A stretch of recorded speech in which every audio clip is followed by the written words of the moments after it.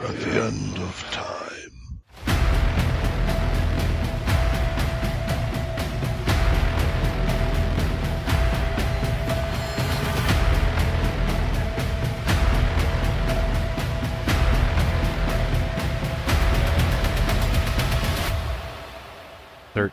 O'clock.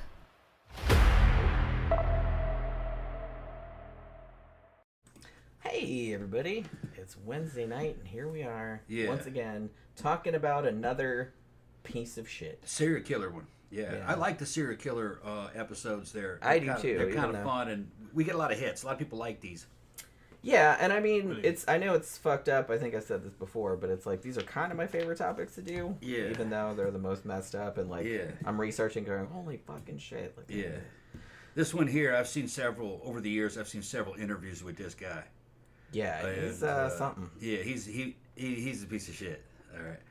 And I don't remember all the details, but when Jen starts running them off, it'll jog my memory. But I just remember this guy. And I'll remember some of the stories when she this guy here would like constantly be blinking his eyes and Yeah. trying to justify, well, she was trying to steal from me, and just He had a reason, like, yeah, why he murdered why all he of did these it, and women. he was a piece of shit. Yeah, I was like watching an interview with him earlier today. Yeah, I mean, he's dead now. He died in 2008, but yeah, the blinking, I couldn't even think. Yeah. And Yeah. I was like, he seems kind of. I think they said that he was not. He's a little slow, slightly. wasn't that slow though? At least he's but he wasn't like super intelligent or anything. No. Like that. But you below average, I'll say that. Yeah. And he seems to want to impress people with how messed up the shit is. But most of the shit that he says, I mean, he did kill a lot of people, but a lot of the shit that he says is fabricated. He's like a compulsive liar. Yeah, they usually are though. Because he kind of, like I said, it seems like he wants to kind of impress people. Yeah. And it's interesting that, CB said earlier, it's like, I can't believe you haven't done a show on this shitbag yet. It's me too. I can't believe we did. Well, I was going through like some serial killers that we hadn't done, and I was like, holy shit, how did we not do this guy? And so I put him in the poll, and it won. And then Tom Baker said, Born Bad. And I was just telling Tom, like, before the show came on, I was like, this is a guy that I'm not sure anything would have helped him. Because from all the sources that I looked at, they said you could tell something was the matter with him, like, from when he was a child, like, very, very clearly.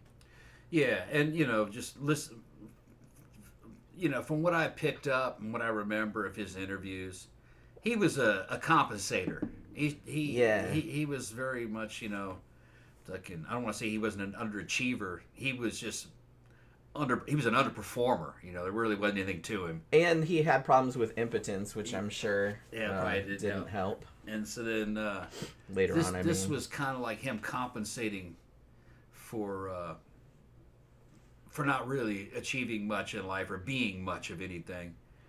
And he thought this was a move up to be a killer. Like there was something to it. Like you should be kind of impressed by the fucked up shit that he did. And it just doesn't really work. He didn't want to get caught. He just did get caught. Yeah, and this one was one from what I remember. He didn't want to get caught. The infuriating thing about this case, as we'll get into a bit later, but I'll just kind of...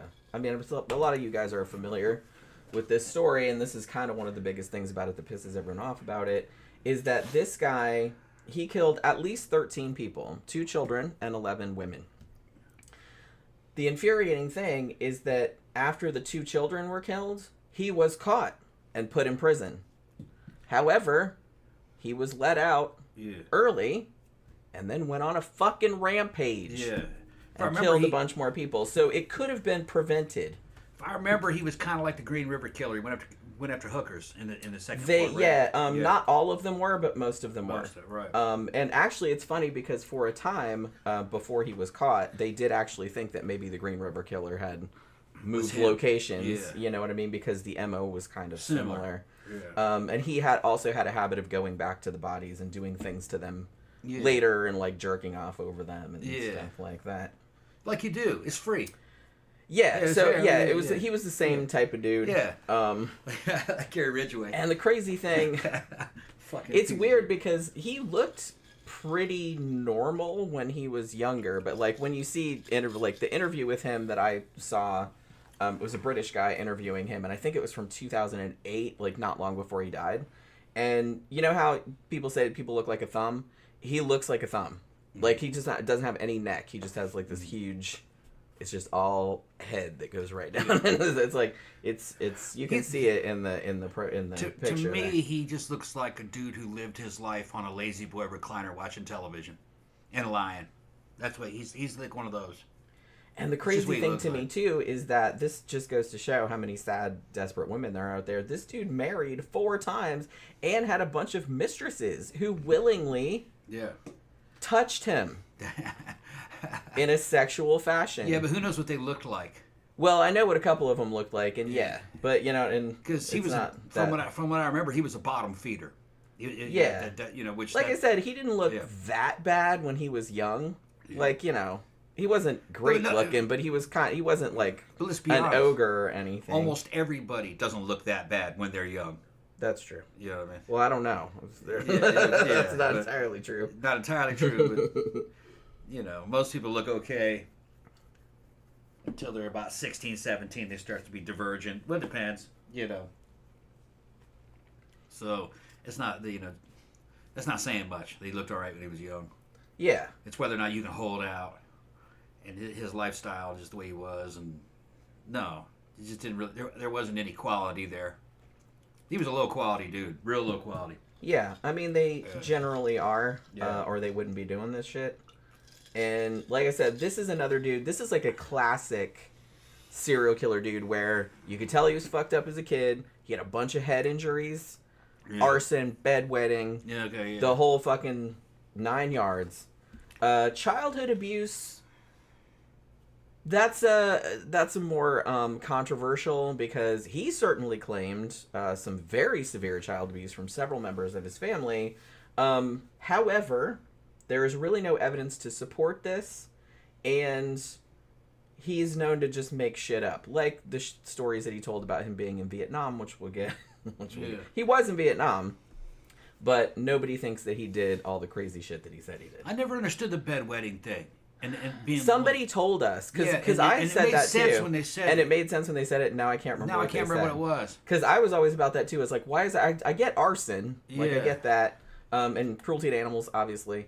Yeah. But then bedwetting was the other one, and I was like, what does that have to do? The only thing that could come to my mind is they must be, like when you're a little kid, they're afraid to get out of bed to go take a leak because the monsters might get them on the way to the damn bathroom. And I used to think that when I was a little kid. But most little kids think that. So did I. I'm scared to get out of the bed. Fucking, I got to walk down the hallway and the monsters might get me. That's the only thing I can think of. And I'm not a serial killer. Yeah. No. Yeah. Also, I wasn't wet in the bed. I was actually getting up and going. Yeah, I was too. And then, like, peeking around the corners and going, making sure the monsters aren't going to get me. Yeah. I don't remember, like, wetting the bed. Unless I was, like, really, really little and don't remember. Think I ever did it. Yeah, I don't think so either. As soon as I was out of diapers, I was good to go. Unless, I mean, when I was little, I might have, like, you know how when you have to pee when you're asleep and you'll start dreaming, or at least I do, you start dreaming that you're looking for a bathroom? Yeah, like the time I fucking was trying to piss on the fucking side of the bed. Yeah, that's true. I got up. And that's like, what are you doing? It's taking a piss. You're peeing on the bed. I woke up. I was sleepwalking. It wasn't exactly on the bed. It was on we have like a little bench thing, it was also, like at the end of the foot of the bed. I was sleepwalking. And he didn't actually pee. I didn't actually do it. But he was standing there, like, because I just woke up because I sensed something. Yeah, I was dreaming that I was peeing. That happens to me all the time. But I wasn't. I was just standing there.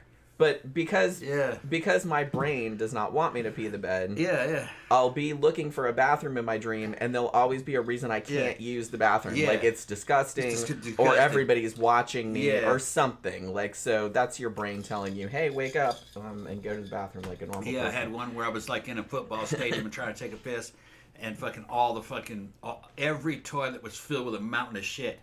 Yeah, see, I couldn't get in. I've had dreams like that too. What the fuck is 6 feet high, man?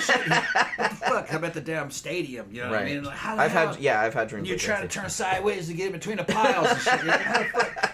You're like, and then you snap out of it. You're like, this is ridiculous. And then you wake up, you go, oh yeah, I guess I have to pay. Yeah.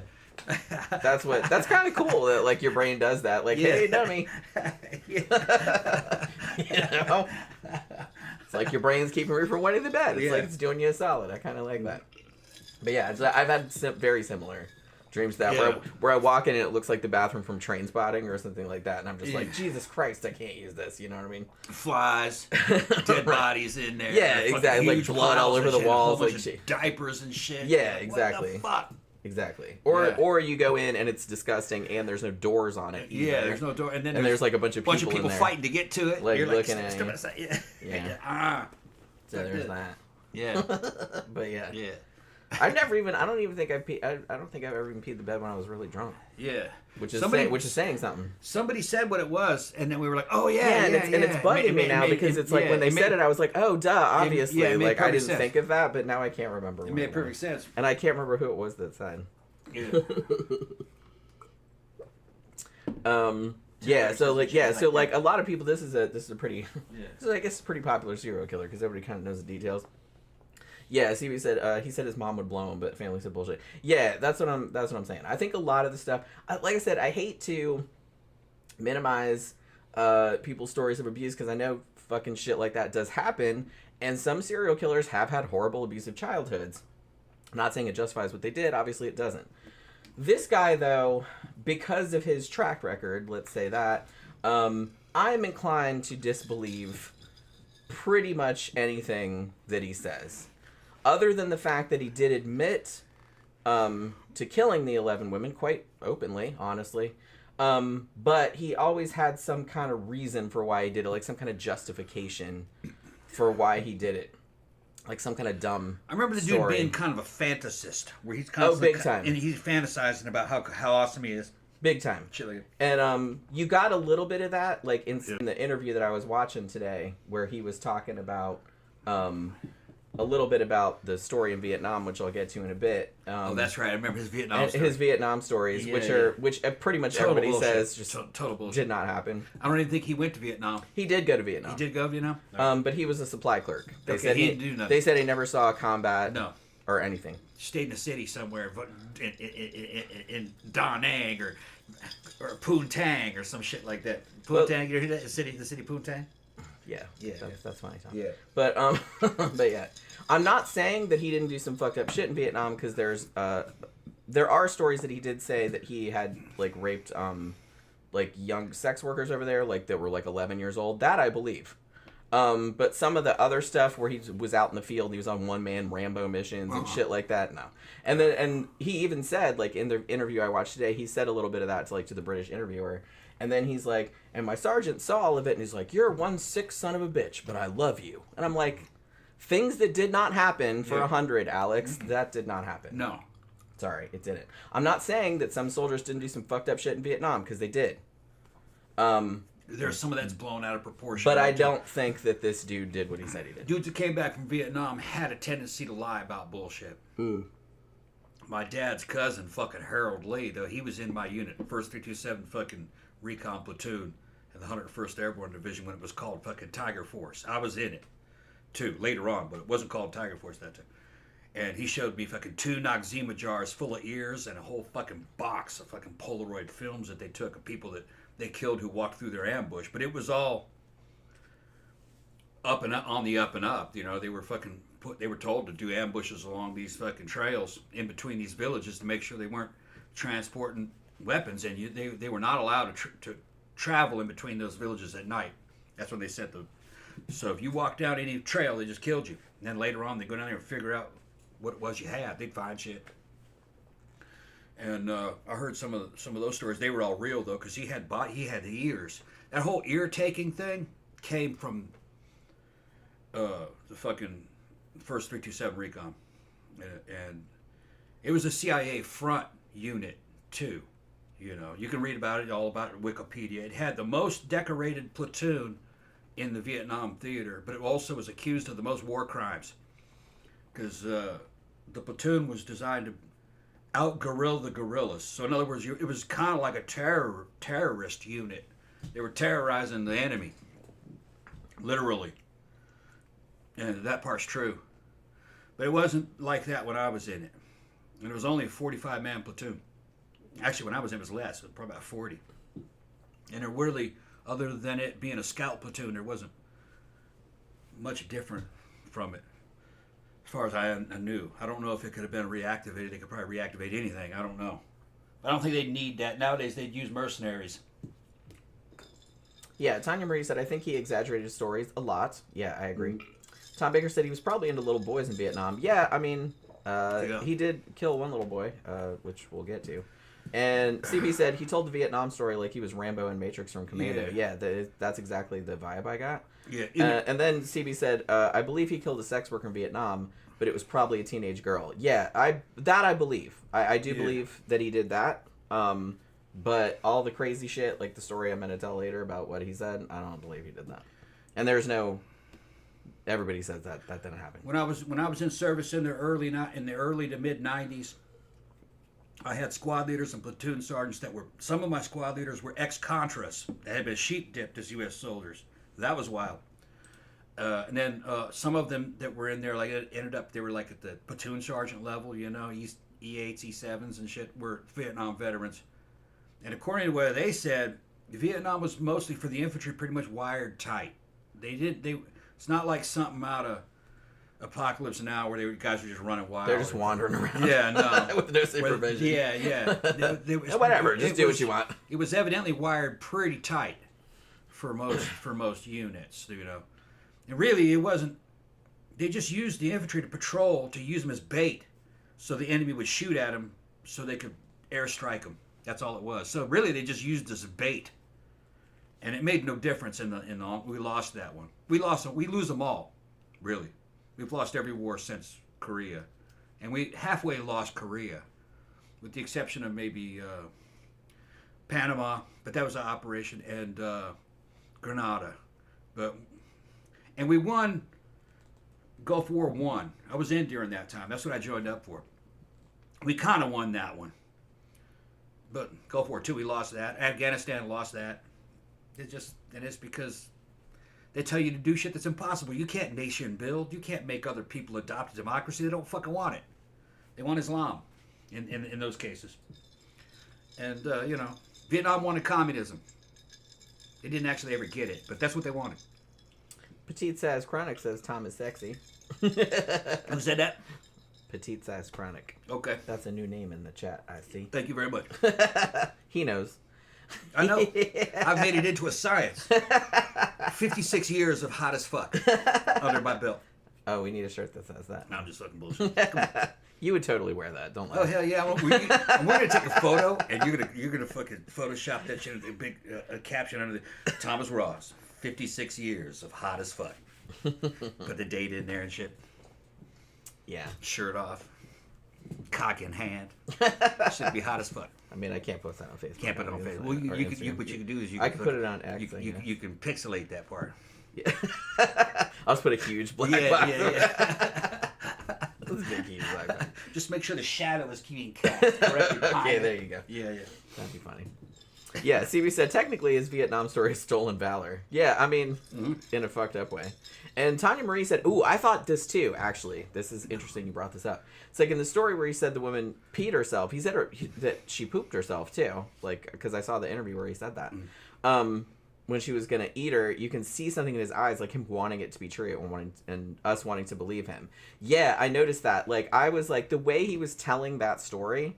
And that specific detail also stood out to me, too. I'm like, this is your sexual fantasy, bro. Like, you're just telling us. Think he made that up? Your sexual fantasy. Yes. I don't really remember that one. But that was part of the Vietnam story. The Vietnam thing? Okay. Because I was like, that's a very specific thing that you felt the need to mention. Getting into some scat. He's getting into some water sports and scat play. He was going to eat her? He threatened to eat her? that he was... Well, he ate one of them. Like, okay, we'll get into that. Okay, all right. He was, like, eating one of them to scare the other one. Okay. It was like, you know what I mean? It was just... And just the way he told how it happened... Because I saw where he was talking about it, like, when he was older.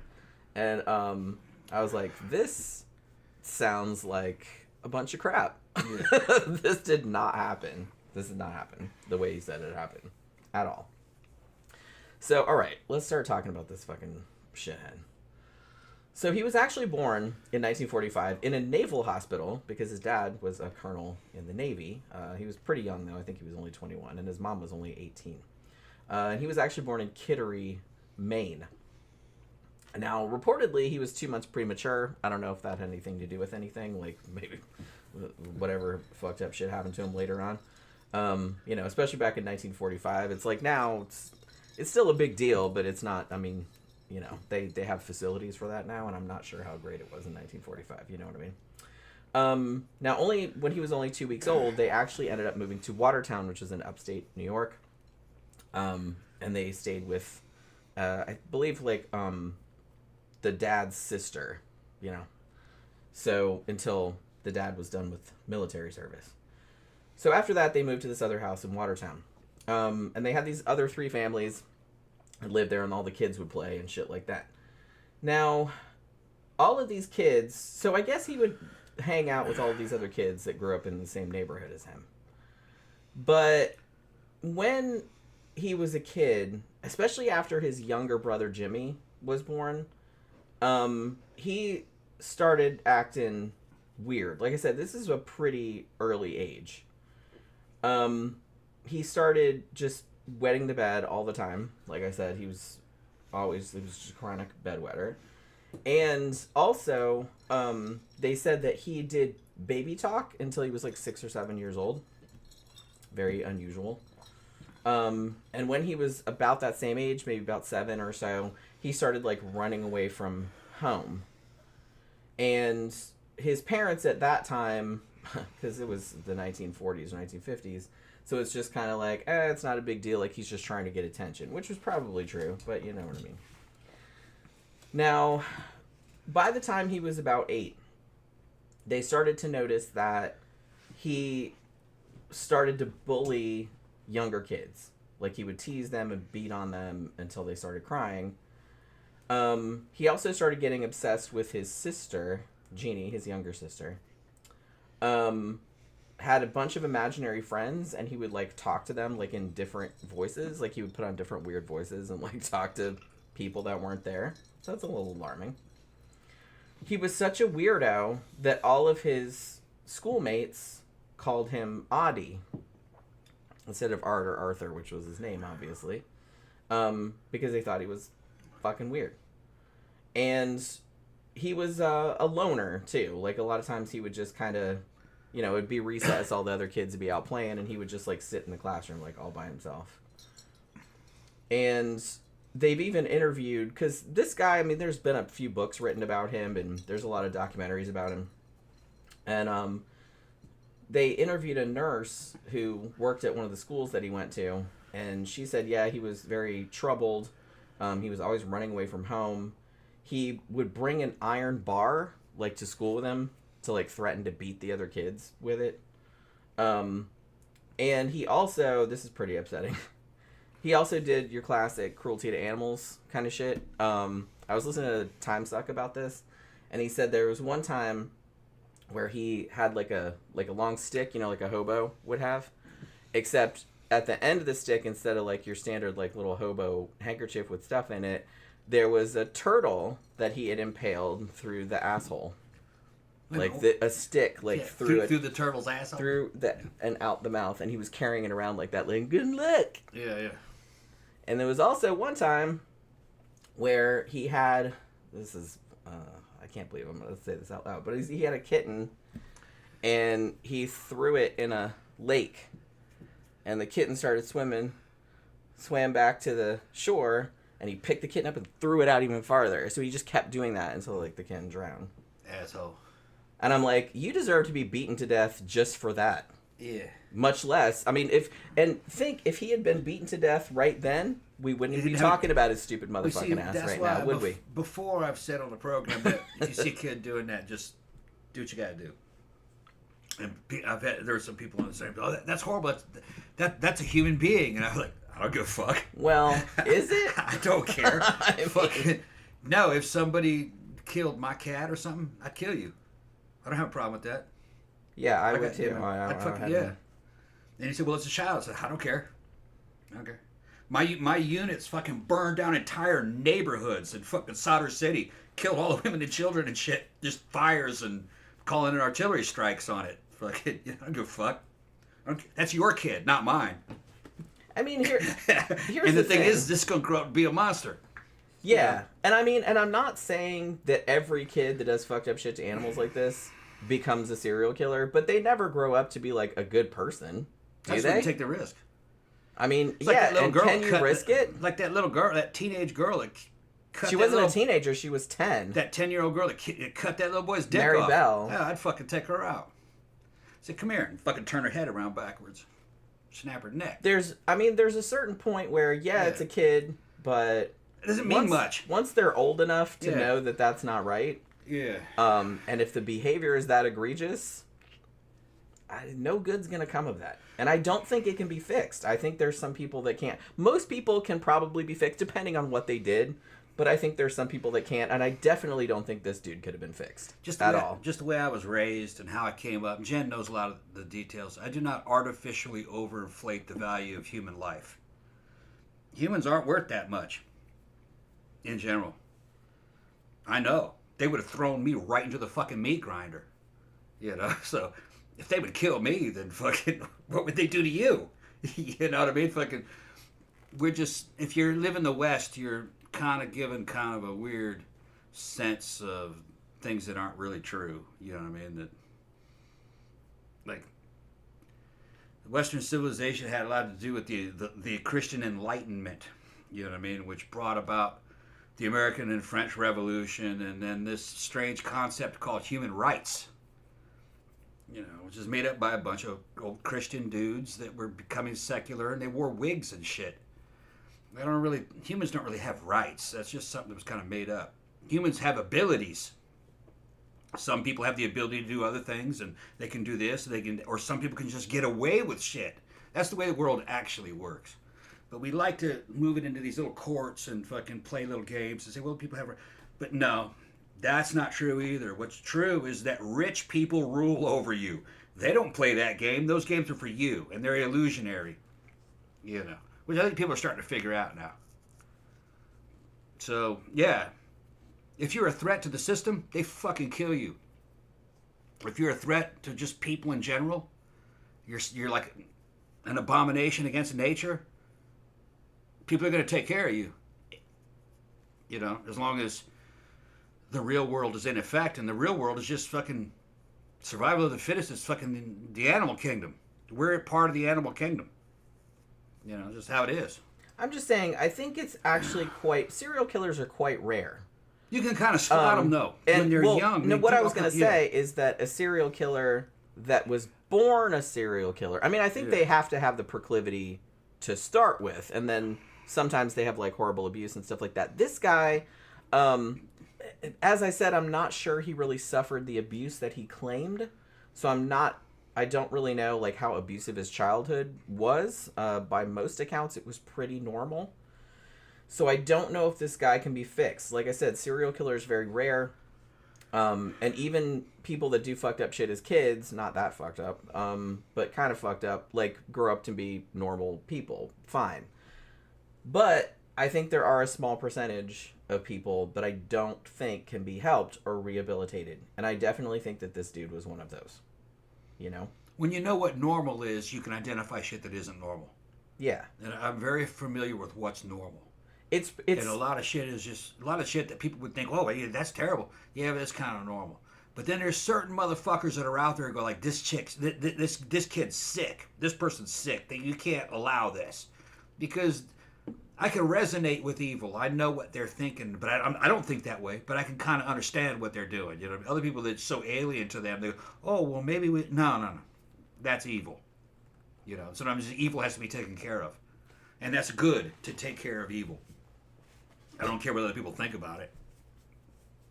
And a primitive person, a Native American out in the 1800s would know exactly what I'm talking about. Because they didn't have these fucking weird civilizations and these weird systems to decide for them what's right and wrong. You just know it when you see it. It's feelings, Well, like I said, from everything that I read, most people knew there was something the matter with this kid. And that's kind of saying something coming from the 40s and 50s, where a lot of shitty behavior was kind of not a big deal.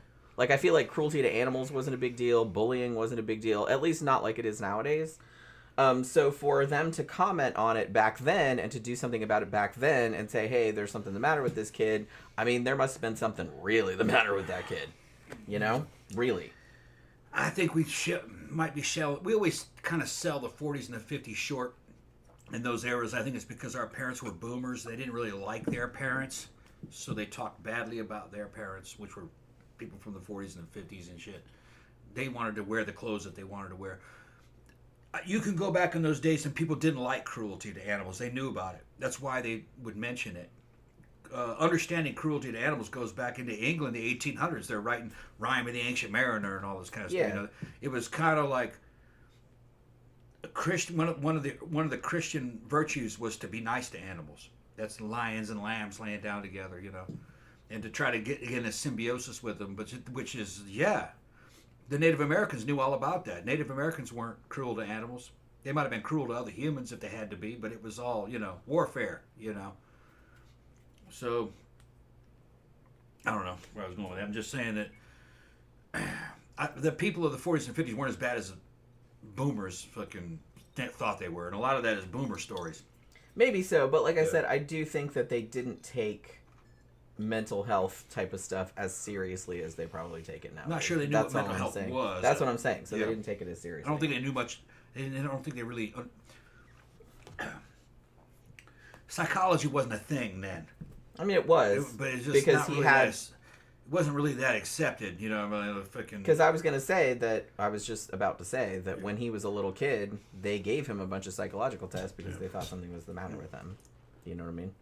Tiny said, I think his real fetish was being feared because he felt so inferior in real life and he didn't know the difference between respect and fear. Does that make sense? I think, I think you're onto something there. And honestly, when he was a little kid and he was sent to a psychologist, one of the psychologists kind of said the same thing. He said that this kid's acting out because he feels inadequate. Yeah. And he feels as though he's been rejected by his parents, particularly his mother. I don't know if this is true, but I've heard that his mom wasn't his biggest fan.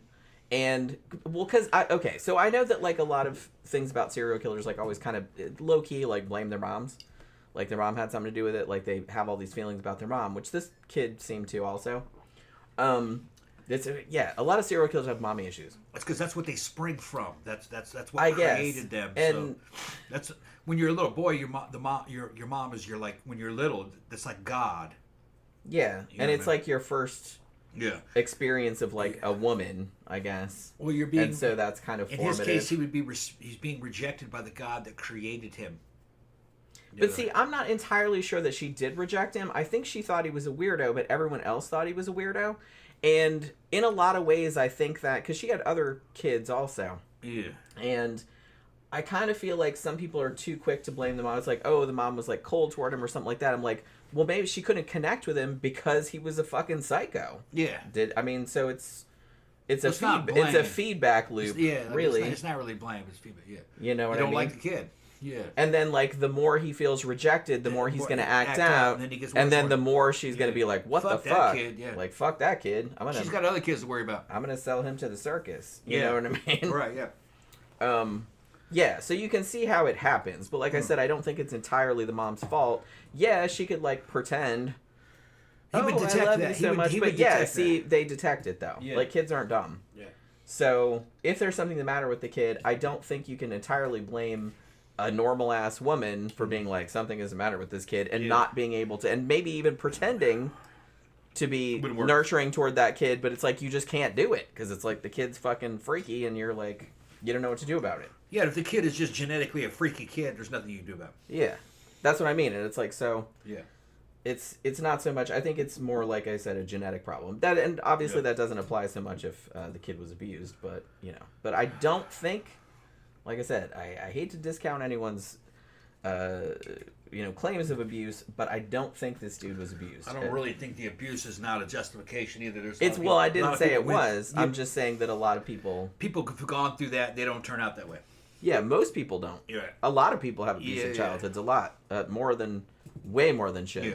Sometimes it makes them nicer because then they value. Because they know what it's like. They become more sympathetic. And they happily that seems to be more common. They value peace and we have a good relationship. This is awesome. Yeah. So, I mean, it's sad because some people do repeat the cycle. Yeah, it's gonna tend more towards boys fucking lashing out and becoming aggressive. Yeah. Because they're gonna kind of instill kind of the warrior ethos of fighting back. And they'll fight back even when they're fighting. It's not their enemy they're fighting. The enemy that they're fighting is dead, or is a woman that's an old lady now, long gone. Yeah. And so you go out and kill these young women, that kind of shit. Yeah, I mean, it's fucked up. How many? It's like an overcompensation. How many of them have these fucking? Trying to be impressive by being scary. Yeah. And this guy, like I said, he was a big dude. He wasn't like a little stringy motherfucker like Gary Ridgway, but yeah, Ridgway was a joke. But I think he did enjoy being feared, being intimidated. But he's still a kid at this point, you know what I mean? So they did, like I said, even when he was like 8 or 9 years old, they were like, yeah, something's the matter with this kid. So they did send him for psychological testing. And as I said, they did come to the conclusion that, he felt inadequate, he felt rejected by his parents, and that's why he was lashing out. They did let him go on to the 4th grade, but then he got held back. So he was actually in the 4th grade for a couple of years. During this time period, when he was about 9 or so, he ran away from home again. This time, reportedly, they caught him at the Canadian border. So he got pretty far. I don't know what he was doing all that time. I mean, how far is I don't know. Well, upstate New York is not that far from the Canadian border. So it's not quite as impressive. So when Arthur was about 9 years old, his mom, whose name was Bessie, by the way, found out that her husband, Arthur's dad, had a whole ass other wife and kid in Australia. Can you imagine? That's pretty fucked up. Yeah, he had another wife and son in Australia that he conveniently did not tell his American wife about. So, cool. So, understandably, she was a little bit put out about this whole situation. And according to family members, they said she really was not the same after that. She basically, every time her husband was home, she would just fucking read him the fucking riot act. I mean, I get it. That's a pretty fucked up thing to do to somebody. And I guess the husband was so cowed by her constant berating of him that he just shut down and didn't fight back anymore. And because there was so much fighting going on, obviously little Arthur, because his dad was Arthur Sr., Arthur Shawcross. Don't you drink that and I'll make us two. Okay, hold on. Yeah, that way I can divide up what's left of the ginger ale. Well, you can just pour it on top of that. I'm not. I won't be able to measure. No. You know what I'm talking about? There you go. All right. Oh, my back, man. Oh, shit, I hurt my back the other day. I've been fighting this shit for fucking. Did you mention it on Monday that you had hurt your back? Been fighting it for 2 days. It's better than it was. I hurt my back bending over picking up the damn television remote. It's better than it was. Ain't that some shit? He did manage to mow the lawn today, though. So, but he's been my back the whole time since then. I'm like, yeah, it sucks, doesn't it? Just like I said, you can fucking work out all day long and fine and all this other kind of stuff, but man, you just bend over wrong and all of a sudden, or you sleep funny, then you wake up and you're like for 3 days you're all fucked up. Yeah, so obviously the atmosphere at home not great. After his mom found out about her husband's whole other family, I can imagine how that was probably not fantastic. I will also note that it was right around this time period, I believe, that Arthur got his first of at least 3 head injuries. Like I said, because like many serial killers, they usually suffer a lot of head injuries in their youth, which most people have speculated doesn't go to their fucking frontal cortex, obviously, takes away their inhibitions. When he was about 10 years old, I believe he was hit in the head with a rock that someone threw at him. So that was for, like I said, he had at least 3 head injuries, and I believe that was the first of them. Now, this guy, at least according to what he said, that he was completely obsessed with sex, particularly oral sex. I think, like I said, that might have stemmed from his problems with, particularly as he got older, problems with erectile dysfunction, let's put it like that, impotence. And so he was like super into oral sex. A lot of his fantasies revolved around that. And a lot of times, like when he would pick up sex workers later on, like he would make them do like mutual oars, like he wouldn't even do any penetration. And I think that's because he was afraid that he wouldn't be able to get it up. He could get it up sometimes because he did end up having a couple kids, but, well, at least as far as we know, they might not be his. I'm not sure. They didn't do any fucking Maury Povich DNA test or anything like that. So yeah. He was like, he basically said that he started masturbating all the time when he was 7, and that he would have oral sex, like I said, he loved oral sex, with both his male and his female friends of the same age. He also said that he had engaged in bestiality. He later told psychologists, like after he was caught, that he had had sex with a cow, a horse, yeah, good luck with that, a sheep, and had tried to fuck a chicken, but had killed it in the course of said endeavor. I think he's lying. I think he is too. Like I said, he just likes, he seems to get a great deal of pleasure. He's like an edgelord kind of, because he gets a great deal of pleasure, like trying to like shock people. Oh my god, that's so fucked up. Yeah. And I'm just like, that's kind of pathetic, honestly. Yeah. it's kind of pathetic. By the way, that is the end of the vodka and the soda. Okay. Well, it's either wine or beer after this. Oh no, we don't have any more hard liquor. No, we knew that going into the show. I said we didn't want to go to the liquor store. I forgot about it. I would have gone. I looked at it and I was like, well, that's probably enough vodka. And I was like, even if it's not, we have a bunch of beer. It was about half enough. We have a whole bottle of wine that we haven't even opened yet. I said I'm perfectly happy drinking beer or wine after the vodka runs out. So we need to get rid of that wine, but I'm gonna have to go downstairs to get the fucking bottle opener for that. Yeah. Yeah, CB said a pencil couldn't fuck a chicken. That's what I was thinking. It's like, one, I could see how if you were a fucked up person, as this dude obviously was, you might think to yourself, as the chicken went walking past, hey, I could fuck that chicken. You know what I mean?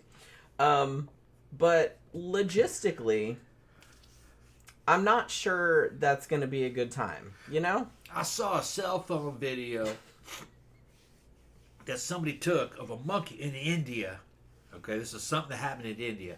A monkey jumped down off a down telephone pole and chased a chicken and tried to fuck it. It didn't work out. The monkey tried to fuck the chicken? Monkey tried to fuck the chicken. So even monkeys think about it. Yeah, monkey tried to fuck the chicken. Fucking feathers went flying, and there's a fight, and then the chicken got away. Chicken's like, Jesus Christ, dude, what the fuck? Chicken got away.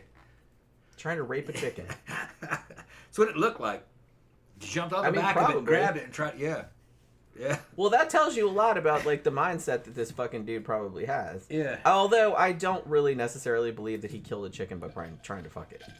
Because the implication was, one, he wanted to be shocking because he really liked to do that. Two, is he implying that his dick is so big that it just totally killed the chicken? Yeah. Because he, as we'll see later, he did actually say that he'd killed one of the women by choking her with his dick. I'm like, I doubt that very highly. Yeah. I would have had him drop his drawers. Have you seen any porn? Come on now. I'd have dropped his drawers. That says we're gonna have a dick off, me and you. We're gonna have a dick off. Fucking let me see what you got. Well, he's dead now. I'm sure I don't believe you. He's just a skeleton. That bitch pops out and it's like the size of a eraser. Little fucking thumb. That's what I'm saying. Got a micro fat. I suspect that he was like a Golden State Killer motherfucker. Yeah. He might not have had a micro dick. Yeah. Like old D'Angelo. Yeah. But technically, did D'Angelo have a micro dick, or was it just really small? It was short. Micro phallus even smaller. Yeah, I was like, because I think technically to be a microphallus, it has to be. I don't know what the measurement is, but it has to be like. It's gotta be clit like. Yeah, or like an Audi belly button. Yeah. I'm not shaming anybody that has that. Obviously, you can't help it. I'm just saying that. That's the thing. It's I like think D'Angelo's probably like 4 inches, 4 inches, something like that. Which is that's not a microphallus. That's not a microphallus. It's even smaller. Yeah, that's not a microphallus. Yeah, it's smaller than average. Yeah, actually, quite a bit smaller than average. Yeah. So that's the thing. So that's kind of the vibe that I get from this dude, is that I never like saw the dude's penis, and I don't want to. I'm sure there's pictures of it out there somewhere. Well, 3-4 inches. It's the internet, but you said smaller than average. Race is a factor. It is, but okay, let's go. You go Japan, evidently they're, that might be average in Japan. Here with the Caucasian, that's that's below average. Yeah. Well, I just always get the feeling that a lot of these types of dudes, their whole identity, it seems, is revolving around the size of their dick, but that's just kind of like an indicator of like their power or their prowess or whatever. And if they just have like an average or a smaller than average dick, then obviously they're going to try and overcompensate for that by being a total shithead. And in this dude's case, raping and murdering people. Yeah. Including children and women. So, makes you mad. Well, this kind of shit does make me mad, but I read about it, so I'm not desensitized, I don't think, because I write about true crime all the time, like every day. So I read about this kind of shit all the time. It does desensitize you a bit, but I don't think you can ever get completely desensitized. Because honestly, I was watching a documentary when they were talking about the second of this dude's victims, who was a little girl. And they were talking about the cops that found her body, and they were just like, look, these are like hardened, seasoned cops. They're all and everything like that. And they were just coming up and fucking crying and shit like that. And it's just like, you can't ever get completely desensitized to it, I would think. Man, I would hope you can't, because that's fucked up. I can understand if men fighting and killing each other over things that they think are important, or overprotecting people from attackers, and guys trying to steal some shit. But killing fucking women over getting laid just because you try to get laid, that's some little dick energy right there. Well, that's some real little. Even if it's not physically, even if your shit's not physically little, your energy is little. Well, he probably thinks it's little because he wants it to be like this big cock hammer. Yeah. And the fact that it's not like a big cock hammer. Yes. Like that's just like pissing him off, like life's not fair. So don't get me on. Don't get me on dicks. God, I did dick research. I listened to all the hookers and what they said. He does dick research. Did my dick research. There is such a thing as too big. A lot of those dudes in fucking porn, I fucking see dread, and I said, man, I wish my dick was that big. I've heard fucking these porn stars and hookers that fuck that dude. They like him. He's a friend. He's a friend of theirs, and they're saying like the only reason why that dude is getting laid is because of porn. It's fucking says most women run from that when they see it. It's just not fun, So there is such thing as being too big. That fucking being big as a motherfucker, that's a gay thing, really.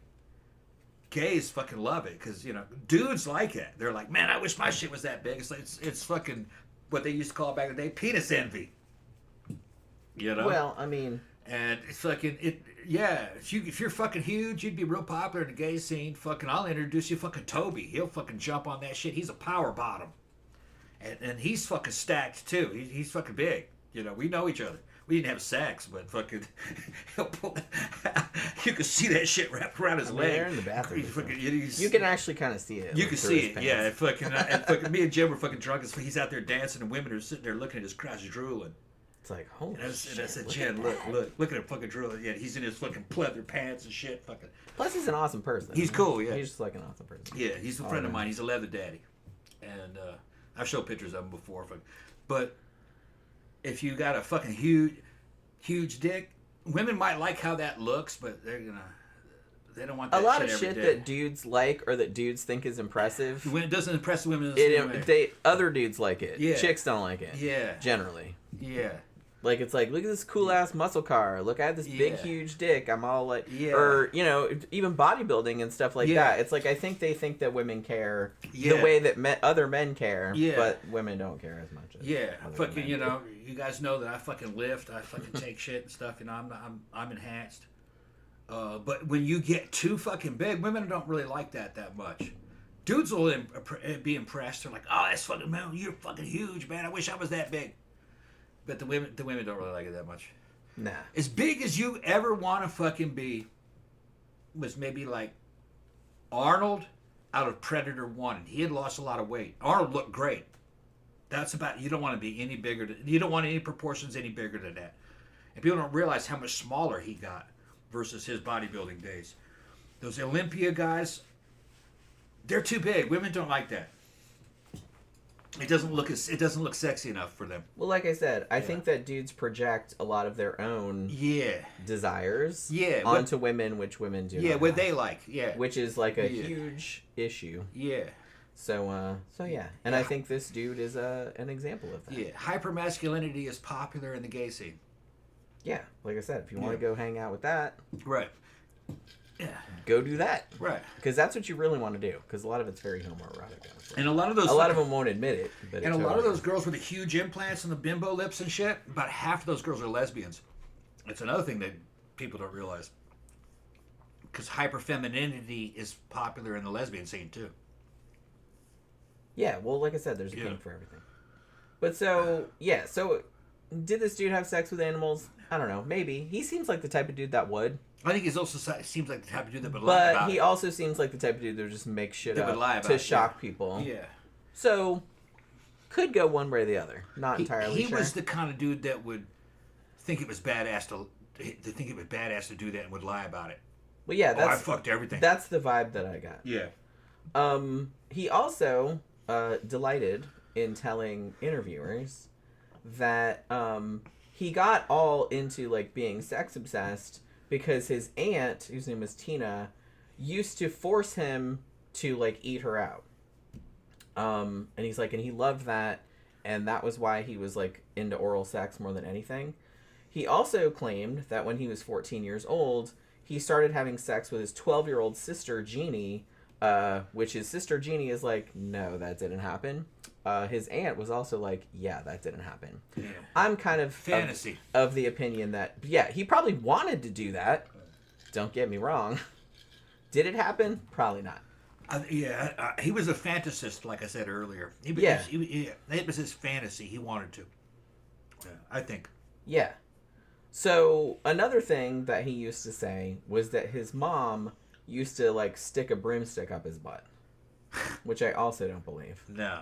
Like I said, I'm not saying that some children don't have that happen, sadly. Do I think this happened to him? No. He's trying to put it on his mom why he's crazy. Yeah, well, like I said, she put a broomstick on my ass. That's kind of what serial killers, that's how they do. They blame other people. The women. They blame their mom. They blame the victims. They blame, it's like part of the playbook. Yeah. And it's almost funny how transparent it is. But I guess they don't. Well, look at what he's talking about. It kind of puts him at the center of the sexual attention, doesn't it? Yeah. I was like, I'm sure you probably fantasize about having your mom put a broomstick up your ass. Yeah. I'm sure you probably fantasized about that and jerked it to it many times. Yeah. I think it really happened? He's saying I doubt it. He's saying I was so hot. My sister wanted to have sex with me. My aunt wanted to have sex with me. My mom wanted to have sex with me. That's how hot I was. That's what he's saying. And it made me crazy. I had to go out and kill all these women. I had to. I didn't have any other choice. You guys, you don't understand. Yeah, it was that. Yeah. It's infuriating, like I said, because it's this victim mentality constantly. Yeah. Someone else is making them do these things, which to me, they know that it's bad. They know that it's wrong. Yeah. On some level, they get off on how wrong it is, but on another level, they know that most people frown on it, obviously. Yeah. So they're like, well, I have to have some justification, or like I have to have some reason, like why I did it. So it's always someone else's fault. He's sexualizing his fucking history. Yeah. Yeah. So I think that the stories that he tells about his family, that says a lot more about him than it does about them. Yeah. And this dude's nothing to look at. No. He's not. Yeah, no. And like I said, a lot of serial killers, like I said, did suffer very abusive childhoods. I'm not saying that. I do not think Arthur Shawcross was among them. I think his childhood was probably relatively normal for the time. I don't think his mom stuck a broomstick up his butt or anything like that. I think he wanted her to, maybe, and he fantasized about it. But I don't think it really happened, you know? So, all right. So as he's getting older and older, he's starting to exhibit more, even more violent behavior, beating up neighborhood kids. They said, and I heard this from several people, like even people that had known him back in the day, they said that he could be totally nice and normal, like 1 second, and then pow, he would just like turn on a dime, and he was just like, you know what I mean, like a Jekyll and Hyde type thing. Like he would just get super, super angry. He really seemed to have, and a lot of psychologists said this later on, that if everything was kind of going his way, he was actually pretty chill. But the second like something went wrong or something didn't go the way he planned or something like that, he would just fucking snap, and he would just go crazy. You know what I mean? Like he had a real hard time dealing with stress, is what I'm saying. And that, you know, it was kind of a thing. So he started doing, he would break into houses and stuff, you know, stealing, starting fires, like I said, arson, another classic early serial killer red flag right there. And so at this point, he's still a kid. He's in 8th grade. But he's in 8th grade, but he was 3 years older because he'd been held back, you know, so many times. Yeah, so he had a big advantage over him. Yeah, so he was much bigger, obviously, and so he took to bullying because they were smaller than him. And, but despite that, like, he kind of got off on that, but he was also, like, still, like, an outcast, obviously. Very withdrawn, just a loner type of person. Because the regular kids didn't want anything to do with that big... Why would they? Big, slow kid. Yeah. Yeah. You know? Who should have been, what, in 10th grade? Yeah, well, he should have been in high school, in 10th or 11th grade at this point, and he was still in 8th grade. Yeah. Because he got held back a couple times. Yeah. In a sane world, they would have kicked him out of school. Just like, you're too far behind. Fuck out of here, go get you a job. Yeah, go get a job, bum. Yeah. Yeah, I mean, like I said, this is probably the 50s. They probably would have done that back then. And they said at this point, he's a teenager, still wetting the bed, reportedly. Still... He would, like, go off by himself and, like, walk around in the woods and, like, talk to himself, like, in different voices and, like, yell at trees and shit. Okay. You know what I mean? All right. Yeah, so... Who said that? Crazy. I'm just saying that, like, the local people around there were like, yeah, he was a fucking weirdo. He used to do shit like that. He was just, like, all yelling at nobody and shit like that. Now... Like I said, by the time he was 14, he said he was having sex with his sister Jeannie all the time, who was 12, who said no, that didn't happen. He also said he was having sex with his cousin, Linda. And he also had a story, which I also don't believe, that he was in a sexual relationship with a neighbor girl. And he had this story about, we were doing a thing, and her brother caught us, like he was... eating her out, and the brother caught us, and the brother says, hey, I'm gonna tell our parents unless you suck my dick too. That sounds like a fantasy. Right there is what that sounds like. That sounds like some shit you would just make up while you were beating off. And I think that's exactly what this was. He's full of shit. Yeah. So yeah, it's interesting to me because he's saying everybody else is perverted, not him. I think that's another thing too. It's like shitty people, and I think I've said this before, shitty people justify their shittiness by saying everyone else is as shitty as I am, but they're not, though. They're not. They're just saying that because they want to feel better about being shitty. Because deep down they know they're shitty. But there's like, well, everyone else is shitty too, so it's okay. Like, that's all it is. That's all it is. It's a world of shitty people. I'm just one of them. Don't focus on me. It's like, if I didn't do the shitty thing, then this other person would do the shitty thing. Don't blame me. You know what I mean? It's that kind of... It's just constant negating. It's just constant, like, I'm not responsible. That's all they fucking do. It's just always somebody else's fault. Always blame. It's always that. He's full of shit. Yeah. So, this whole story that, like I said, that sounds like a fucking sexual fantasy he came up with when he was a teenager. Because that sounds, like I said, not teenagers, obviously, unless you go on the dark web somewhere. But it's like, that's pretty common in porn, where it's just kind of like, hey, I caught you doing this thing you're not supposed to do. You better blow me or I'm going to tell everybody. Like, that's kind of a very common theme. In old school porn. Yeah, like, and that's a very common theme. So it's New like, porn doesn't even have a story to it. Well, no, but I'm just saying, well, I'm not saying a story necessarily, but like a situation. That's a common situation. You know what I mean? That you're like being for, oh no, I have to suck this kid's dick. You know what I mean? Yeah. So interestingly, he didn't really describe any fantasies about penetrating anyone at this time. It was all like oral sex, which, like I said, I kind of feel like, yeah, because he did have problems with impotence later on, and I think that was probably a lifelong problem, it seems. Which is maybe why he was so focused on oral sex, even when he got older and when he started, like, murdering people. Now, another story that he tells, like I said, this could be true. Is it? I doubt it. But one of the stories he tells is that this is the thing that he says was the catalyst for him associating sex with violence. So he says, one day, I'm walking home from school when he was like a young teenager. And he's picked up by a dude in a red convertible, specific detail, who made him like kind of grasp him by the throat like that and like forced him to suck his dick. He's in a red convertible. He's in a sexy car. Yeah. Saying a hot dude in a sexy car picked me up made me gay. Yeah. That's what he's saying.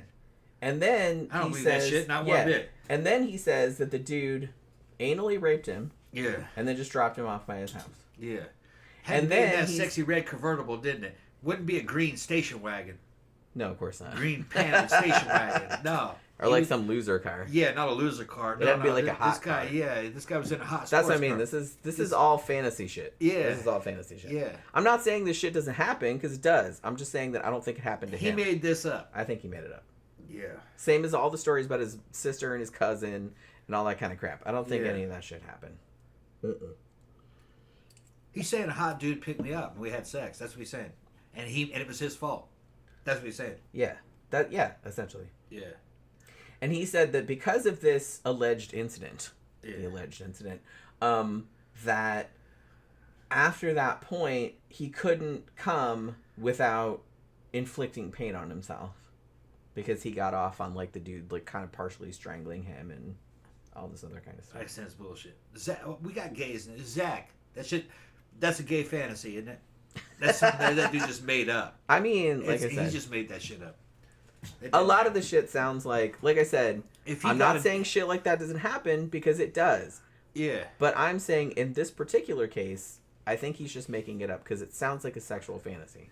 Yeah, if you have, I've heard cases of dudes being abducted by other, young guys being, kids being abducted by dudes and fucking forced them into a car at gunpoint. Yeah, that happens. And did shit to them. Quite a bit. But honestly, it is not a fucking red convertible. It's, fucking something real pedestrian. Yeah, some dingy ass fucking dingy ass fucking yeah, and it's not. It doesn't. The story doesn't go that way. Yeah. If you ask me, it's all fantasy. Because a lot of the shit that I remember him, like I said, I haven't heard these stories in a long, long time. But I've seen several interviews with this guy, and I just remembered. You guys remember the beginning of this fucking video?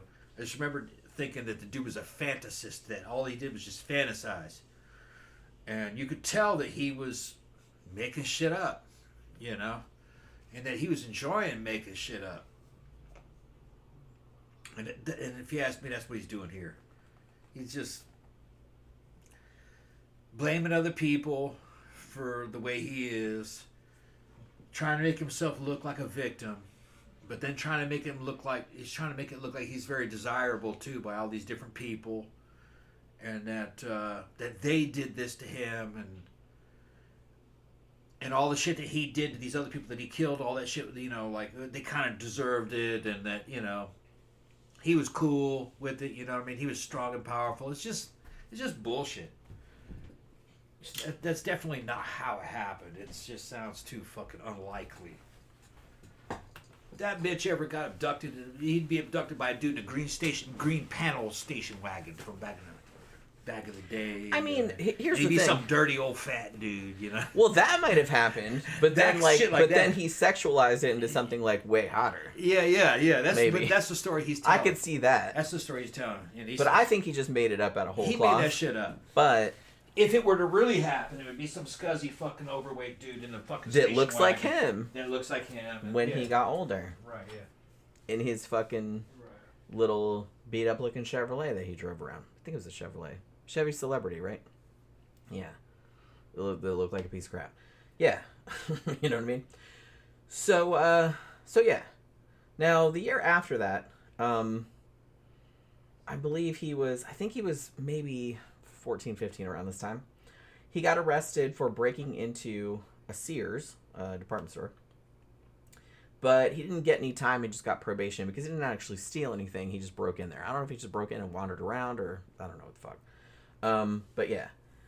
Also, when he was about 16, he had another head injury.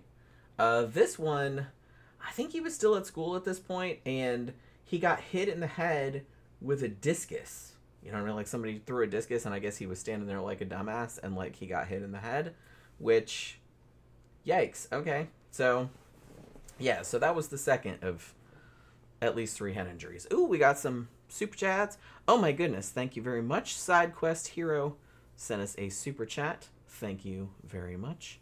And Mango sent 113 o'clock gift membership. Well, thank you. I didn't even know you could do that. Is that a new thing? Like, just goes to show how much I keep up. I try to keep up with stuff, but all the new stuff they introduce, I'm just kind of like, oh, neat. And then I'm going to look into that, and then I never do because I don't have time. But you know what I mean? That's pretty awesome, actually. I didn't even know you could do that. That you could do a gift membership. Thank you, Mango. That's really cool. That's really cool. All right, so I'll tell Tom when he gets back, because, yeah. So, yeah, yet another head injury. Sure, it didn't help his already stellar mental health at this point. So, for the next couple years, they don't really know much of what he was doing. He actually kind of dropped out of school fairly early, because, like I said, he seemed like he's kind of a dummy, honestly, and he didn't really seem to give a shit about school. We got a super chat from SideQuest Hero. Oh, thank you. And some SideQuest is here? Yeah. I see 2 super chats. Well, that one, I didn't even know you could do this. Mango sent a gift membership to the channel to someone else. Okay, great. I didn't know you could actually do that. Cool, That's pretty awesome. All right, yeah.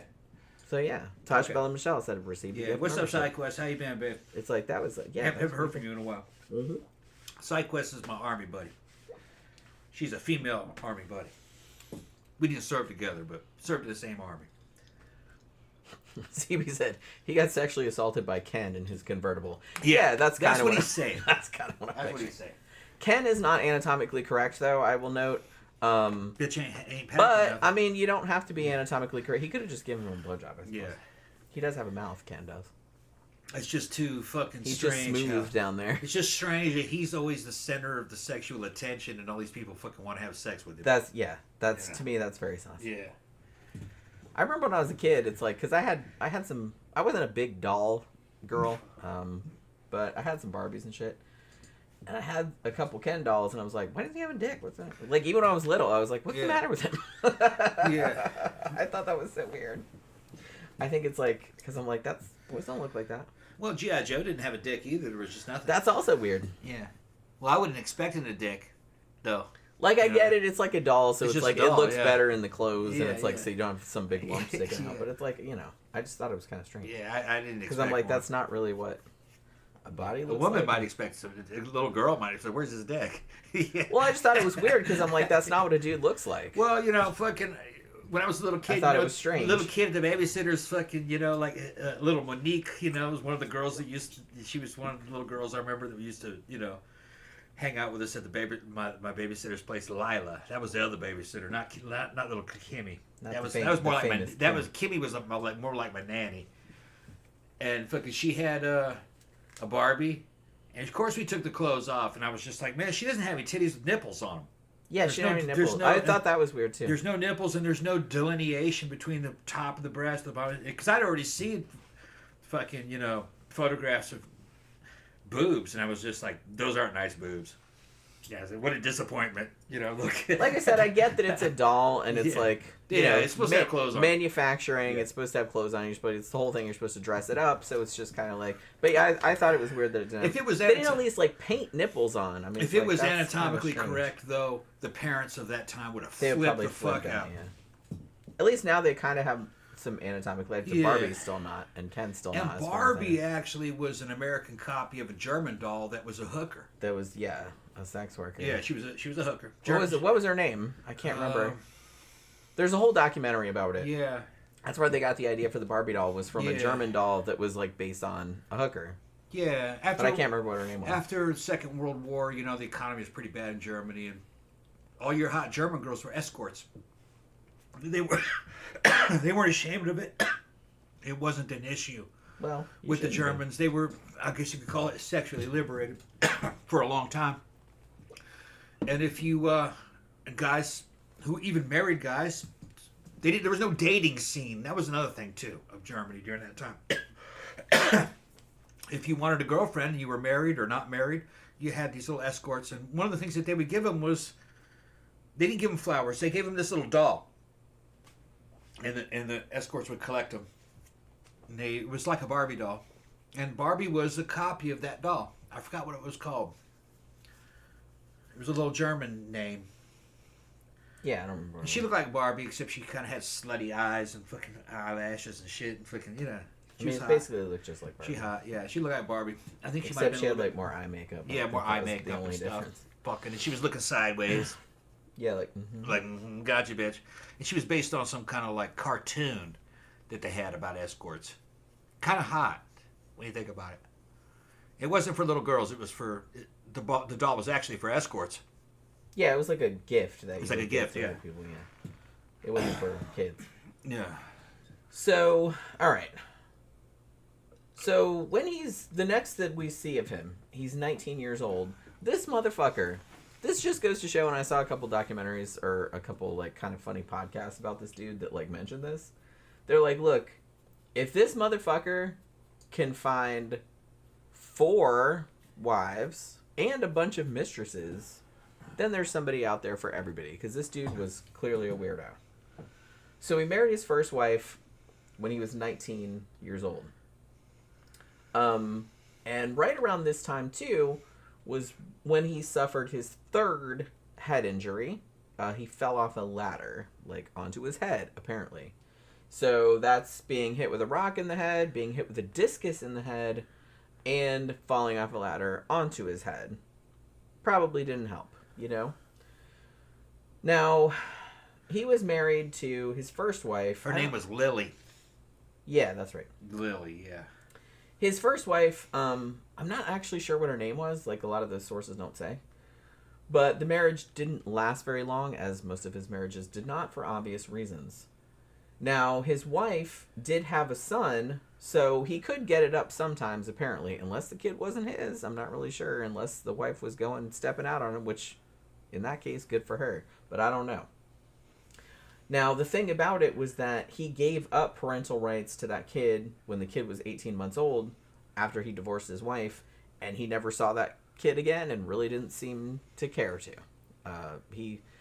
Like I said, he seemed like a fucking sociopath. He didn't really seem to give a crap about anybody. So she had a kid, and he was just like, well, your problem now, bye. It was that kind of thing.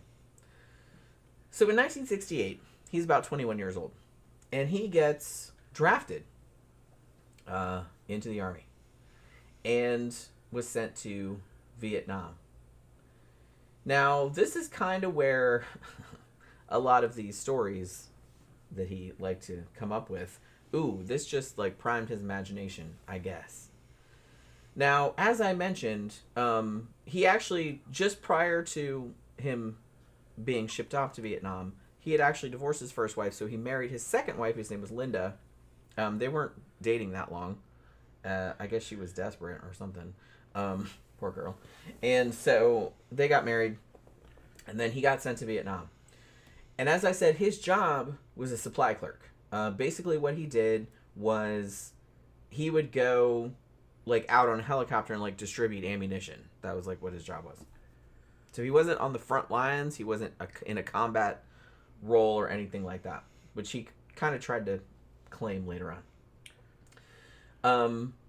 Because he later on told different psychiatrists and stuff that he was going out on what he called fire missions, and sometimes he said he would go out on like one-man missions, like some Rambo shit. Yeah. And he said, oh, it's like, you know, at first I was like, oh my god, like look at all this fucking carnage and all this other kind of stuff, but then he kind of got into it, and then he's like, he was just wanted to become a predator, you know what I mean? Like, not like Predator the movie, but you know what I mean. Now, here's the story. And he just loves to tell this fucking story. He told it multiple times to many people, many psychiatrists and stuff like that. And like I said, I think it's for the shock value. I don't think this happened. This is what he said.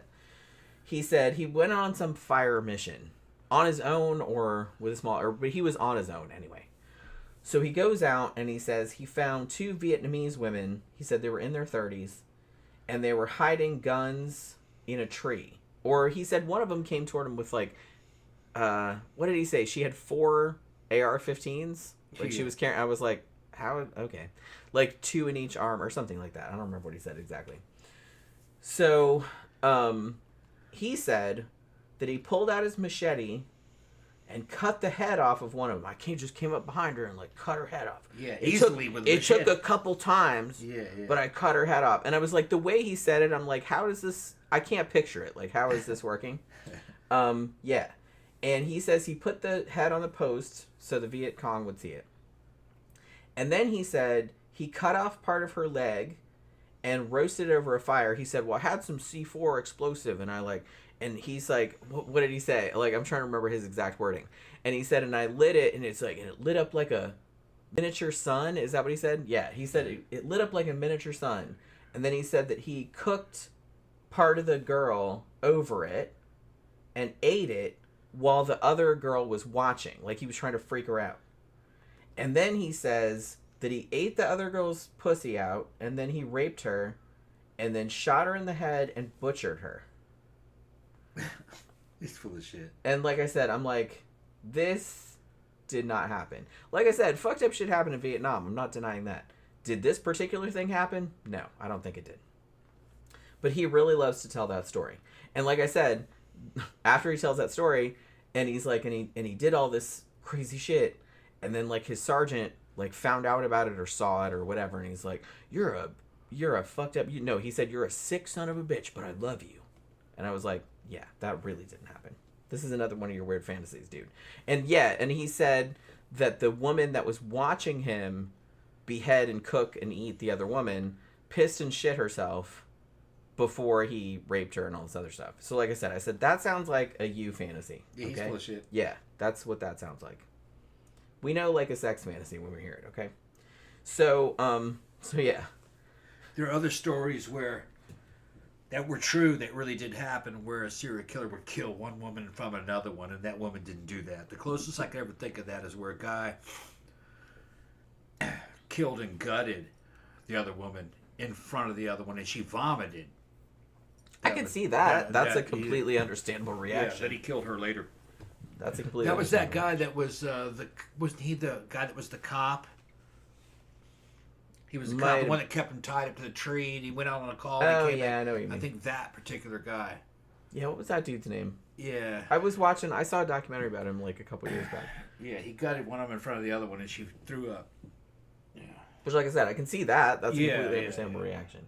It's not even weird for like somebody to like pee themselves, like when they're really scared. Like, I can see that too. But the way that he said it, like the way that he talked about it, just made me. It just gave me like, I'm making this all up because I get off on it vibes. That's all. He's full of shit. Yeah. Just do it. So he says that all of his experiences in Vietnam turned him into what he called an animal, and he couldn't really control his violent urges anymore. So now he's blaming his shit on the government. Well, he blames shit on everybody other than himself, which a lot of these motherfuckers do. Yeah, I didn't do this, they did it. Yeah, it was always, they always have some reason. Yeah. Like, it was always somebody else's fault. They can't ever take responsibility. They're trying to get sympathy. It seems. Yeah. Gonna tell you right now, it doesn't work. Nah. And it didn't work in this motherfucker's case either. Now, he did say that while he was in Vietnam, that he had attacked, I don't know if he killed, but he definitely raped and maybe killed some Asian prostitutes, some of whom were very young, maybe 11, 12 years old. I do believe that, but I don't know. Like, there's no record of it, but I don't even believe that. that seems a little more likely to me than the whole, oh, I cut her head off and the other girl pissed and shit herself. The thing is, though, is that South Vietnam wasn't an anarchy. And there was terrorism going on, but it wasn't a war zone. There were cops. There were investigations. He'd have been caught. I don't think he did that at all. Yeah, probably not. But like I said, that's it up. more believable than the crazy shit that he Yeah. said about that whole story. That he came up behind her and cut her head off with a machete. No, he probably just did some business with some underage girls. It's probably what. That's Oh, probably yeah, I'm sure he did probably that. all it was. I don't doubt that at all. Yeah, and then he's making it even more bigger. Oh no, I killed him. No, you didn't. Shut the fuck up. You'd have got caught. Because Unfortunately, even then, with the way, because I have experience with military prostitution, from fucking Korea. If they had some shit like that going on, whoever was in charge of those girls would never let the client have any kind of free reign over those little girls. They'd be watching them. They're little girls. They need supervision. They don't want anybody to go up and kill them, so you wouldn't have any privacy with them. You'd be in a brothel somewhere. I mean, you would think. You I couldn't mean, kill those anybody are, there. You this couldn't is get fucked away. up to say, but those little girls are their investment. Yeah, they're gonna let you kill them. It's a pain in the ass to get new ones. Right. I'd imagine. Yeah. So. And even if it was some back Not hard, but it's even if it probably was some yeah. back alley shit, whoever was running that operation would be experienced in it. You wouldn't be able to go anywhere that wasn't under control. It's a controlled situation. So I don't believe this dude. And Tom Baker said, I bet it was Vietnamese boys, not girls. It yeah, might have been. It probably might have been. Yeah. It might have That's been. more likely. And then he didn't want to admit that. Right. Because, he's that kind of dude that wouldn't admit that kind of shit. Yeah. So And they probably were 16, 17, 18 too. like I said, a lot of the stuff he's that he magnifying said, the shit that he's doing. he did do heinous shit. Yeah. I'm not downplaying that. I'm just saying that a lot of the shit that he made up about things were Yeah. engineered to shock people. Yeah, he's trying to glorify himself. Yeah. Because for some fucked up reason, he thought people would think he was cool. I think what he's doing is he's For saying, saying that I think kind what of he's shit. saying is, you think what I did here was bad? Oh, no. I did all this a long crazy time fucked ago. up It was shit. even worse. I toned it down. That's what he's doing. Whereas most normal people would be like, Yeah. yeah, I'm going to go. I wasn't even going full force. That's what he's doing. I could have been worse. I was being good. He thought he was fucking I was Rambo. being good. He thought he was fucking Rambo. Yeah. So he comes back home to his house in Watertown, upstate New York, in 1969. And pretty much everybody says if he was fucked up before, he was way more fucked up now. They said he was just continually angry. He couldn't settle down. Like, he was just always... Like, he was always like that. Because they made fun of him. Well... They were making fun of him in service. Probably, because he was Yeah. fucking weird. Other dudes are like, treating him like shit. Yeah. That's what happened. I was in the Yeah. Army. Which, like I said, I don't Yeah. condone bullying, Yeah. but sometimes a person is messed up, Yeah. and people are calling you out on it for a reason. Yeah. That's And what I happened. think that was the case here. That's what happened. Sure. Now, sometimes people will pick on you for shit that's not, and that's not cool. But Not it's when like, I was in the service. When I was in the service, dudes got picked on for being fucked up. And getting everybody else in trouble. Because there's mass punishment. You know what I mean? Yeah. Some dude does something, they fucking punish the whole group of you. So then it all fucking comes down on him. Shouldn't have done it. You shit like fucking eating cake, that kind of shit. Don't worry about it. It's a long story. You told that story before. Anyways. Yeah, eating cake. I remember it. Cake day. Got punished because dude ate cake. He wasn't supposed to be eating cake. A long story. Don't worry Yeah, about it. like I said, you've already told that story. Yeah. So yeah. Now, according to him, I don't know if this is verified or not, but it's like he comes home from Vietnam, but he's like, man, he's like super antsy and like even fucking weirder than I was before, which is hard to fathom because he was already pretty fucking weird before he went. So he went to see his mom, and then he goes to see his wife because he was married, like, obviously. Now, I don't know if this is according to him or if this is verified or what. He said that he had been sending her money the whole time he was in Vietnam. I'm not sure if I believe that. And she had spent it all and was seeing another dude. Now, this could be true. If it's true, I can't blame her, for one thing, because she probably knew what she was dealing with by that point. But on the other hand, if this is just coming from him, I don't believe that either. You know what I mean? So, I don't know. The truth might be somewhere in there. Anyway. So, at some point, he gets transferred to Oklahoma. To Port Sill, I guess. Yeah, Port Sill, Oklahoma, yeah. And that was where he was going to serve out the rest of his time. So, his wife, Linda, went with him. And at this point, while they're in Oklahoma, he starts having kind of PTSD type flashbacks. And he started being physically abusive toward Linda, which I guess he wasn't before. Which, again, I find hard to believe, but okay. And because he started beating on his wife, he actually did end up consulting with an army psychiatrist. Now here's the thing. There are so many points in this story where all of the shit that happens subsequently, we haven't even got to the murders yet, that could have been prevented. People did realize that this dude was messed up and needed help. And help was offered many times. And for whatever reason, it just didn't work out. And that's, like, really frustrating, like, about this fucking case.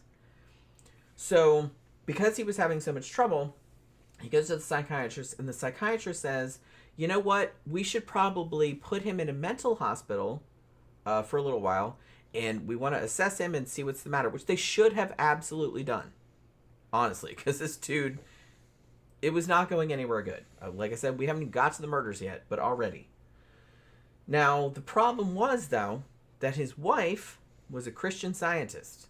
And if you know anything about Christian Science, they do not believe in medicine. They just believe you just got to pray, and if God heals you, cool. If not, also cool. You'll just die, or whatever.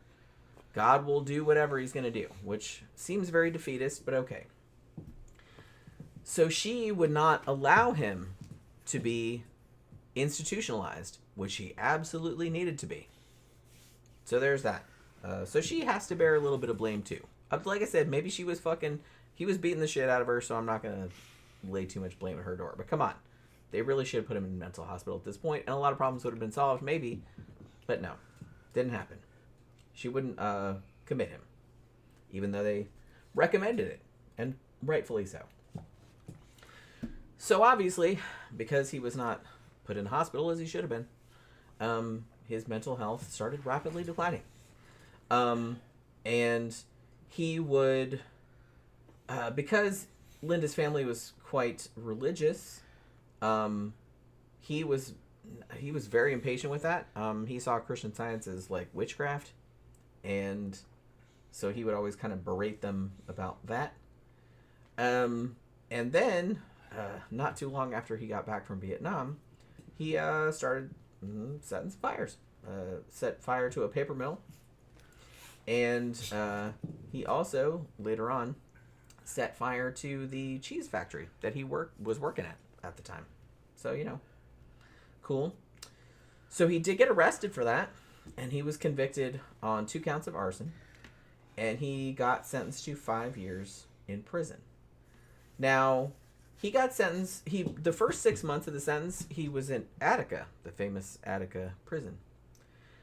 He claimed, and again, I don't know if it could happen, but I don't know if I believe this. He claimed that while he was in Attica, those first 6 months, that 3 black inmates, specifically black, you know what I mean? Because it's not cool unless there's some racism involved too. So he's like, the first 6 months when he was in Attica, he says 3 black inmates raped him. And then, because he has to be the hero in his own fucking story, his account says that, yeah, they raped me, but then later, I raped them back and beat the shit out of each one of them. Yeah. Unlikely. Very unlikely. Yeah. Did he get raped? I hope so. But, you know what I mean? Did he beat and rape his attackers? I doubt it. No. I doubt it. He just wanted to seem like Billy Badass over here, you know? He's blaming other people. And again, blaming other people. Did he even get raped in prison? Maybe, but it's probably didn't. I doubt it. He probably didn't. I doubt it. Probably I think he made that up. Yeah. I think he made it up. So, yeah, so he was in Attica for 6 months, and then they transferred him to Auburn prison, and then he served out the rest of his sentence. Now, he got early release, so he was released in 1971. They gave him early release because probably the only good thing he ever did in his life, and this is documented, so I guess he really did do this, but there was a prison guard who, there had been a riot, kind of a race riot in the prison, and one of the prison guards has been kind of beaten with a club, and apparently Arthur saved him, or like pulled him out of the melee or whatever. And so because of that, like as appreciation, they gave him early release. They should not have, but they did. So they let him out. He goes back to Watertown. Now, Linda, his wife, had divorced him while he was in jail. Good for her. And yeah, so him being in prison for that little while and allegedly being raped by 3 black men, which I don't think happened, you know, not great for his already crumbling mental state, gonna say. So he gets a job somehow at the Watertown Public Works Department as a handyman. And he marries a 3rd time. This is 3rd wife. There's some desperate ass women out there, I'm just gonna say. Sadly. So his new wife's name was Penny, and she was actually, this is equally fucked up. Penny was a friend of his sister, Jeannie, who he had later said that he'd been having a sexual relationship with. There was 3 years apart. He was 3 years older than Jeannie. And he had said that he was having a sexual relationship, which she denied, and I don't believe that happened. But the fact that Jeannie, I don't know what the family dynamic was like, so I don't know if Jeannie knew the extent of like her brother's mental illness. So the fact that you would introduce one of your friends to your very fucked up brother, hey, why don't you date this motherfucker? I was like, oh my god, I would never. So it's just, I don't know. I'm not blaming her. Maybe she didn't know. But like, yeah. So Penny was a friend of his sister. And, so now Arthur said that this whole time that he was also still having sex with his sister, even though she denies that, obviously. And he says his story was that, she introduced me to Penny because either Jeannie or Penny, I don't know, like had got pregnant by her boyfriend and couldn't like keep going on. I don't know what the fucking story was. He came up with some story like why he'd introduced. Oh, I was still having sex with Jeannie, and then she introduced me to her hot friend, and like it's like again. And I had to have sex with them. Yeah, it sounds like a sexual fantasy again. Yeah. Like everything he says sounds like some old school Penthouse Forum shit. Yeah. Like everything. Now, so like Penny evidently they were together a while, and like she got pregnant, but then she had a miscarriage.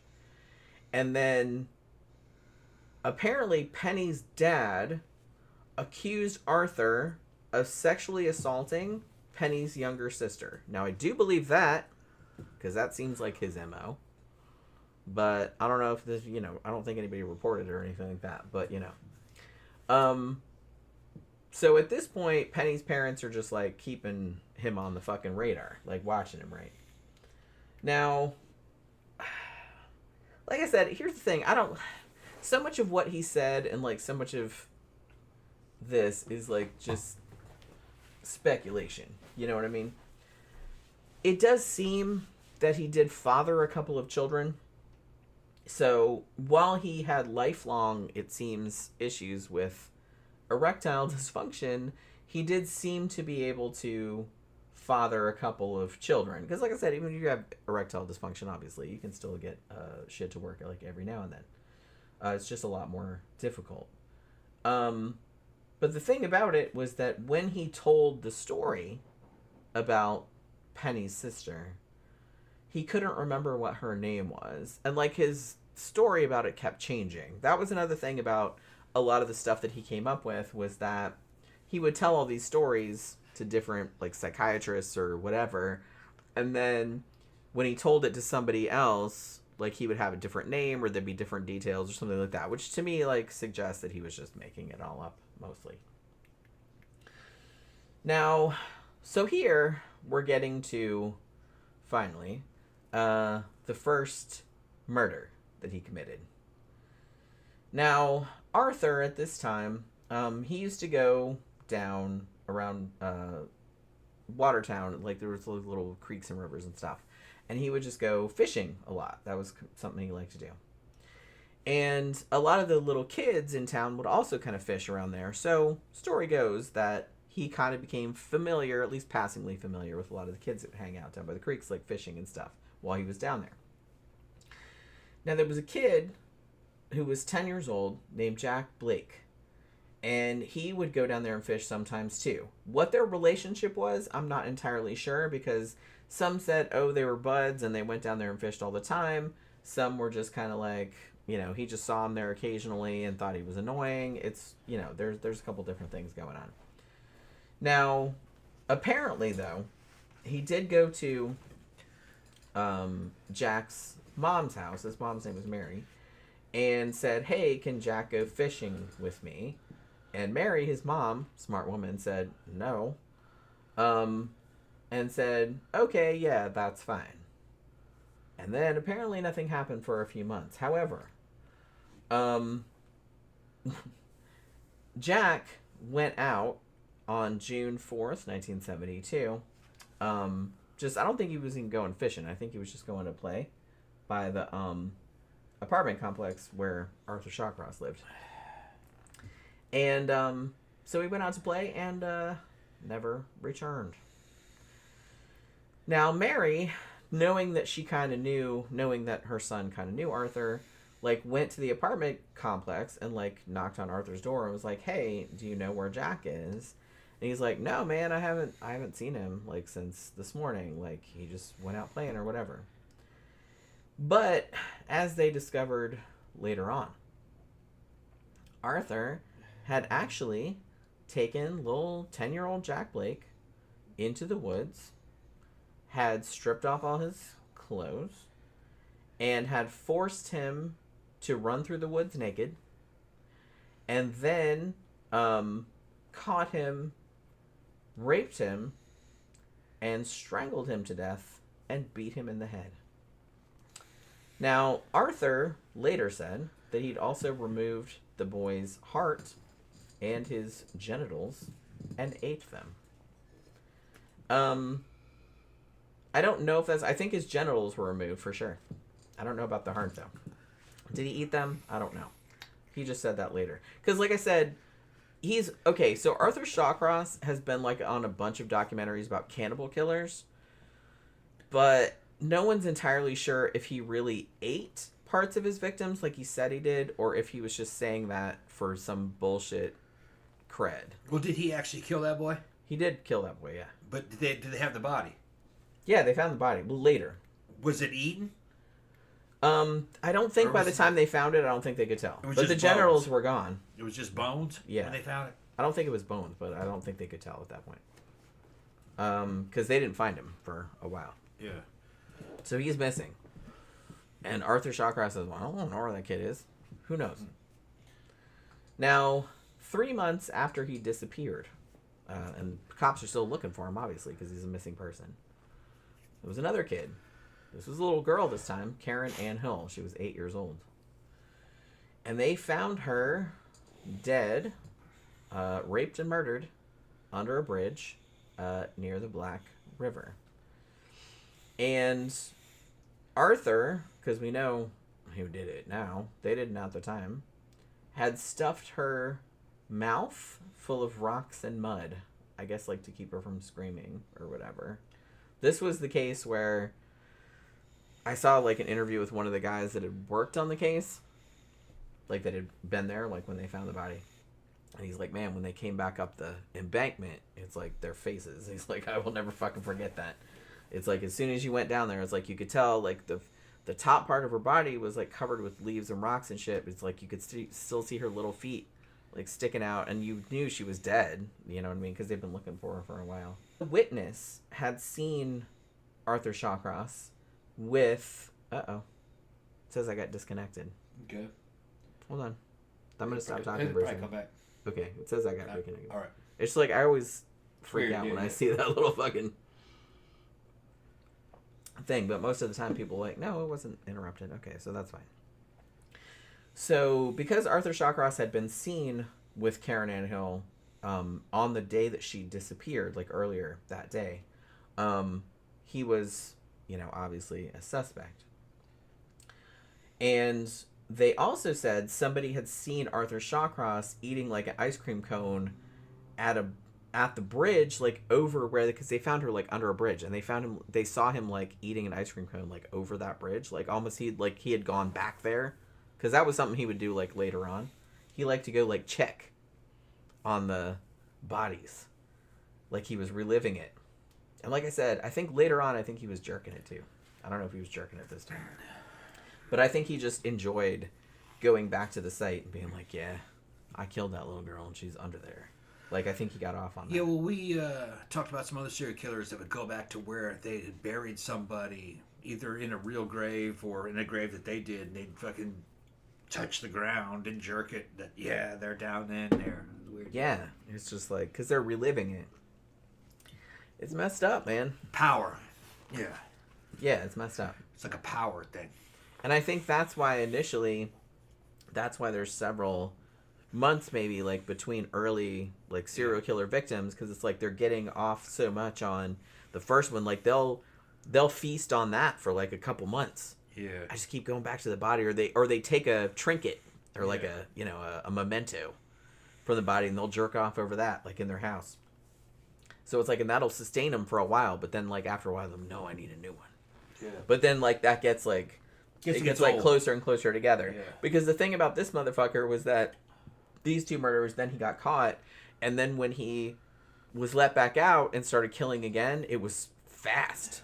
Like the victims were like, it was a month apart, it was a week apart, it was a couple days apart. You know what I mean? It was just like he killed a bunch of people like in a really short time. So a witness had seen him doing that and thought it was a little bit weird. So they pulled him in for questioning, and so they asked him, they're basically like interrogating him like all day. And his defense attorney's there, blah, blah, blah. And then they said, after a few hours, Arthur says, what's going to happen to me if I tell you something? What the fuck do you think is going to happen to you, dumbass? But yeah, like I said, he doesn't seem like the brightest bulb. So what they eventually did, and this is, like I said, very, very controversial, and in hindsight, a very stupid decision, because it ended up killing 11 people that would probably still be walking around if not for this decision. What they decided to do was they said, well, if you plead guilty to a lesser charge in the one case, because they hadn't knew about the Jack Blake thing too. They see he was a suspect in that too. They're like, if you plead guilty to a lesser charge in the Karen Ann Hill case, then we'll give you a lesser sentence, and we won't charge you for the Jack Blake killing, because we know you fucking did that too. But you got to confess to everything. So that's what he did. So they gave him a plea bargain. So basically what he did was he pleaded guilty to manslaughter in the 8-year-old girl murder, rape and murder, I will add. And they didn't charge him for the Jack Blake rape and murder, which they knew he did also. But they wanted him to confess. So since it was only manslaughter, he only got a 25-year sentence. Which, spoiler alert, he did not serve the entire How did sentence. they justify manslaughter? Like I said, they wanted him to plead guilty, I guess. So was it part of the deal? It was a plea deal. If you plead guilty to a lesser charge in this one crime, we won't charge you with this other one, and we'll charge you with... They just wanted him to plead guilty. They wanted him off the street. They wanted him off the street. I guess. Which worked for a while. Because but he didn't spoiler have alert, didn't work out so well. I guess they in the didn't long have run. quite the evidence to get murder. I think they were afraid It's the only that they didn't have enough physical evidence. Maybe that's what it was. Like I said, I know in hindsight it was a very stupid decision, and like I said, people freak out about it to this day. I don't like at the time they probably thought that was the best they could do. They thought he'd get off because they thought, oh well, we don't have enough physical evidence, and that's the best we can do. But like I said, that's the only explanation. 2 children murdered, a 10-year-old boy and an 8-year-old girl, both raped, both murdered in horrible ways. It goes back to what I was saying. And mutilation also. Boys and girls. He's bisexual. All these stories that he's telling are bisexual, evil bisexual fantasies, really. Think about it. This man made me do this. I did this to my aunt. This and that. It's always men and women. Yeah. He's bisexual and evil. Yeah. Yeah, weird. So sadly, poor little Jack Blake, his first victim, nobody's ever been officially charged with that, even though they know he fucking did it. But they know he did it because he showed them. They didn't know where the body was. He knew where it was, huh? And he showed them Guilty. where the body was. Guilty. He showed them where the body was. Yeah. And, I couldn't show you where that body was. Well, yeah, nobody could. So he's guilty. So obviously he did it. Yeah.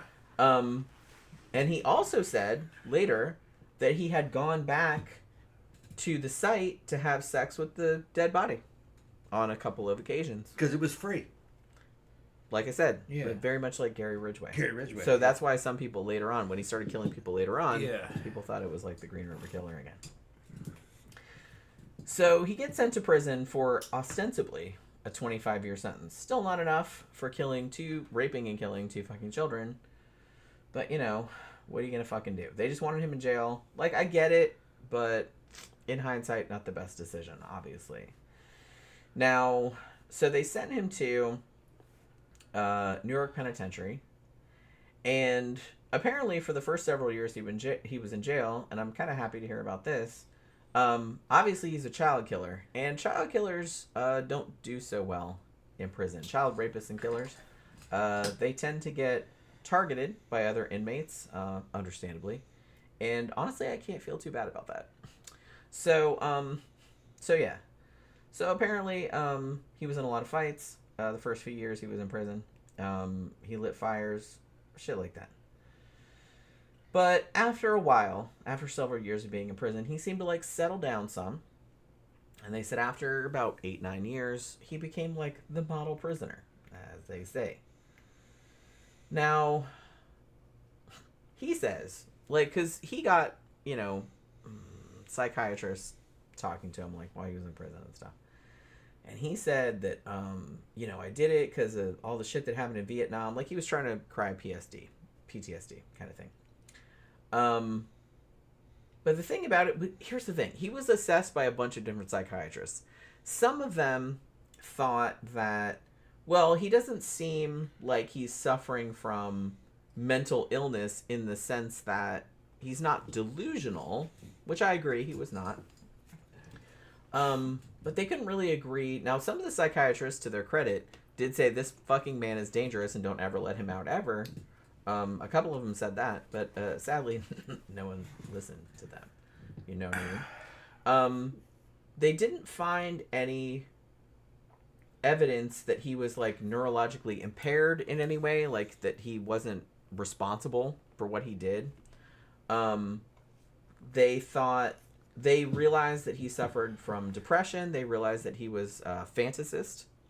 They saw that pretty clearly. They said that was kind of how he got his happiness, just making shit up. They realized that. But unfortunately, there were a couple entries that said, and this is a quote from his case file, "He seems to be a normal individual who knows he has done wrong and would like to help himself get back on the right track for his eventual return to society."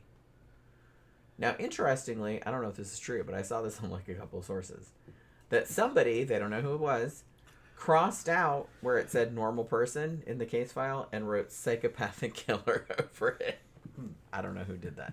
And I don't even know if that's true, but that's pretty awesome if that happened.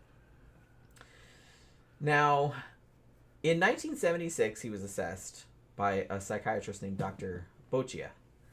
And he said, look, this dude has not accepted what he did.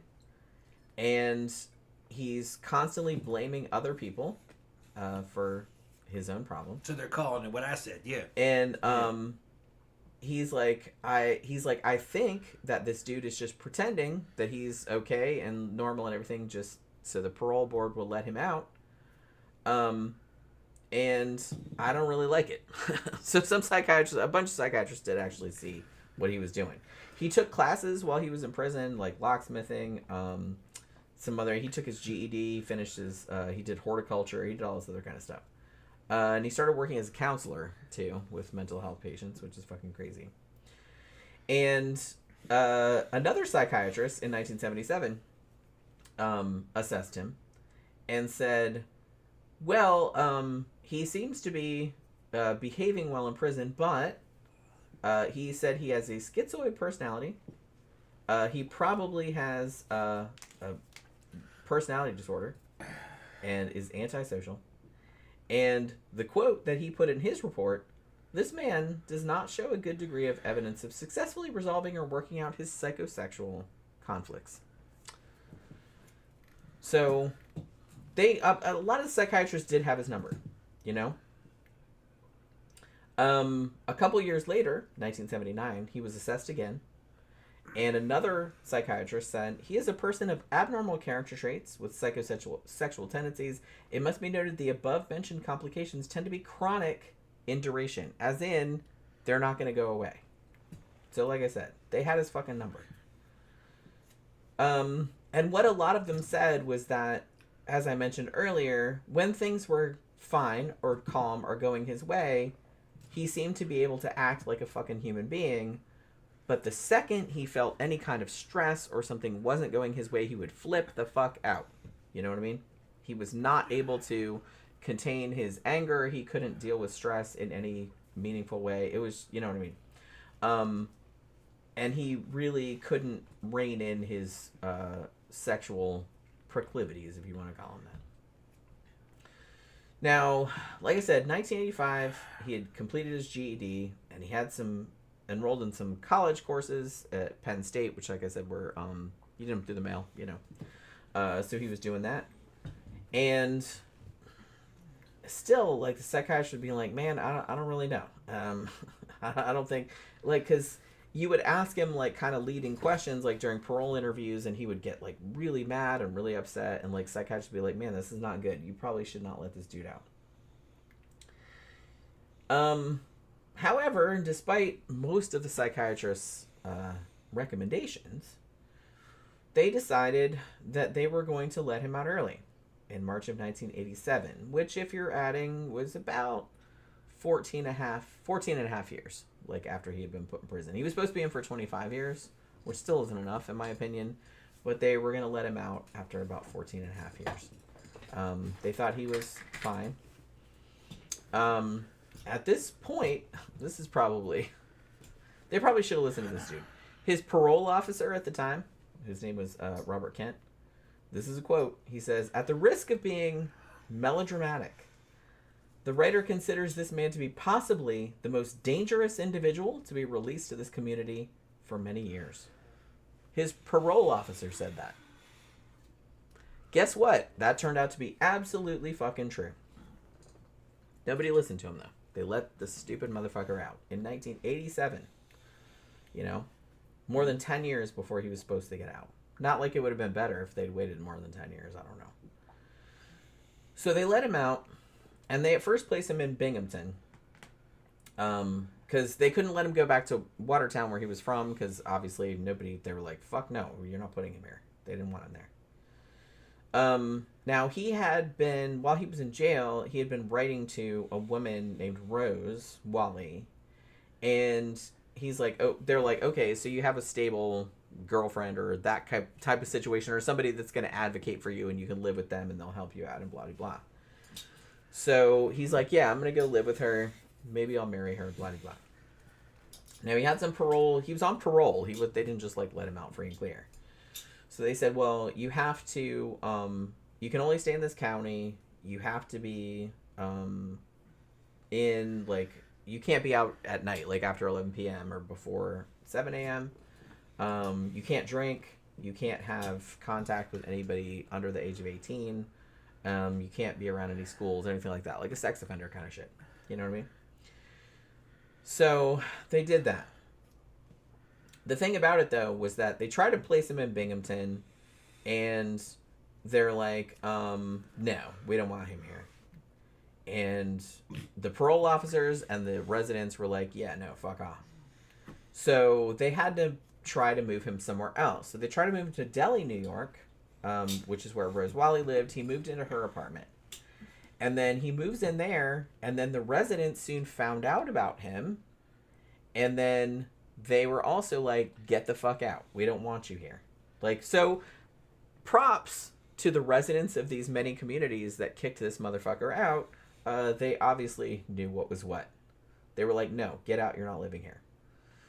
So he appealed to the parole board, and then they put him in a church basement for a little while, and then they moved to another town called Fleischmann's, New York, and he actually got a job there, with a building contractor. However, a couple days after he got there and he got the job, somebody in the post office recognized him, from the newspapers, and a whole bunch of residents gathered around his house, in this big angry mob, in Frankenstein, and were like, get the fuck out. You know what I mean? So they were not having it. Like I said, can't really blame them. So at this point, they're like, okay, so they start trying to move these two around, trying to find some place where they're not going to be run out of town on a rail, which, like I said, he probably should have been, for real. Now, controversially, what they decided to do at this point, and I think this is probably the most controversial decision, let's call it a controversial decision, that was made at the time, that maybe contributed to a lot of this. I mean, letting him out of prison, that was a huge mistake, obviously.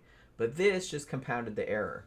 What they decided to do, because they couldn't find any place to fucking put him, where all the residents were like, fuck no, get him the fuck out of here, and we're doing mobs and shit.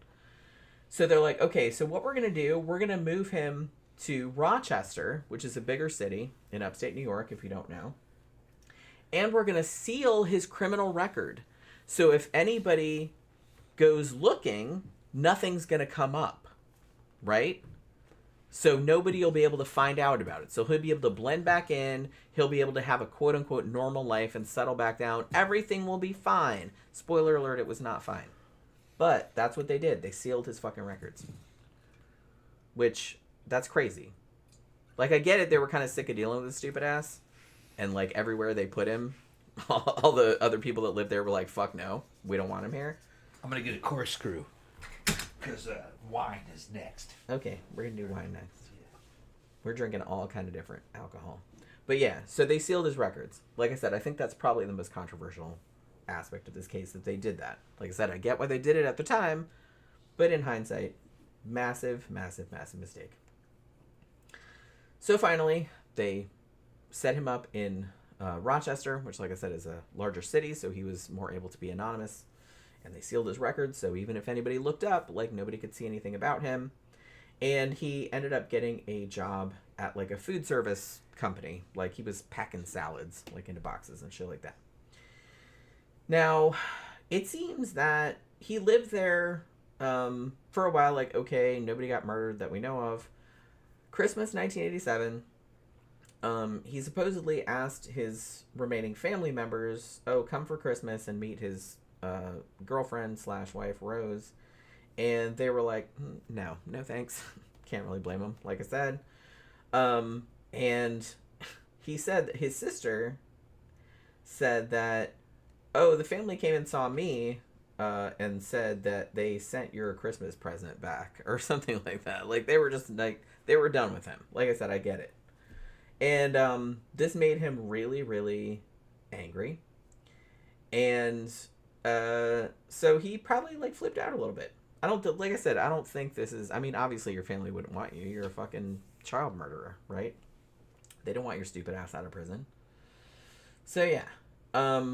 Now, so he has this girlfriend. I don't know if he ever married Rose, did he? But But he was like, that was his girlfriend that he lived with that helped him when he got out of jail because she wrote to him while he was in jail.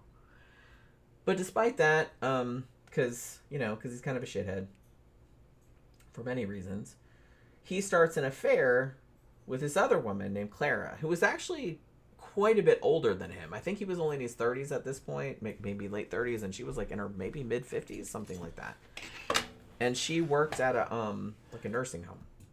And he started having an affair with her. And he didn't have a car. Like, he would walk everywhere or ride a bicycle, like, pretty much. But she had a car, so he would borrow it all the time.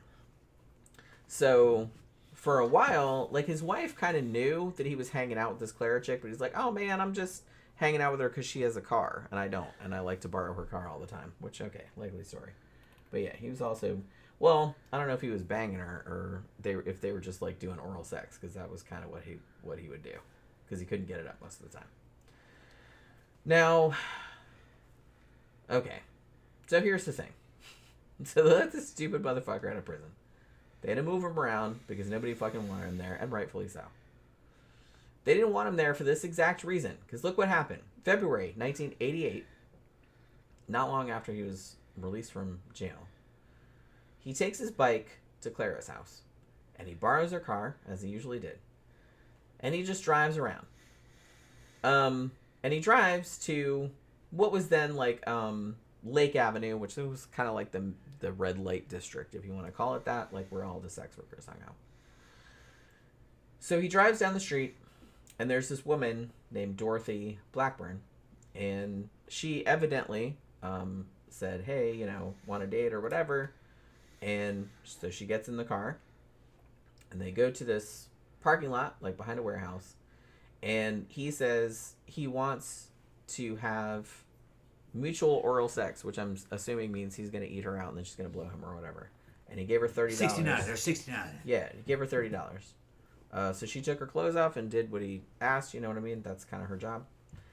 And then, this is where the story becomes a little unbelievable. Because he says that while she was blowing him, that she bit him on the dick hard enough to draw blood. Bullshit. So he got mad and bit her on the vagina in revenge. Bullshit. Again, bullshit. And then started strangling her until she, lost consciousness. He's full of shit. Yeah, like I said, I think most of the time, because he had stories like this about every single victim, she did something to deserve it, quote unquote. I've been in the mouth of many a woman. If it's gone that far, she likes you. She's not gonna bite you. Fuck with this bullshit. Like, well, here's the thing, and just from a practical standpoint, you're a sex worker. This is your job. He's giving you X amount of dollars. To give you a blowjob. Why would she do that? Unless you specifically asked her to, which evidently he did not. Why would you do that? If you know anything about escorts or sex workers, they want repeat customers. Of course. They want to make you happy. They're not going to do anything to make you mad. So you come back.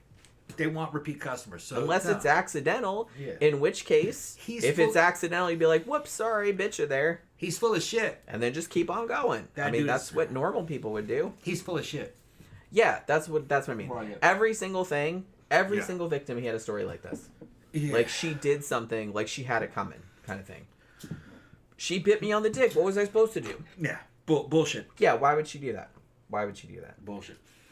I mean, well, the only reason that I could think that maybe she really did bite him on the dick, which I don't believe, is that he was doing some fucked up shit to her. Like, he was trying to kill her beforehand, and she was doing that to get away. That's not what happened. But I'm saying that's the only reason that I could think. What happened is that they were hooking up. He couldn't get up. He killed her.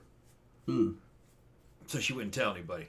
That's probably what happened. That's a lot more likely. And then he makes up. And then later on, when he got caught, he's like, "Well, she bit me in the dick."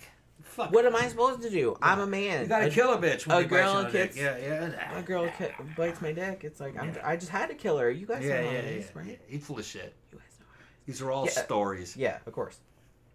So then he says that, my dick was bleeding so bad, and I had to like put something around it to like stop the bleeding. I'm like, oh my god, stop your crying. And so then he says he took her clothes, because she had her clothes off, and that he tied her up with her clothes and then drove out to one of his favorite fishing spots along the Salmon River. And at this point, this is where it gets like super unbelievable. So, as if it wasn't unbelievable before. He says, so then she's still alive at this point. Because I thought he said he strangled her and she was unconscious, but now she's suddenly awake again. Which, like I said, okay. So he drives her out to this place and says, I'm going to rape you. And she starts making fun of him and like calling him names and stuff. Which, like I said, why would anybody do that? To somebody that was like threatening them. Why would you do that? So he says, yeah, I'm going to kill you, bitch. And she just kept calling him names and stuff. And then he strangled her because she was calling him names. You know? He's a snowflake like that. He can't fucking take it, you know? So yeah. So he strangles her till she's dead, according to him. And then he sits in the car with her dead body. And then he dragged her out the car through the snow. And then dropped her body into the river, which was like all icy and stuff. And so then he says he drove back to like the red light district, like Lake Avenue, to like see if anybody was like looking for her, if anything weird was going on. And he said no. So he says, okay, everything looks cool. So he goes to like a coffee shop and hangs out. And then he says about an hour later, he takes all of her clothes and stuff that was still in her car and like went somewhere and like threw them in a dumpster. That's what he says. Now, he did kill her, obviously, because they found her body later. But all of the stuff, all of the interaction that he says that he had with her, like her calling him names and biting his dick and all that stuff, I don't believe any of that is true. I don't believe any of that is true. I believe she probably just got in the car. He was probably like, hey, I'll give you $30 to do this and that and the other. And then maybe she started doing it and then he just fucking killed her. That's what I think. But he wanted to make it seem like there was a reason, So, this is his girlfriend's car, by the way. His mistress's car, I suppose. Or one of his two girlfriends, I don't know. So, he cleans out the car, and then he takes the car back to Clara, the girlfriend he's seeing aside from his main girlfriend. And then takes his bike home. Now, it seems that because he always acted like a fucking weirdo, that neither Rose nor Clara noticed anything amiss, because they're like, well, he always acts like a fucking freak, so we didn't really think anything was unusual. You know what I mean? Now, the thing about it, and I think this is why, because a lot of people, like I said, would victim blame, because after several murders, because after they found a bunch of bodies, because like I said, this is a pretty short time span. It was only like over, a few months or something, and all these women were turning up dead. And the police were even warning sex workers, hey, there's somebody like preying on you guys like watch your ass, you know what I mean? And they were like, well, how are these women like getting into this car? But the thing about it was that this dude, Arthur Shawcross, was, as we talked about on some other serial killers that preyed on sex workers, they become a regular. Like, they don't kill everybody they pick up. They pick up sex workers all the time. They have like a normal quote unquote interaction, let the girl go, and then they get a reputation for like, hey, they all know you, so it's like they trust you, like, to get in your car. You're not a stranger, you had an interaction with them before and it didn't end badly or anything like that. So it's like over a few months, he started establishing, but he didn't give them his real name. He always said that he was named Mitch, or some of them said Mike. So he'd give them like a fake name. But he was like a pretty standard fixture, like, in the area. He was always picking up sex workers. Like I said, obviously he didn't kill them all, because he was a regular, and that's why a lot of the sex workers that later ended up murdered later got in the car with him, because they knew who he was. You know what I mean? Yeah. Some serial killers, a high-end serial killer like fucking Ted Bundy, would have called a dude like this a bottom feeder. A bottom feeder is a dude that he's a regular to streetwalkers. And they kind of do the same thing. Gary Ridgway was the same way. He was a regular with all those girls. He didn't kill every one of them every time. He was known. So they would get into the car with him. And then he'd just get a wild hair and he'd start strangling them. And because that's the only way to get into a group of street workers is to become like a regular, which makes them harder to find. And the killer knows that he can't just strike every time he shows up. He's going to have to establish himself inside a scene. So, that's how they do it. Which, it foils the security of the streetwalker. They What, could that do they- this. Yeah, that they become regulars. Yeah, well, that's what this guy did. The same thing could He knew what he happen. was doing. The same thing was happening with these fucking Backpage girls that were selling themselves on Backpage, and it could happen through the escort apps, like Trist. They wouldn't just you could have that today. It just hasn't been happening recently, but you would just go on there and be a regular for a bunch of different girls and get known, and they'd all have references and everything. Oh yeah, he's okay. I've been with him 4 or 5 times. But eventually, every now and then, you just kill one of them. Yeah, if you're a serial killer, you could get away with that for a long time, even nowadays. Yeah, and it's very difficult to find out who it is that's doing it. If an investigation happens, because it'd be hard to figure out which John did it. Let me go ahead and get. Yeah, because there were There's so many of them, and it's not an instant thing. It's over time. Yeah, it's like people come and go, and it's just kind of like, hey, I saw him go with so-and-so, but they could have had another client after that. It's like they wouldn't know. So, yeah. So, but over the time, because this was the first sex worker that he had killed that they know of, but over time, like, he became a regular, you know what I mean? Now, they actually found her body on March 24th, floating in the river. It was quite a way downstream from where she had been dumped off. The body was, the water was very cold, so the body was pretty well preserved. But unfortunately, because it had been in the water, a lot of evidence gets washed away, as we know.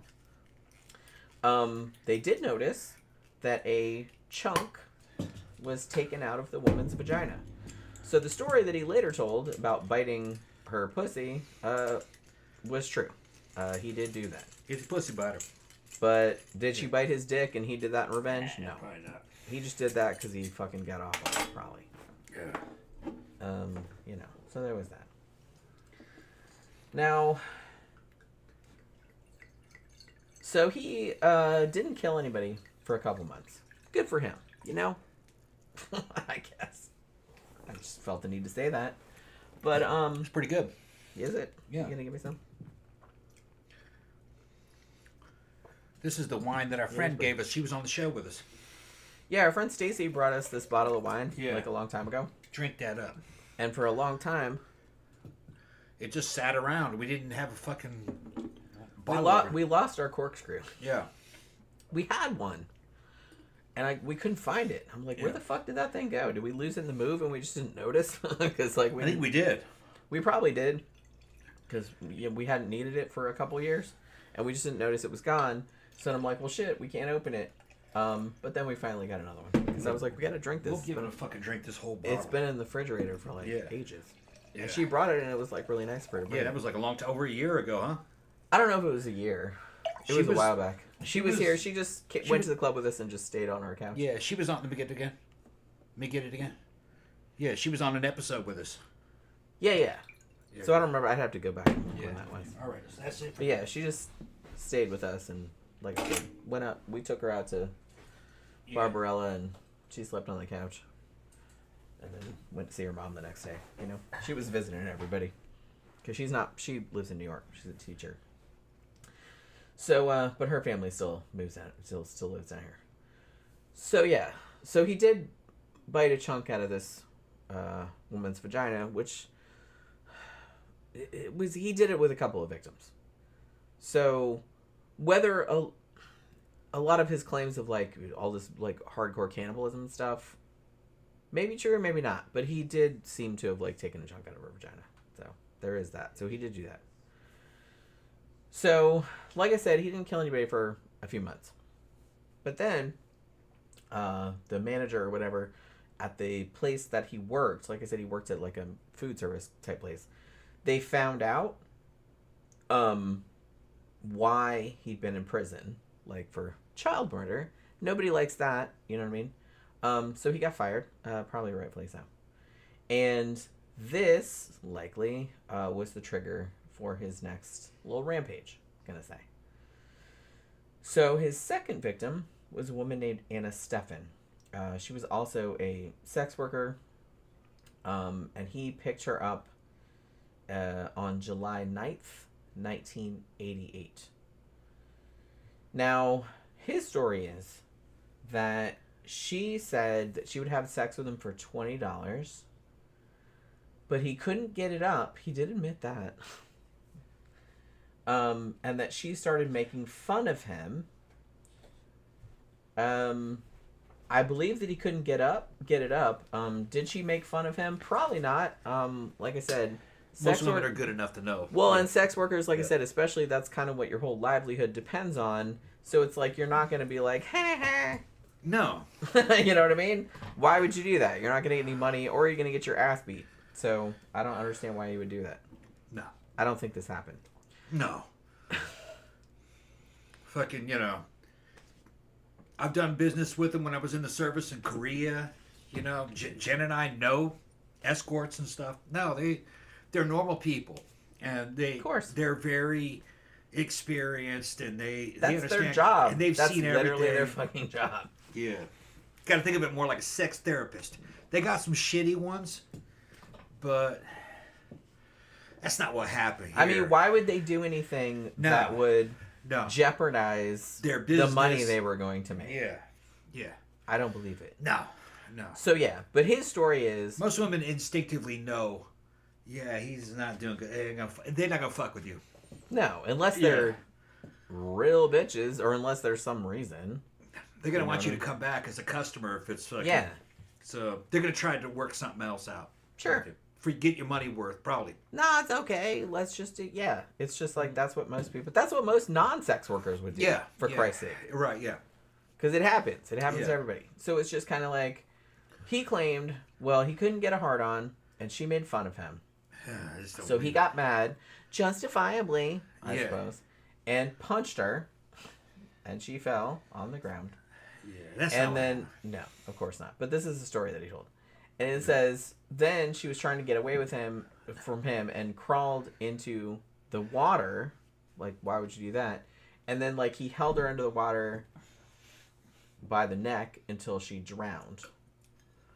I guarantee you, from her point of view, everything was going normally, and all of a sudden, this motherfucker grabbed her. Oh yeah, I'm sure that's the much more likely probably scenario. What really happened was that fucking he knew he wasn't going to be able to perform, and it made him mad, and he's just like, well, I'm gonna kill this bitch. She is to blame somehow. Right, yeah. For me not being able to. His inadequacies were too big. He couldn't say, "Hey, look, I'm not sure I can go through with this." No, he's not gonna do that. His whole thing seems to be, well, it's a lot of serial killers, honestly. His whole thing seems to be, I can't get it up, and all of womankind is responsible for that inadequacy. That seems to be like the whole fucking thing. He feels bad about himself. Honestly. Yeah. It's as simple as that. Yeah. And not being able to get it up is always fucking, basically, there's some cases where it's blood pressure and, you know, yeah, there's physical reasons behind it sometimes, obviously. Most times it's psychological. But a lot of times it is psychological. It's the fear of not being able to perform actually prevents you from being able to perform. So it's like stage fright. Yeah, I don't know if anybody ever thought, I don't think there was any physical reason that he couldn't get an erection, not that I ever heard. Stage fright. Yeah, I think it was probably psychological. Unless somebody else has read something different. I never saw any like fucking physical assessment of like, yeah, he couldn't get it up because this, that, and the other. Like, if there's a physical reason, obviously that's different. 90% of times it's mindset. Yeah, I think that's all it is. Yeah, and I think that it's like overthinking it. So I think that his whole persona seemed based around inadequacy, feeling inadequate, and I feel like he had a girlfriend he was living with. He had a mistress, who I don't know what sexual shit they were doing. I'm presuming they were doing some kind of sexual shit. Like I said, it was probably oral sex because that was kind of his big thing. He seemed to have no problem, as far as I mean, the implication was he didn't really seem to have a problem with like oral sex, like women like blowing him. Well, he seemed to be like okay like that, but for some reason penetration, I'm not really sure. Something about performance anxiety. I think that's what it was, and I think that he was really fucked up about it. Yeah, it seems. So the story, and like I said, the stories and he's that he tells young when this is happening, so it's not low test. I mean, he's not. He's still 30s, probably, right? Late 30s. I think he's late 30s, early 40s. Well, maybe he might have around this time. And he's kind of overweight, so maybe. Yeah. Maybe. Well, I don't think he got super fat until later, like because after he was in prison. Late 30s, overweight. Yeah, you could be starting to have ED. He was actually fairly thin when he was young. Oh, because you could probably be having ED problems. Although a lot of times the erectile dysfunction, like I said, has to do with self-image too. And the fear of not being able well, to they always perform. have to check for physical because there are a lot of physical reasons why that might have happened. But I think in the vast majority of cases, it is psychological. Man, they got dudes in their fucking 70s and 80s that evidently can throw down. Sure. You know, but they tend to be thinner guys and they tend to have good self-image. You know, I think it has a lot to do with it. Because you see what I mean? A thinner guy would be easier because the blood pressure thing is better. Yeah. The blood pressure isn't quite as high. High blood pressure can do it. That too. Right. But yeah, this guy, I think, like I said, a lot of this shit is... Could he really not get it up and she made fun of him? I kind of doubt it. She's paid to not do that. I think he just thought that she would be upset and he just preemptively got mad. And he's like, well, I'm just going to kill this bitch or whatever. And started punching her and then strangled her and then let her float downstream. Now, they did not actually find her body until September of 1988. So 2 months later. They didn't find her body until 2 months later. Now, after that, he didn't really kill again until more than a year. For whatever reason. I'm not really sure what was going on that prevented him from doing it. Unless he did and they just didn't catch him and he didn't admit it. I don't know.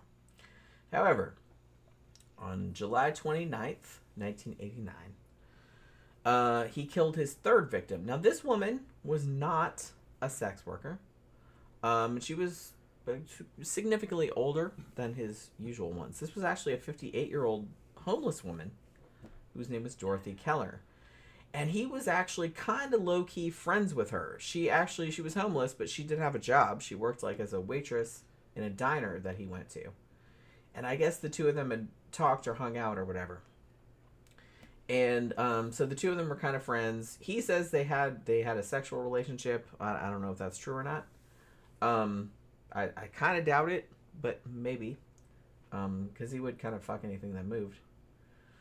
Now, he says that he's like, I'm going to the river to go fishing, because he would do that a lot. And he stops in the diner to talk to her because she was working there. And she's like, hey, I'm going to get off soon. Like, you want me to come with you? And he's like, okay, fine. So, according to him, they go to the river and they're fishing and having sex. And then it's midday and then it starts to rain. And then they get into an argument about her stealing money from him. This is, again, another recurring... I don't know whether all this happened. I kind of feel like he probably just fucking snatched her and did horrible shit to her without any of this happening. All of this, like, consensual sex between them, I don't really buy that. That seems like fantasy shit. But he says the argument was about, one, she was trying to steal money because she was evidently homeless, and he was like, why are you stealing money? She's like, I'm fucking homeless. What the fuck do you think? I need some money.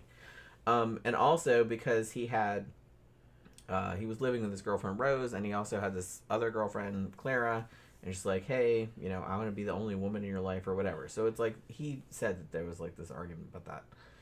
And he said that, that she told him, oh, I'm going to tell these other two chicks about what you're doing.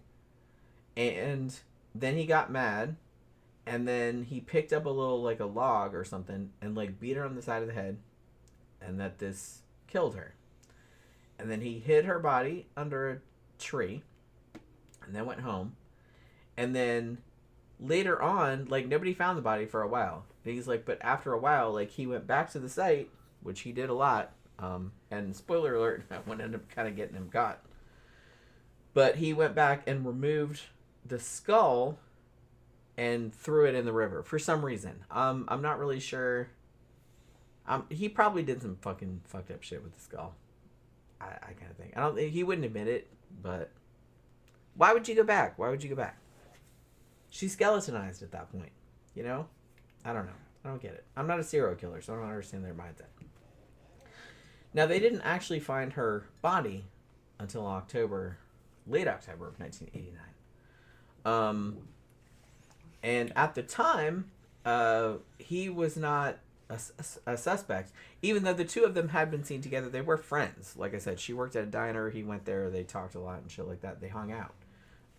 You know what I mean? Like I said, she wasn't a sex worker, so that was kind of like a big thing. And she was older. You know, she was in her 50s. However, the next victim was yet another sex worker named Patty Ives. Now, the story was, he said that she offered him sex for $25. And on this was September 29th, 1989. And he's like, all right. So they go to this construction site and lay down on this dirt or whatever and start having sex. And then he says that Patty tried to steal his wallet. Again, I don't believe that. And so they're having sex, and she's like, oh, I'm going to get that wallet while he's... Yeah, I don't buy that. Like, he's still got his pants right there, and she's just like, I'm just going to get that wallet so you don't notice. Yeah, I don't buy that. It's unlikely. That's very unlikely. That's his story he's telling. Yeah. So he says... Yeah. So he's like, so she's trying to steal my wallet, so I push her against the ground, and then she starts crying, and then he anally raped her, and then strangled her until she was dead. It was probably the other way around. He strangled her until she was dead. Then he And then- went in anal, and all, yeah. it's all kinds of other shit. I feel like he maybe didn't want to be seen like a necrophile, Yeah, that's which a lot of probably these killers are, but they won't admit to it. Ted Bundy was one of those. If you go back and He look, was a necrophile, but he would not admit. And it was also a pedo, and he wouldn't admit to that. When you go back and look at a lot of what these serial killers do, there's always a performance anxiety angle. Mm-hmm. And because you're watching him and his performance, that fucks him up. Yeah. So it's better if he kills you. If they're dead. So you're not there. So and you now can't he's judge. free. You can't judge him. And now he's free to have sex. Because you're not there. That's what happened. Yeah. Yeah. And I kind of feel like they don't really want to admit that. Yeah. Because it makes them look, Yeah. Makes all them the look shit weak. they do admit makes them look bad enough. Yeah. But that makes them look even worse. So they know that that's... Guarantee he was a necrophile. Oh, this guy totally was. Yeah. And it was probably that way with the children early on, too. Mm. So basically what he's doing is he's making sex dolls. Mm. Yeah, definitely. Yeah, because they're not watching you. They can't judge you. Yeah. You can't mess up. Yeah. You can't... You can do whatever you want, and they can't say anything. And they can't laugh at your little pecker, or anything like that. They can't be like, what are you doing? Why are you doing that wrong? You know what I mean? Exactly. Yeah. That's what I think it is. You can be the king of the fucking roost and shit because that bitch ain't there. She's dead. So you can do whatever you want, and it's Right. awesome. Yeah, right, yeah. Because no one's like there to tell you different. That's how I see most of these motherfuckers. Yeah, and I think that's mostly what's going on. Most of them, not all of them, but most. I don't think most of them would admit it though. Bundy definitely would not admit it. No, I have a feeling he killed them. He had sex with them mostly after they were dead. I'm sure he probably Yeah. did. Well, he had sex with heads after they were dead. Yeah. You know, obviously. So not real comfortable like admitting to that though, were they? Well, I gotta say that fucking D'Angelo was having sex with them while they were alive, but Well, raping them, not yeah, having he sex was raping them when they were alive. It's not consensual. Well, the husband was outside waiting with plates on his head and shit. but he was a power rapist. Yeah, that's the way he was. And out of all these motherfuckers, he was actually the commando. Really, he had a military career. He was a cop for a while. He actually was pretty competent. He was still micropenis though. He's still technically microphallus motherfucker. It was very small penis. And had inadequacy issues. Yeah, as dudes like that tend to do. And here's the thing: the shit's unjustified. I've known dudes that fucking look great, fucking they're popular. They got a little fucking, but women still liked them even though they were fucked up. You know what I'm talking about, Fabio. Yeah. Remember the Fabio looking guy? Yeah. He would beat himself up over that shit. Not actual Fabio. No, he looked like Fabio. We knew a guy that looked like Fabio, so we just called him. That's not his name. Yeah, he was like a little fucking kind of amateur bodybuilder type guy. And fucking, he was older than me. This is a long time ago now. Long blonde hair, and a lot of girls liked him. But he, and his friend was like, man, he kind of told me the deal that he has inadequacy issues. But the thing is a lot of girls liked him. If he would just relax and just fucking, go with his role, he'd have been all right. Because here's the thing. He's just worried about it too much. Chicks can smell that from a mile away. Yeah. He worried about it too much. That you feel inadequate. Like, chicks like confidence. Not cockiness. Yeah. Not arrogance. I don't like that. It depends on the woman. It depends. Some women like that too. I don't like that. Yeah. But it's just kind of like, but no, it's like, this is how I am, Yeah. Whatever. And it's just kind of, and you're not hiding anything. You're not, like, there's something really sexy about that. Like, if you're trying to overcompensate for stuff, or, women can spot that from a mile away.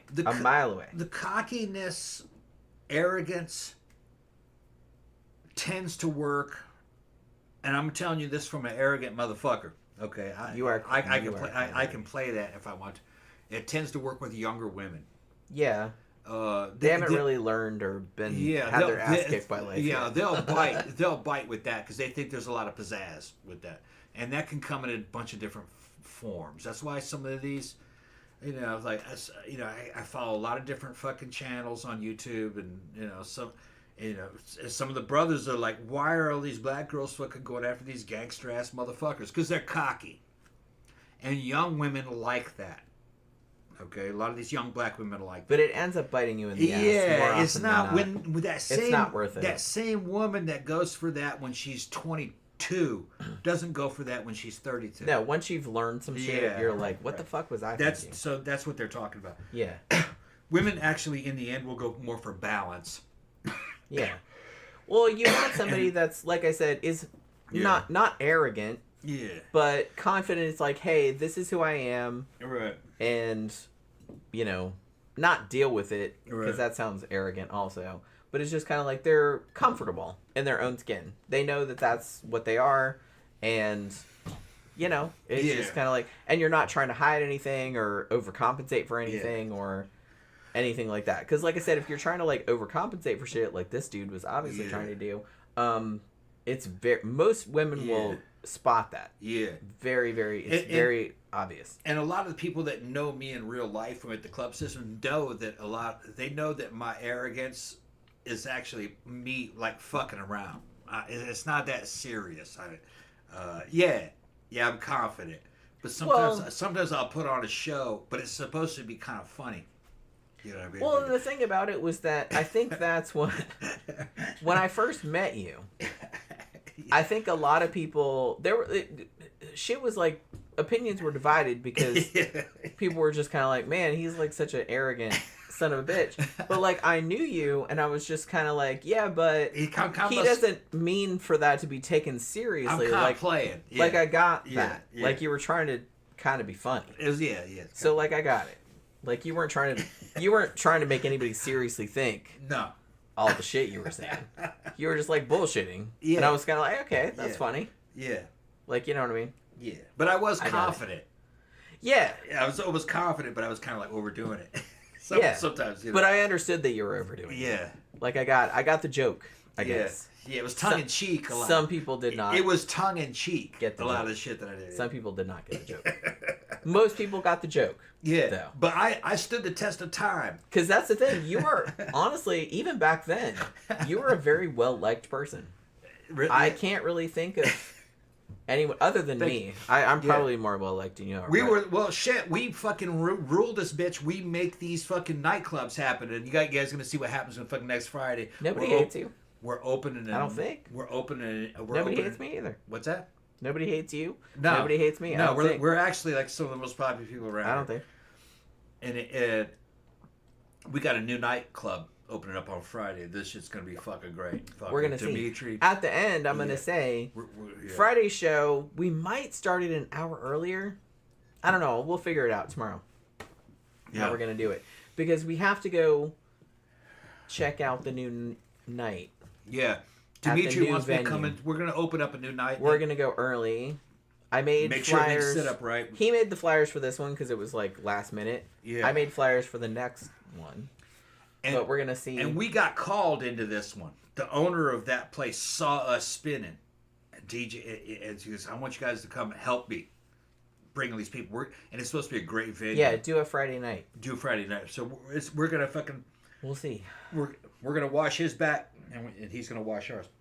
We were talking to him on Messenger last night. Yeah, and this shit's been a long time, man. Memento Mori.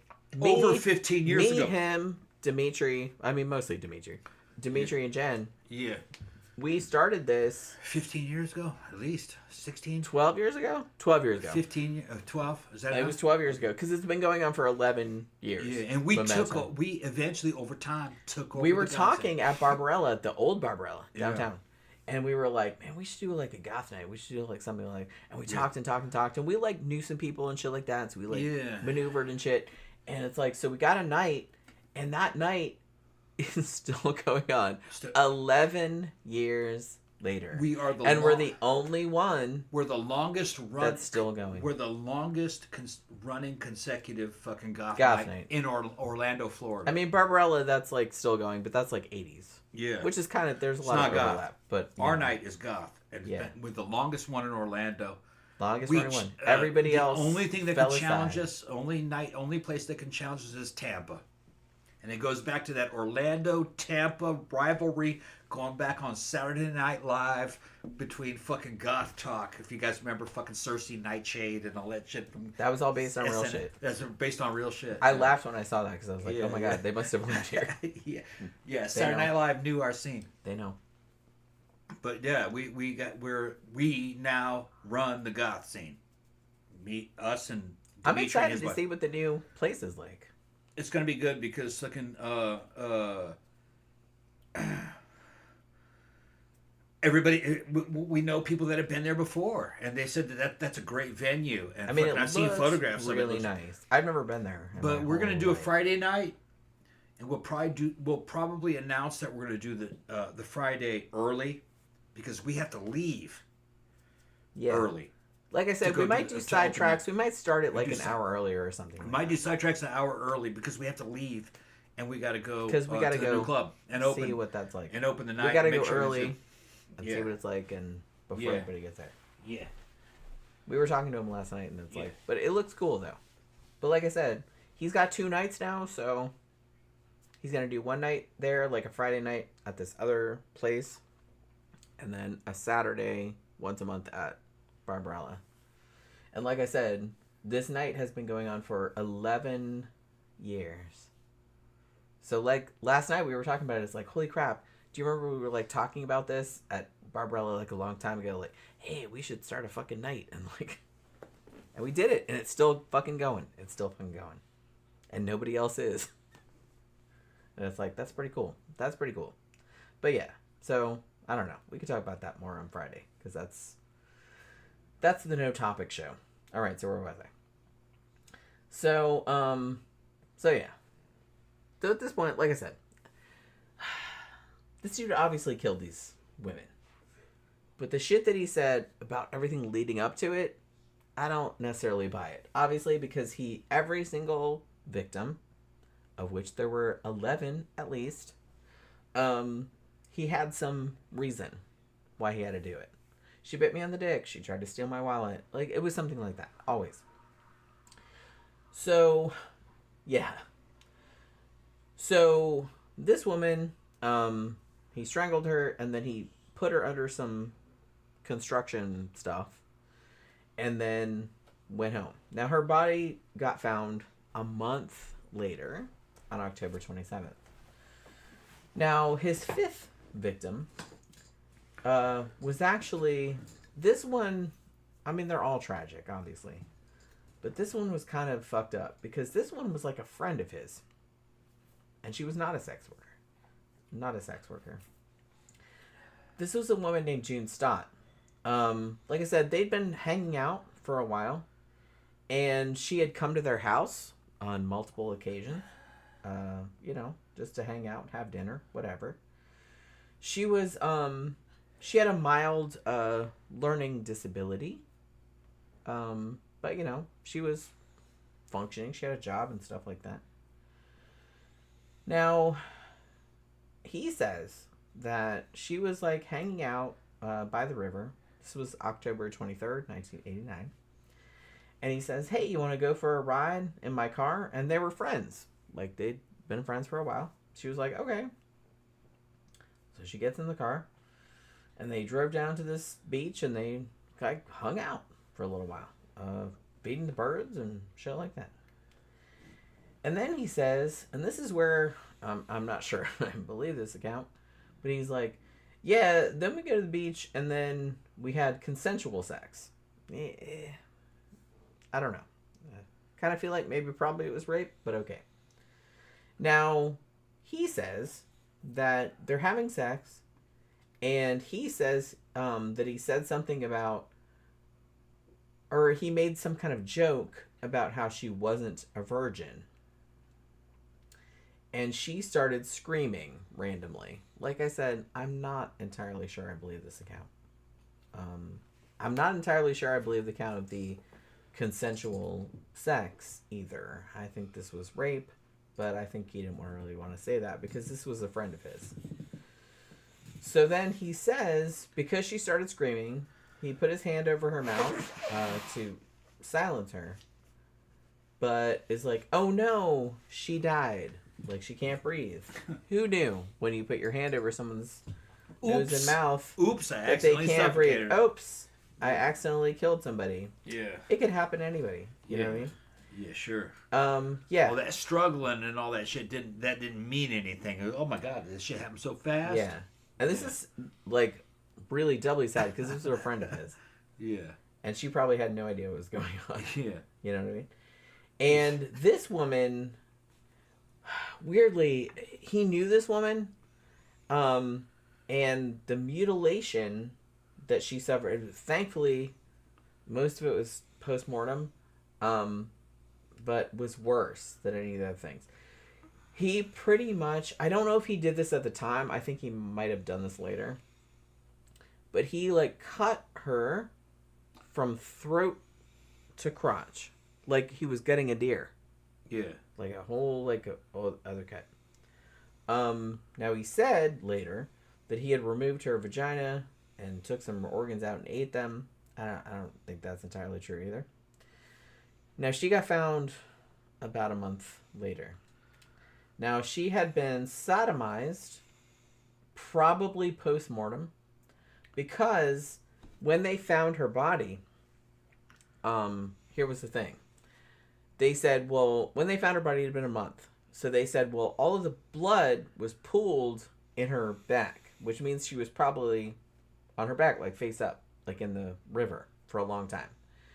And then at some point, somebody, gee, I wonder who it was, came and turned her over and did some shit post-mortem. Well, it's coming back to the body. Yeah. And they think that she was sodomized at this point, later. Like, he came back later. And I'm not sure, like, reports differ. I don't know if he gutted her at the time that she died, before she was dumped, or he came back to the body later, anally raped her, like, turned her body over, and then cut her open. And then, because like I said, they could determine that she had been on her back for a long time. Yeah. And then was turned over at some point. I think he came back to the body. I don't think he wanted to be seen as a necrophiliac or a pedophile. So I think that was why he didn't really want to talk about going back to the bodies this much later. But I think he probably did. So yeah, that was kind of fucked up. So yeah.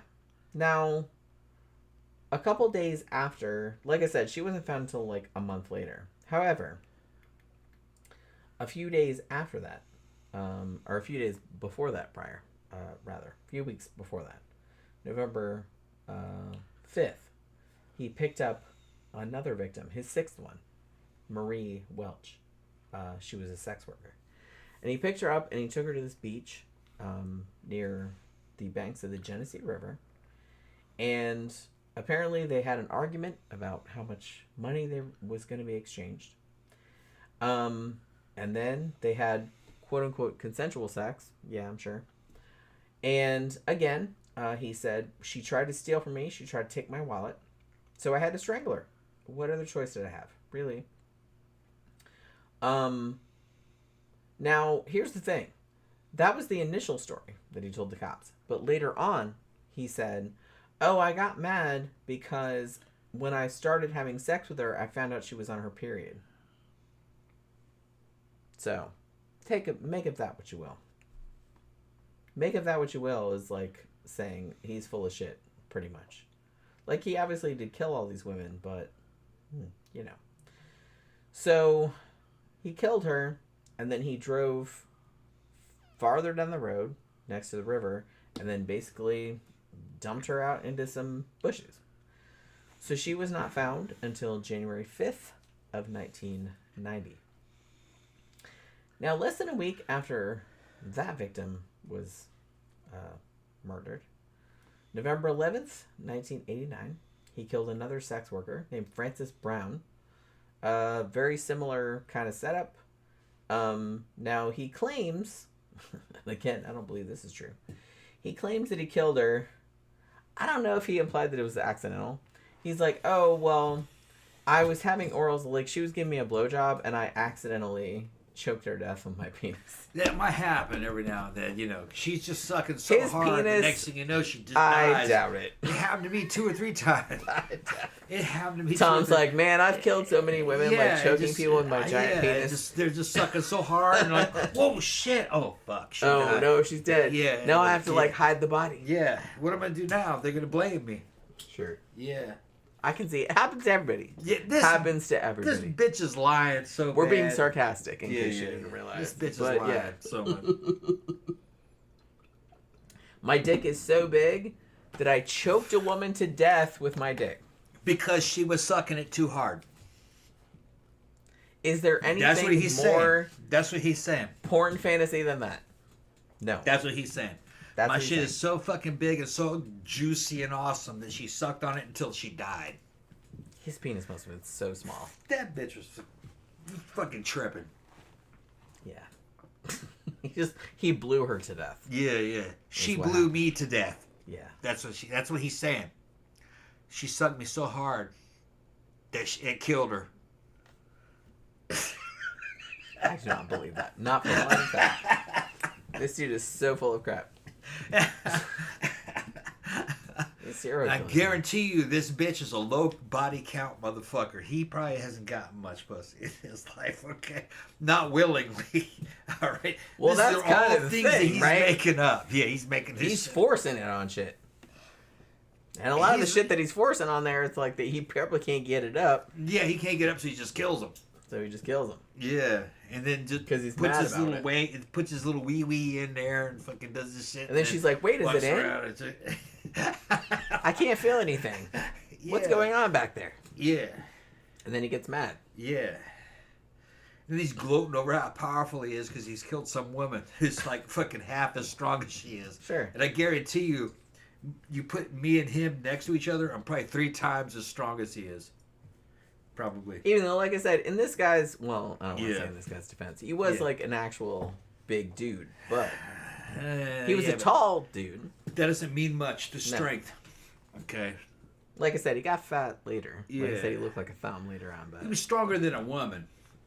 Well, that's not hard for a man to do, even just genetically.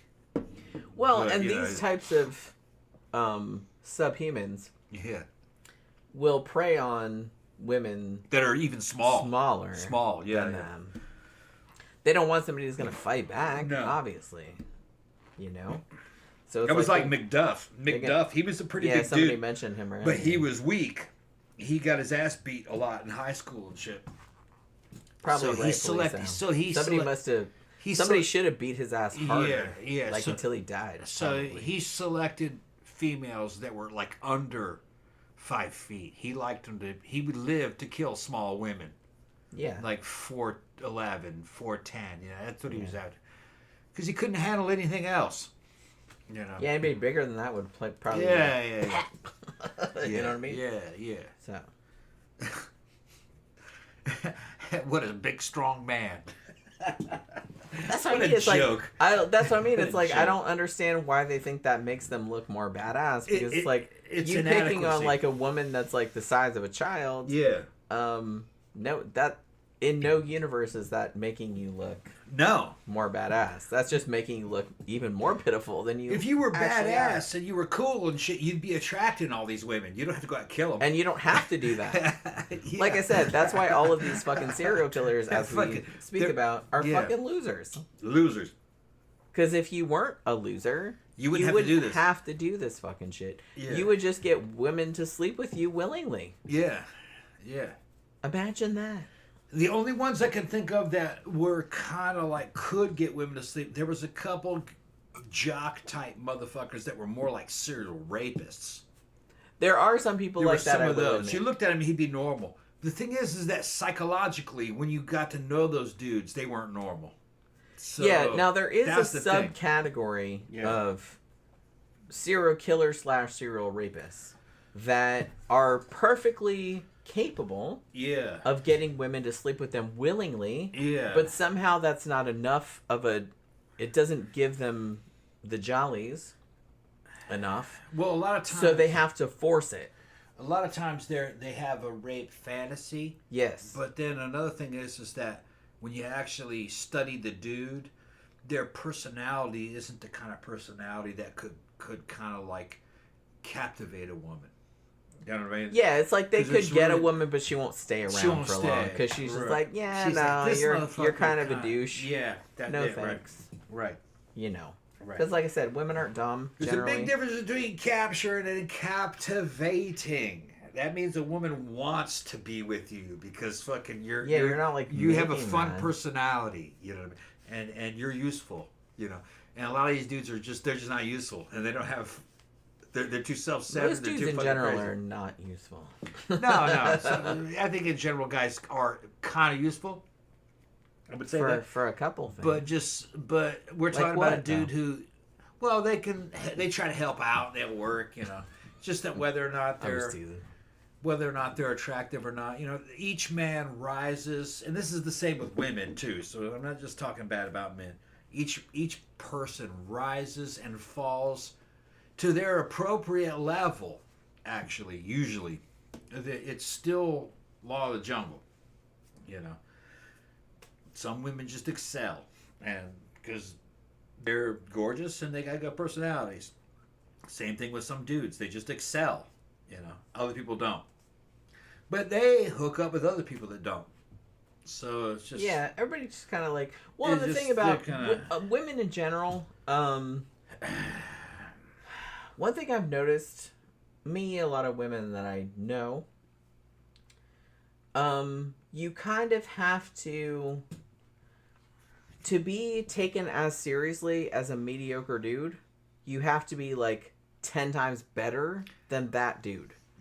So, no, you do. So you have to like, better so in that's what why, way? Better in what well, way? that's why women are better when they go to college. Like they're better in, you know, they're just more conscientious, like in their jobs and stuff like that, because they have to be. You have to be better to be seen as the same as a dude. No, it's true. It's true. It depends on the point of view that you're talking about. It's true. There are women that aren't worth a shit, but they're gorgeous. Well, no, I know. They're but they're gorgeous and they're Yeah, I know. fun.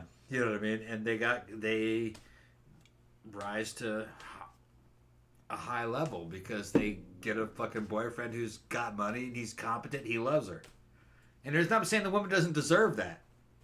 There's just some. I mean, there's like like I said, there's different ways of getting. And then there are some women that can do well in the professional world and make a shit ton of money, but dudes may not actually like her. She might have a fucking repellent personality. Or the dudes are threatened, probably more likely. That whole threatened thing, the dudes don't care. Yes, they do. Dudes care about how big your boobs are and what your ass looks like. They don't really care. If you have you're making a shit ton of money, it's not that they're threatened. It's just like, well, she's taken care of. Well, I can't really help her, so I'll move on. It's not really a spite thing. Dudes tend to want to feel useful because they're not born with a given status or usefulness. Dudes don't have a purpose when they're born. They can't give birth. Yeah. So you have to kind of like make your purpose. Dudes give purpose to women just genetically. Man, she's gorgeous. I like her. I want to get her pregnant so she has value. It's not the same way around. Most dudes are fucking expendable. Yeah. I think they said 40% of guys actually don't have children. As far as I know, I don't have children. So I mean, as far as you know. As far as I know. There could be some out there, but on you having children. You have a very high body count. There could be some out there. I think you might have some kids out there somewhere. There's the slow life strategy and the if fast you life. Seriously, I would like to meet you if you're out there, but I don't. There's the slow life strategy and the fast life strategy. I lived the fast life strategy. You did. Okay, Jen knows all about me and everything, and fucking what I was like before we met. And fucking, me and Jen were friends before. I think I know everything about you. Yeah, as I think you pretty much know everything about me. I mean, there's nothing I'm concealing. Okay, I hope not. The only thing you don't know about me are things you haven't asked about that I forgot about. That's about it. But you. Oh, now I got to think of some stuff that I. Yeah, you come up with something like, yeah. I would have to. I'll think of something. No, all the main shit you know. Okay. I'm pretty sure. I know some pretty dark shit about you. So. No, women kind of have an intrinsic value to them, even though some women don't have a very high intrinsic value. Women are just biologically important. They give birth to children. Yeah, dudes can do that. They're attractive. Men find them attractive. Men find some women more attractive than others. This is law of the jungle. It's just the way it is. And it's not just humans. It's also animals. And do not for 1 second differentiate humans from animals, because we are animals. I lived that life. And I'm an animal trainer. I know all about animals, fucking with horses and... Well, we're just apes. And what's that? We're just apes. Yeah, and apes are animals. We're all the same thing. You know what I mean? And it's not a bad thing. No, I'm not. Yeah. I'm not disparaging. We're just apes. Yeah. We're just hairless apes. Yeah. That's all. Yeah, and apes are good. They're pretty good, even though apes are cool. Even though chimpanzees are they'll tear your face off. They're fucking demonic. Or your balls off. Yeah. But so you have to become comfortable with what you are. Chimps are kind of cool though. Yeah. They're kind of cool. I'm happy with the dark side. We're goths. We like the dark side. That's our whole thing. Yeah. You just accept it. You accept it for what it is. So we can get back to these bitches here. These fuckers here, if you ask me, and Jen knows me more than y'all know me. I'm kind of bad in some ways. I have I'm predictable. I have a code. My code is not so much about law, American law or anything. I'm more like law of the jungle. But I have empathy. Okay? These bitches here are monsters. Yeah. They're monsters. I would kill these motherfuckers on sight. I would not even call these... Yeah. I would not even deign to call these people animals, because that's an insult to animals. Yeah, because animals actually are quite cool. Animals actually have... Reciprocation. And reciprocation. They understand. These motherfuckers they don't. Yeah, they are not functioning correctly. They're like subhuman, sub-animal. In the animal world, if you do something good, they return it to you. Sure. Animals are not unfair. No. Animals are very, very... Animals understand injustice. Hey, you fed him more than me. You got more food than me. Yeah. They know all that. That's fucked up. And they understand that. You're right. They understand. And that's actually the truth to life. They understand. That's actually the way. That's actually true. So a person Right. that doesn't even understand that basic concept. Yeah, you're a misfit. You got. Like I said, I'm not even. Yeah. Animals are probably better. Much better morally than these people. I'm not a huge human lover, even though I do. Me neither. I'm more of an animal lover, really, and it's because animals are pure. They're unclouded by fucking ideology or fucking culture. They just know what's right. They're like, that's unfair. You're good to me, so I'm good to you. Fucking, you know. Yeah, they're being bad. You know, Daddy, help me. Yeah, I got cats and animals and horses and all kinds of shit. And they have like very human reactions to like they understand. They understand. Yeah, and what's weird is that they are in many ways more human than a lot of people. Than some humans. Yeah, right. Yeah. Oh, big time. Yeah. Our cats are more human than this motherfucker, for sure. Oh, hell yeah. That's why I was saying that I don't artificially overinflate the value of human life, because actually I know the purity of my cats. I'm a cat daddy.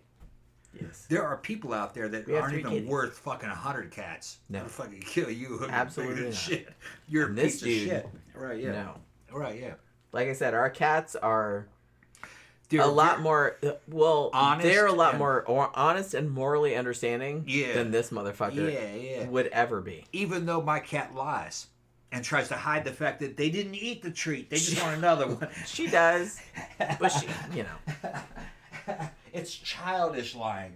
Yeah, it's not. They're like little children.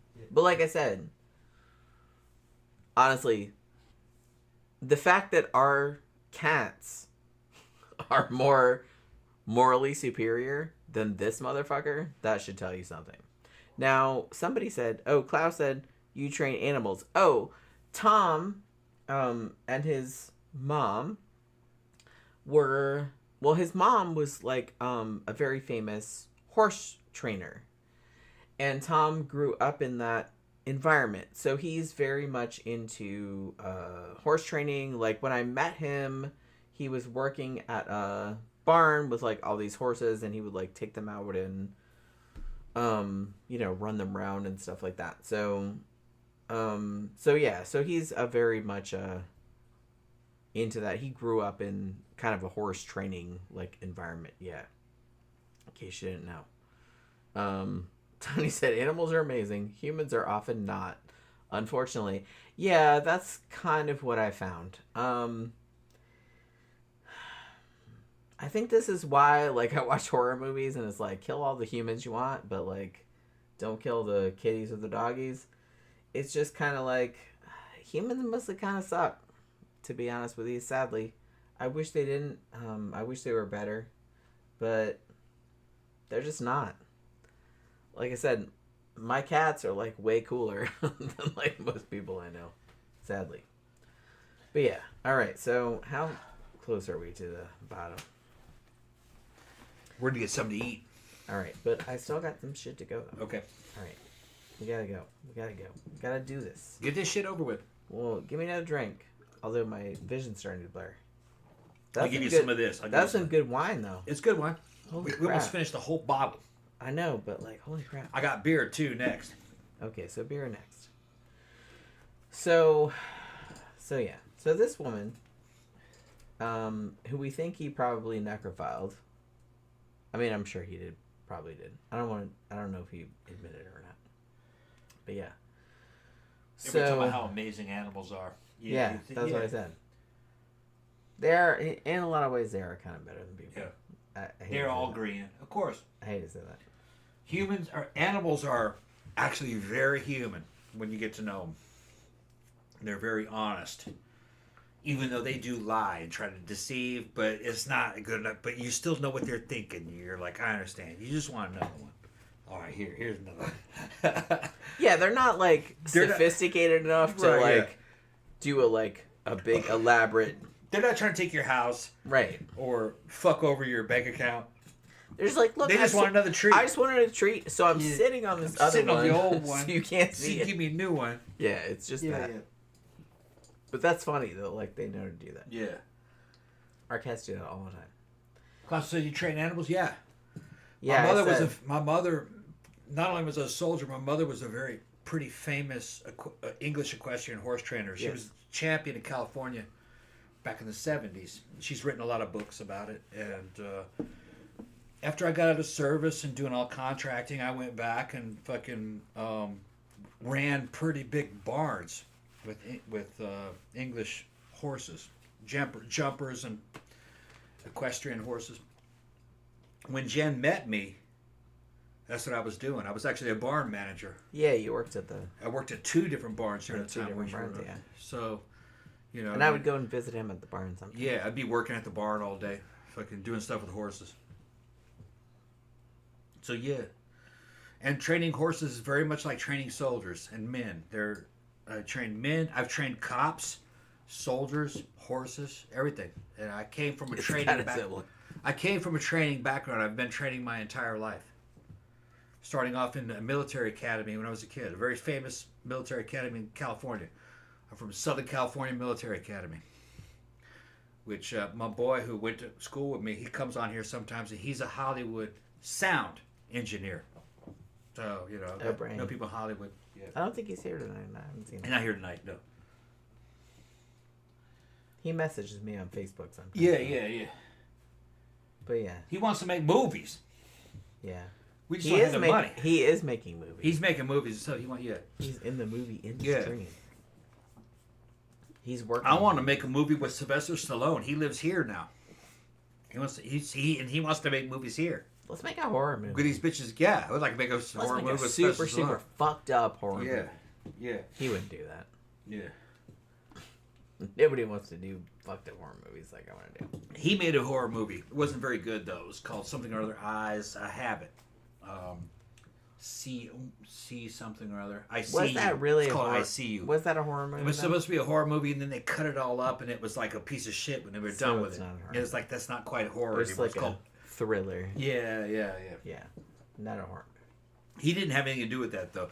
Stallone's movies, when he's in charge, are very good. He can write, and he's a good actor. That's true. Yeah. All right, let me finish this fucking story up before it's fucking midnight. All right. So where was I? So he killed a sex worker, Frances Brown. Same kind of thing. Like I said, he choked her to death with his dick, which I don't believe. That's where we got sidetracked. And then he dumped her down an embankment. And then there was so much debris dragged down with her. When they found her body, there was so much leaves and like debris on top of it that they thought she'd been buried deliberately. You know what I mean? Which I don't think she was. Now, after this murder, it seems that the media started to pick up, holy shit, we might have a serial killer. Because the cops are they're reluctant, for obvious reasons, to be like, hey, we have a serial killer in the area. But, all these bodies are being found. It's like, you can't really deny it after a certain point. So, it's only been 18 months. All of these women have turned up dead. And they started calling this dude, the Rochester Night Stalker. That was one of the things. The Rochester Strangler. Or the Genesee River Killer, which is the one that stuck. Because that was what they called this stupid motherfucker. Now, at this time, before they had caught him, they thought maybe that Gary Ridgway, the Green River Killer, had perhaps relocated and was killing people in this vicinity now because the MO was admittedly pretty similar. We did a show about him a long time ago, but yeah, it is pretty close. So I can see why they were thinking that was the case. Obviously not so, but I can see why they were thinking that.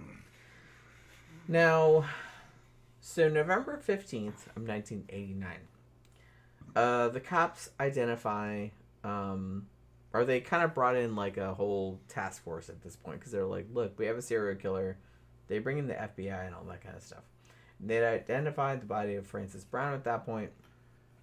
Now, interestingly, because as you would do at this stage, we're going to do a search of all the known registered sex offenders and shit like that in this area at this time.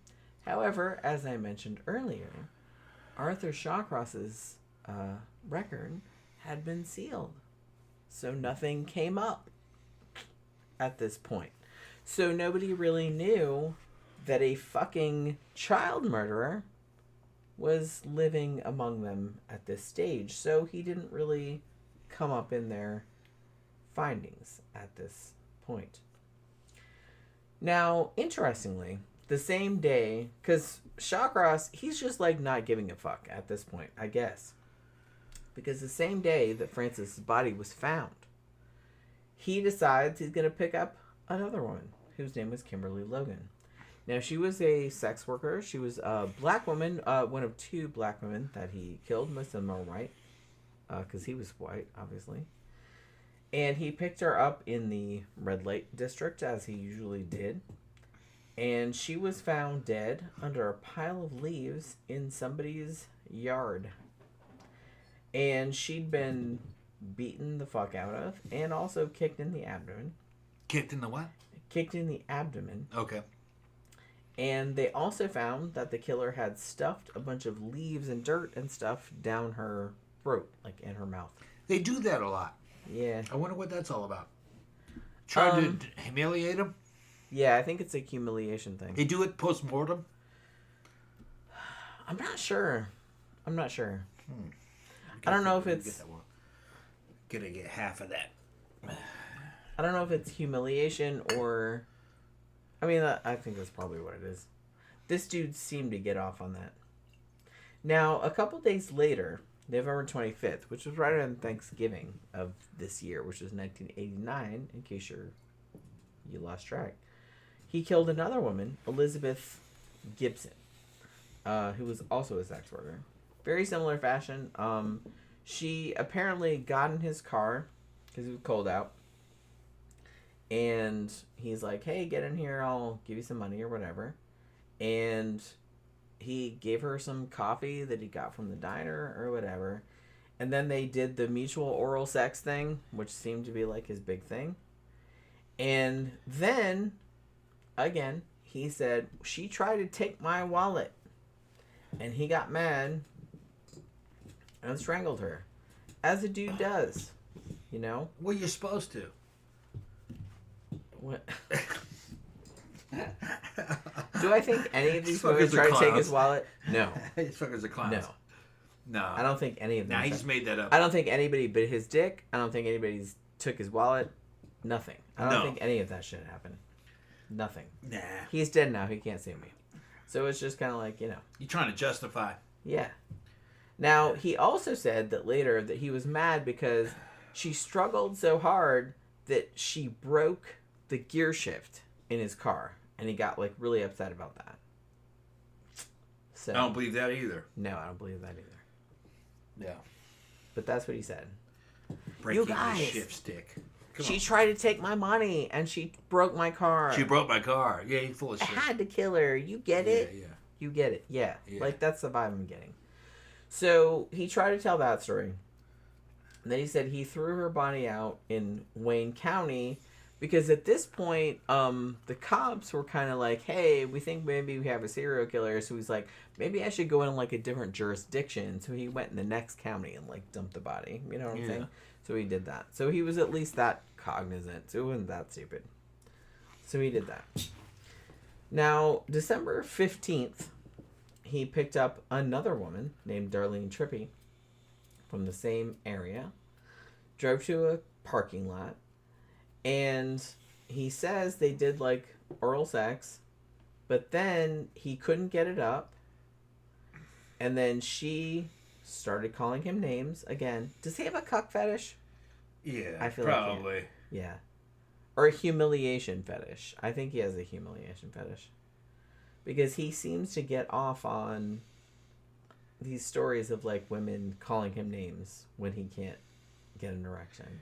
Well, he's basically saying that if you're assaulted you really should retaliate. You're justified in you're killing someone. You retaliate. Because that's a totally normal. Yeah, that's what he's talking about. She reaction. insulted me, so therefore, I was so manly. I fucking bucked up and killed that bitch. Because that's what it's. She insulted my exalted manhood. Yeah. What else can I do? That's what he's doing. Yeah, that's what exactly he's doing. Yeah. That is pathetic. That's fucking pathetic. But okay.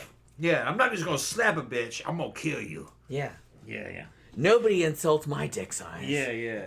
That's what he's doing. I will end you. Yeah. I mean, oh my God. Do you know how pitiful that is? That's pitiful. So it's like, his story was that he couldn't get it up. She got frustrated and started calling him names and insulting him. And he, of course, as a natural consequence, had to kill her. Because why wouldn't you? And so then he dumped her body in some wood somewhere. And they didn't find her until January 5th. Klaus is in there and says, I love this show. And then Tanya goes, thank you very much. Thank you very much. We're just drinking, talking about this fucking... Why? These people make me so mad. They make me so mad. Okay, so like... Look who we got here. Look who we got here. Oh, it's Pookie. Look who we got here. What you doing, Pookie? She just keeps pookling around. Yeah, she's trying to... She's like, I want to be on the show. I want to be on the show. Trying to get some attention. You be on the show, too. You be on the show. Be on the show. Yeah. Which your daddy said is okay. She's like, all right. She's purring. She's like, yeah. All right. Yeah, purring. You're my daughter. You know that, right? Yeah. You're my daughter. We have several. A little four-legged daughter. Our fur daughters. Yeah. That's all right. You okay? Okay. She's looking at me like, oh my God, she's hilarious. Yeah. She's been hanging out like all fucking night. She will fucking climb up on your chest and try to wake you up all night. You fuck with us. Yeah. Oh. Yeah. You're so cute though. Yeah. We love you. We can't stop it. But like, yeah. So only a couple days later. So okay. So at this point, the cops are like, okay, probably serial killer. I mean, good call. So they're having like fucking cops out, like undercover cops and stuff like that. So they're watching everything, right? And even with all of the additional security, this motherfucker still picks someone up like a couple days later, right under their fucking noses, like on the Lake Avenue, on the red light district. He picks up another woman named Darlene Trippy in that same place, takes her to a parking lot. He says he paid her the money. They did the oral sex thing like he was into. And then, again, he couldn't get it up. And then she called him names and, like, he strangled her and blah, blah, blah. And then he dumped her body. So there was that. Now, this time, too, I don't know. I kind of feel like at this point, they know what's going on. They have undercover officers disguised as Johns. They know what's going on. So there's, like I said, at this point, they've warned all the sex workers, hey, don't go with any strangers. Like, we're looking for somebody, blah, blah, blah. Somebody's targeting you guys. So they at least had the, foresight to do that. Now, he picks up another girl on December 17th named June Cicero. Now, this was interesting because June Cicero was known as, like, I saw another documentary calling her, like, the queen bee of the prostitutes. They said she was super mean and she would, like, not fucking take shit from anybody. Like, they were kind of like, if anybody picked her up and was going to kill her, oh my God, that would be, like, it would be your death because she would fucking fuck you up. Unfortunately, that was not what happened. But that was kind of the reputation that she had. But she got picked up on December 17th. And then Shawcross apparently took her to some isolated area somewhere and strangled her, even though all the cops were watching this area at this point. It had like undercover officers and stuff going on at this point. And then he threw her body in the Salmon River. They didn't find it until January 3rd. So several weeks later. Now, 2 days after he killed June Cicero, he came back to the dump site with a little handsaw, and he allegedly cut the vagina out of her body, which was frozen at this point, and ate it. I don't know if that's true or not. That's what he said. But he said that he came back and cut the vagina out and ate it. Ate it raw? I don't know. I don't know if he cooked it.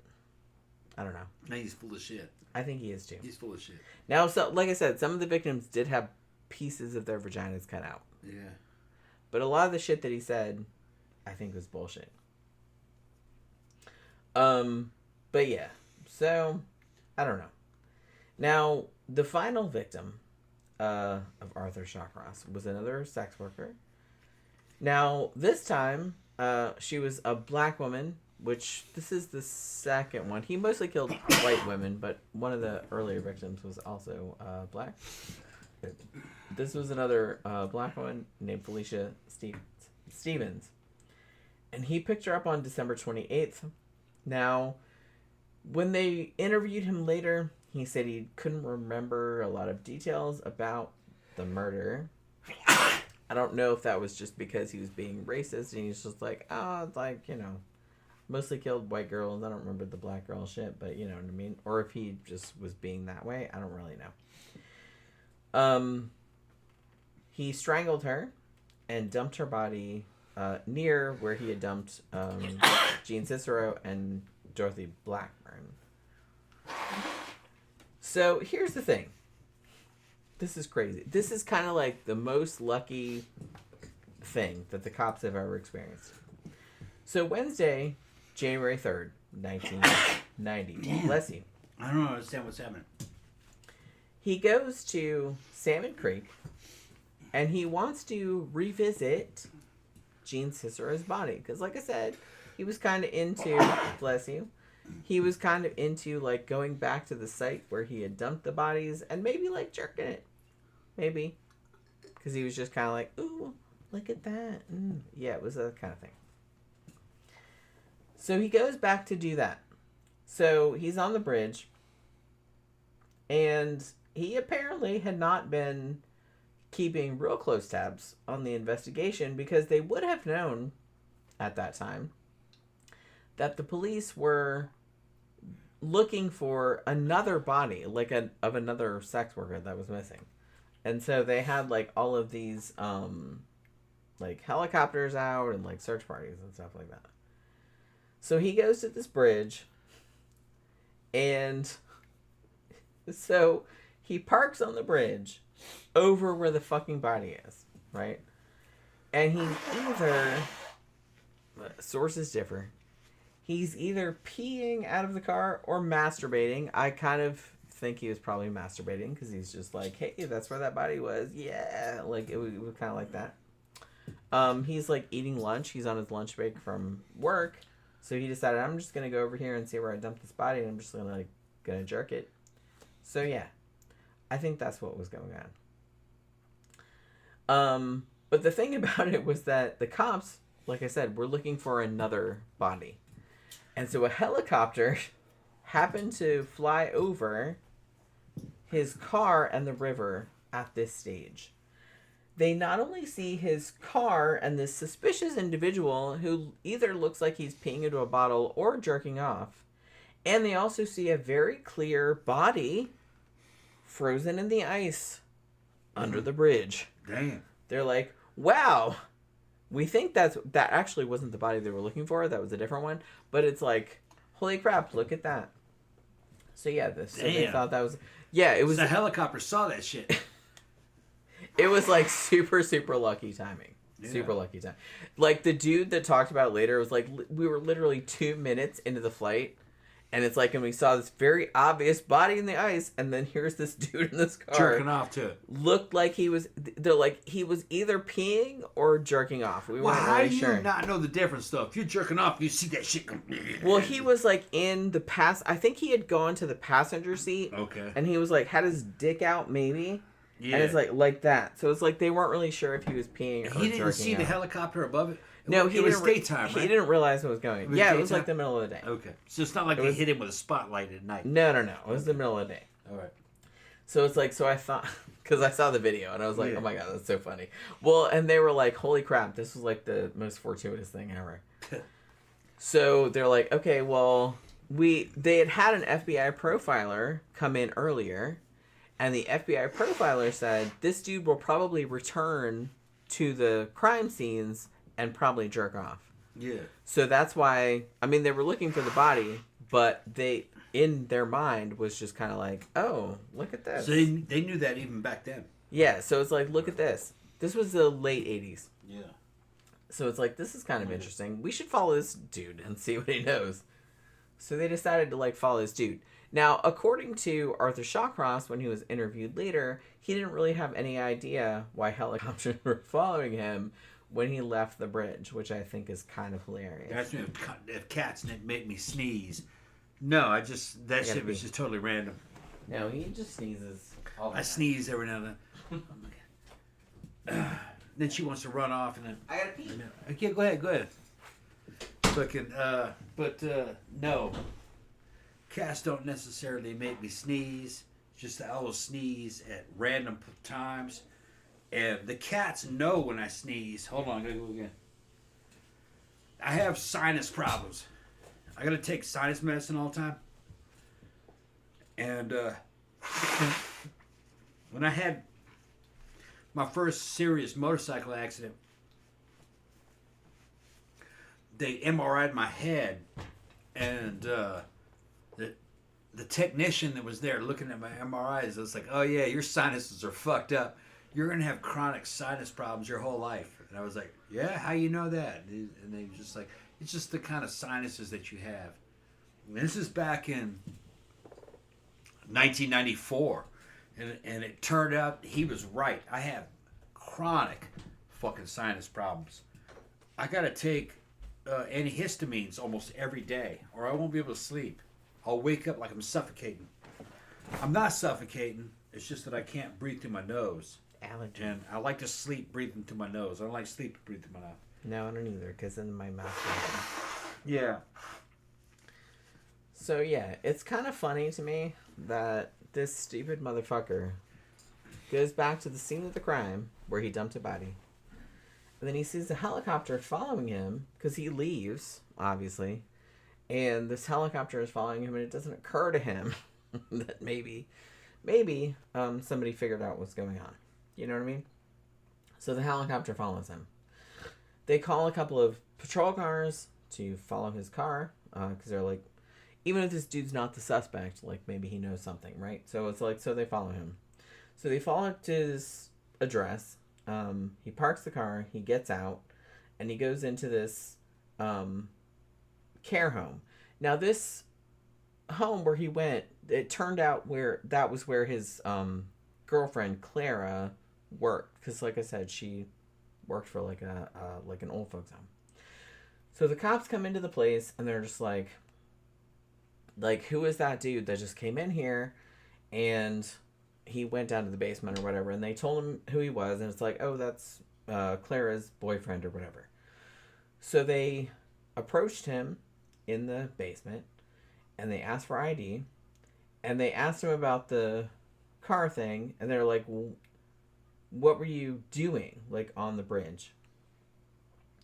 And he basically said, oh, well, I just went there to eat my lunch or whatever. And it's like, they asked if they could see his driver's license, and he's like, I actually don't have one, because that was his girlfriend's car. So he didn't have a driver's license. He was driving without a license. So that was another thing. And he's like, yeah, I was just out and about. I was eating my lunch, had to pee, and then I saw these helicopters. So I thought I would just, like, close the door and go back in the car and just, like, pee in a bottle because you guys were watching me. You know what I mean? So there was that. But because he didn't have a, driver's license and all this other kind of stuff, they're like, okay, it's us.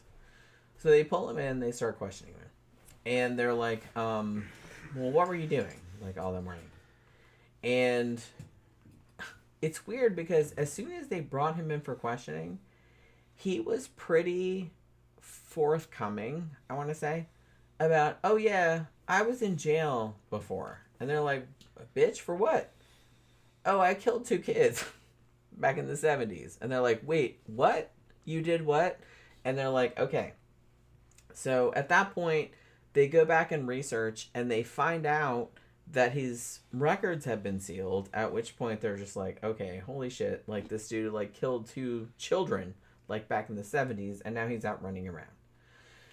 Now, so they start asking him more questions, like, what about your wives and your girlfriends? Like, what about your, you know, all of this fucking, these kids you killed? And he was pretty cooperative. They hadn't actually arrested him at that time, but they were just like questioning him. So all the stuff that he was saying was voluntary. Like he wasn't, weren't making him say anything. So they let him out a little bit later. They didn't have anything to hold him on. Like all he was doing was being weird and maybe possibly masturbating on the bridge, right? So he went home. But they were suspicious enough that they're just like, yeah, let's send them cops out and, like, keep his fucking house under surveillance, as you would. Now, the next morning, the cops picked him up again, because they said, you know, like, your whole story wasn't really making sense to us, so we need to, like, you need to come back in and we need to, like, clarify some shit. That's what they said, basically. So he's like, okay. So he just went right along. So he went with them. And they drove him to a place by a golf course where he had supposedly had a... Damn, I can't understand this shit, man. I know, holy crap. It's horrible. Had a meetup with a sex worker. The sex worker, who they had talked to earlier, had identified him from a picture. It's like, yeah, this is this dude, Mitch. And it's like, man, he's always here. He has this kind of car. A couple of the victims, like, were the last people that he'd been seen with. Yeah. And one of the women recognized him. Let me get some beer. Okay. And so they were kind of like, okay, so we need to question him about that. So they started questioning him about that. And they asked him about it, and he said... yeah, I go a lot to, like, Lake Avenue, and I, like, you know, I fuck with the sex workers there. That's, like, why not? Now, they're like, okay, well, let's go to, like, this office. We're going to do, like, an official interrogation, right? Now, later on, they questioned him for several hours, and then later on, they gave him, like, a weird... they had this pile, right, of photographs of the victims. They were like playing cards, I've heard them described as. And it's like they handed them to him, like a deck of playing cards. And they're just like, which ones are you associated with? So he went through the thing and he was just like, this one, this one, this one. Like he recognized them all. Like a couple of me threw out like that wasn't me or whatever. But it's like he was pretty forthcoming about it, which is pretty alarming. So he actually identified 11 victims, and very openly confessed to killing them. And then, because a few of the victims had not been found at this point, he actually said, okay, I'll show you where I dumped them. And he actually went with the cops and identified, like, where the victims were buried after, like, 12 hours of interrogation. So after this point, obviously, they officially charge him with what they were calling then the Genesee River killings.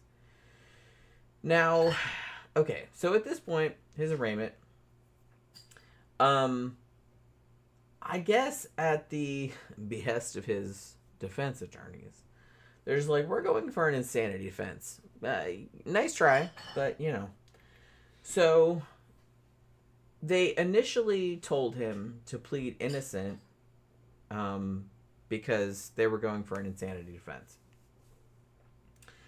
So for the next few months, Arthur is subjected to a whole series of psychiatric evaluations to see if he's sane or not. And like I said, if you don't know, at least in the U.S. judicial system, I know it's like people are kind of very, quick to be like, ooh, insanity defense. It's very, very, very difficult to prove that. You basically have to prove that you were so crazy that you did not know right from wrong. So if you made any attempt to hide the bodies, if you made any attempt to conjecture an alibi or anything like that, that means you're not crazy. That means you're not crazy because you knew what you're doing was wrong. To be considered insane, you have to not know what you're doing is wrong, which is very, very hard. It's very difficult to do. Okay. But that was kind of the only thing that the defense was trying to do, obviously. For you British people that are watching the show, you say that America doesn't have good beer. This is fucking Yuengling. Yuengling. This isn't fucking Bud or anything. This is our oldest brewery. All right. One of our oldest, I think. I think it's the oldest in America. Might be. I have to check. Yuengling. And fucking, it's good. This is fucking Yuengling Black and Tan. I'm not a beer person. I'm not a huge beer fan. We just bought them the other day because we were at Publix buying other stuff, and I was like, ooh, it was on sale. It was like $13. Yeah. For like a 24 pack. This was actually a local brewery until recently. And then they got nationwide contracts and they were able to fucking get this everywhere. But this is very much, and I've had beer from all around the world, very much like something you would get in England or Germany. It's not like Bud or anything like that. Nobody likes Bud. Even people here don't like Bud. It's just that... Similar to Guinness. Bud is just, you can get it everywhere. It's cheap. Rednecks have become accustomed to it. Yeah. It's like piss water. It's like you can't get drunk on it. I can't get drunk on it. You can get 12 bottles of this. I can't get drunk on this either. You can get 12 bottles of this for about $20-something. So it's not as cheap as Bud. Bud, you could get 12 cans. Well, for no, like the sale was. I think it was a 12 pack. Yeah. And it was $13.99. $13.99 or $14.99. Yeah. Publix was having a sale. That's why we bought them. And this isn't really our best shit. Our best shit is actually from microbreweries. Yeah, but this is okay. And which is like local. But this is okay. This is good. This is good national brand beer. It's okay. One of the better widely available beers. One of the better widely available ones. That of a decent price. Yeah. But you can get craft beers that are like from your state that are fucking awesome. They have them at liquor stores. Yeah. Here it's easy to get them. Who's just trying to straighten it out. trying to straighten out the American We don't all reputation. drink Bud. We don't all drink Bud. We all agree. That's fucking piss water. Bud is terrible. Terrible. We agree with Europeans. Those are corporate beers for the mass market. Well, rednecks drink them. That are everywhere. They can get that shit nationwide, and it's cheap. That's what a lot of that shit is. But most people here know what good beer is, and they don't buy that stuff. Klaus says, of course, there's fucking good beers from all the micros. Yeah.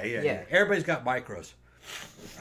Yeah, I mean, and like I said, I went to when I was in St. Augustine, they have a brewery there. They have not only a brewery, but they have a thing where they make vodka and gin and everything like that. They have all their own shit. Yeah. America's got good shit. We just gotta... it's just... You gotta look for localized. it. You gotta localized. Local, yeah. Just localized. That's all.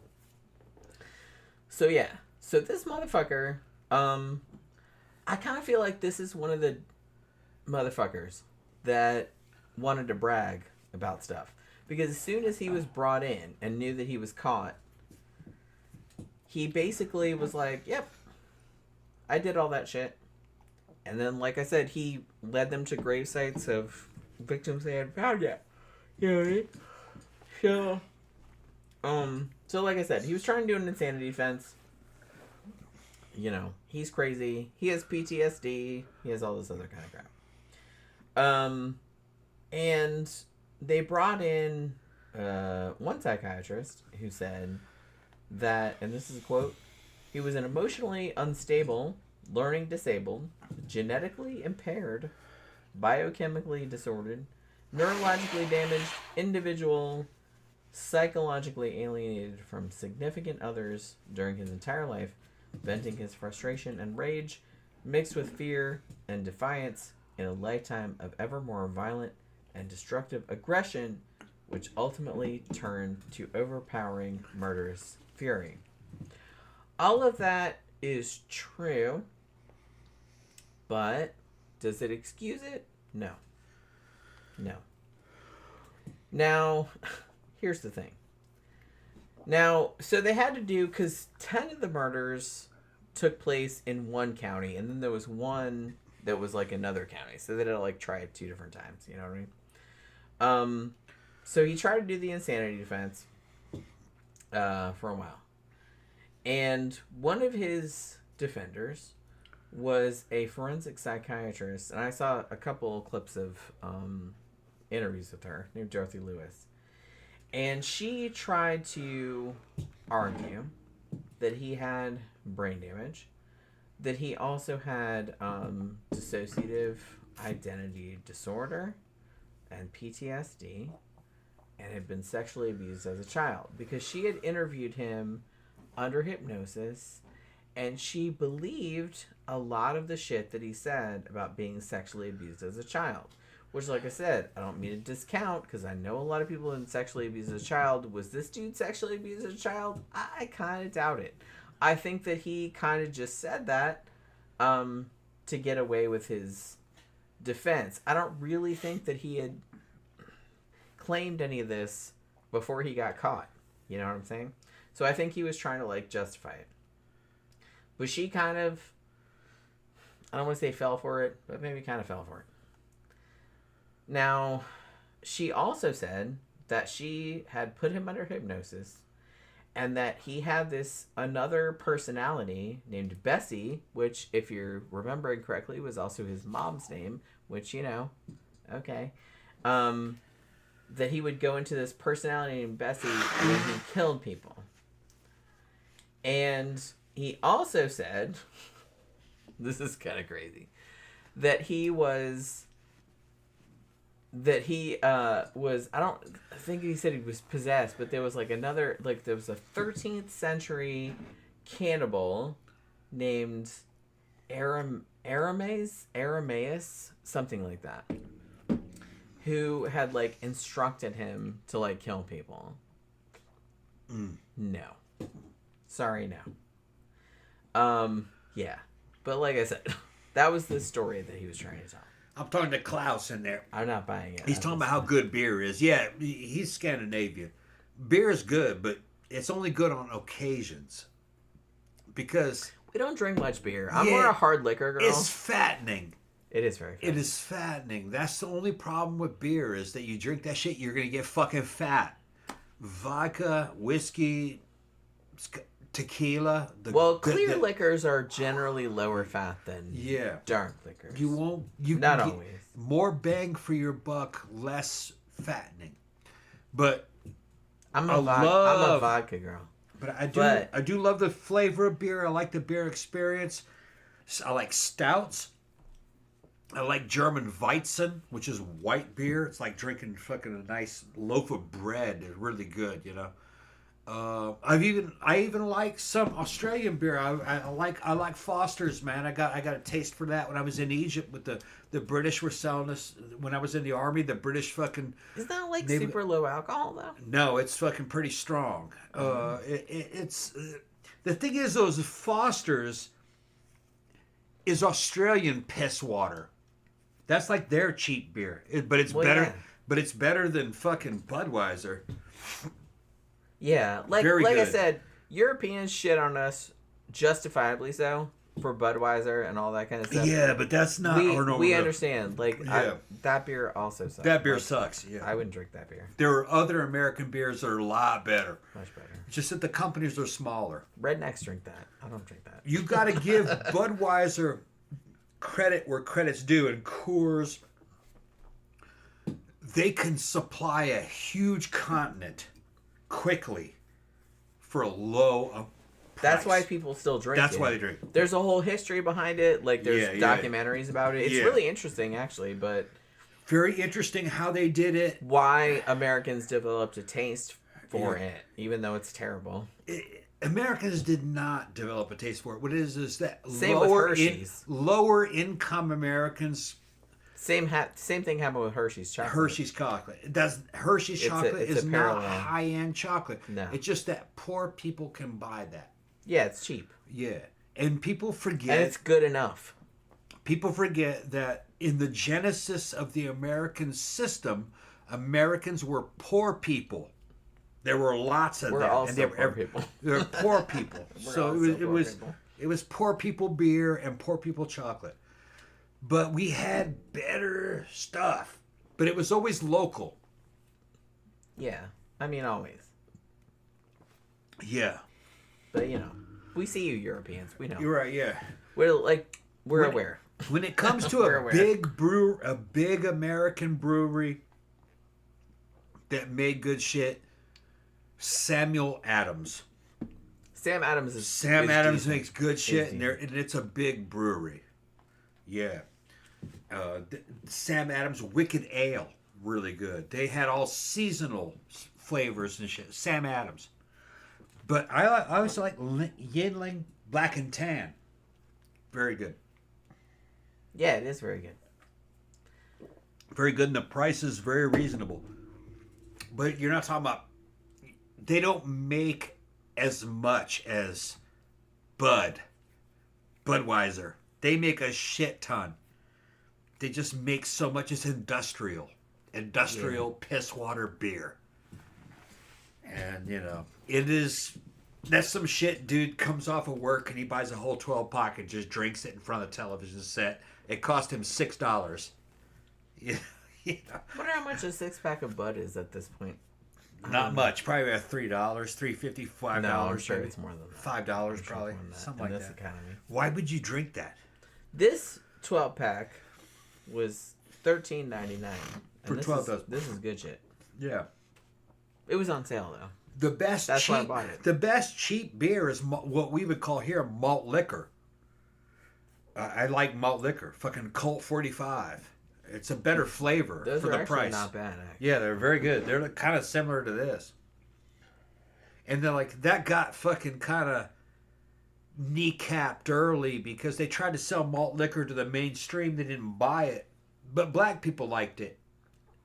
And it became a black. And white people are like, ooh, we can't do black people stuff. Yeah. Yeah, then Billy D's out there, Billy D. Williams selling malt liquor. But a fucking malt liquor for the money is much better than Bud. It is, actually. Yeah. We fucking reviewed that shit on this channel years back. A long time ago. Yeah, it's not bad. Not bad. No, malt liquor. It's better dollar for dollar. It's better than Bud, that's for sure. Yeah. For cheap shit, we want malt liquor. Better. Yeah. All right, so where was I? I was almost done with this. All right. So as I mentioned earlier, this motherfucker, as a lot of these serial killers do, he always tended to come up with some reason, like why he killed all his victims. They made fun of him, they bit his dick, they tried to steal his wallet. It was always something like that. One of them broke the gear shift of his car, God forbid. There was that. Also, one of the other claims that he made, and he was still making this claim when he was an old man, because I saw this on an interview in 2008, before he died, was he said that, well, for a while, he thought he had AIDS, and that one of the sex workers that he had slept with had given him AIDS, and so therefore he was somehow justified in killing the sex workers? Because one of them somehow had given him AIDS. He didn't have AIDS. Okay? He didn't have AIDS. Even if he did, no. That's just, not... No. So it's just he didn't have AIDS, though. But that was just yet another reason that he gave for, killing people. Because, like I said, he can never take responsibility. As a lot of these people cannot. Now, here's the thing. So, the defense, at his trial, claims all this stuff. Oh, he was sexually abused by his family. Oh, he's all of this stuff.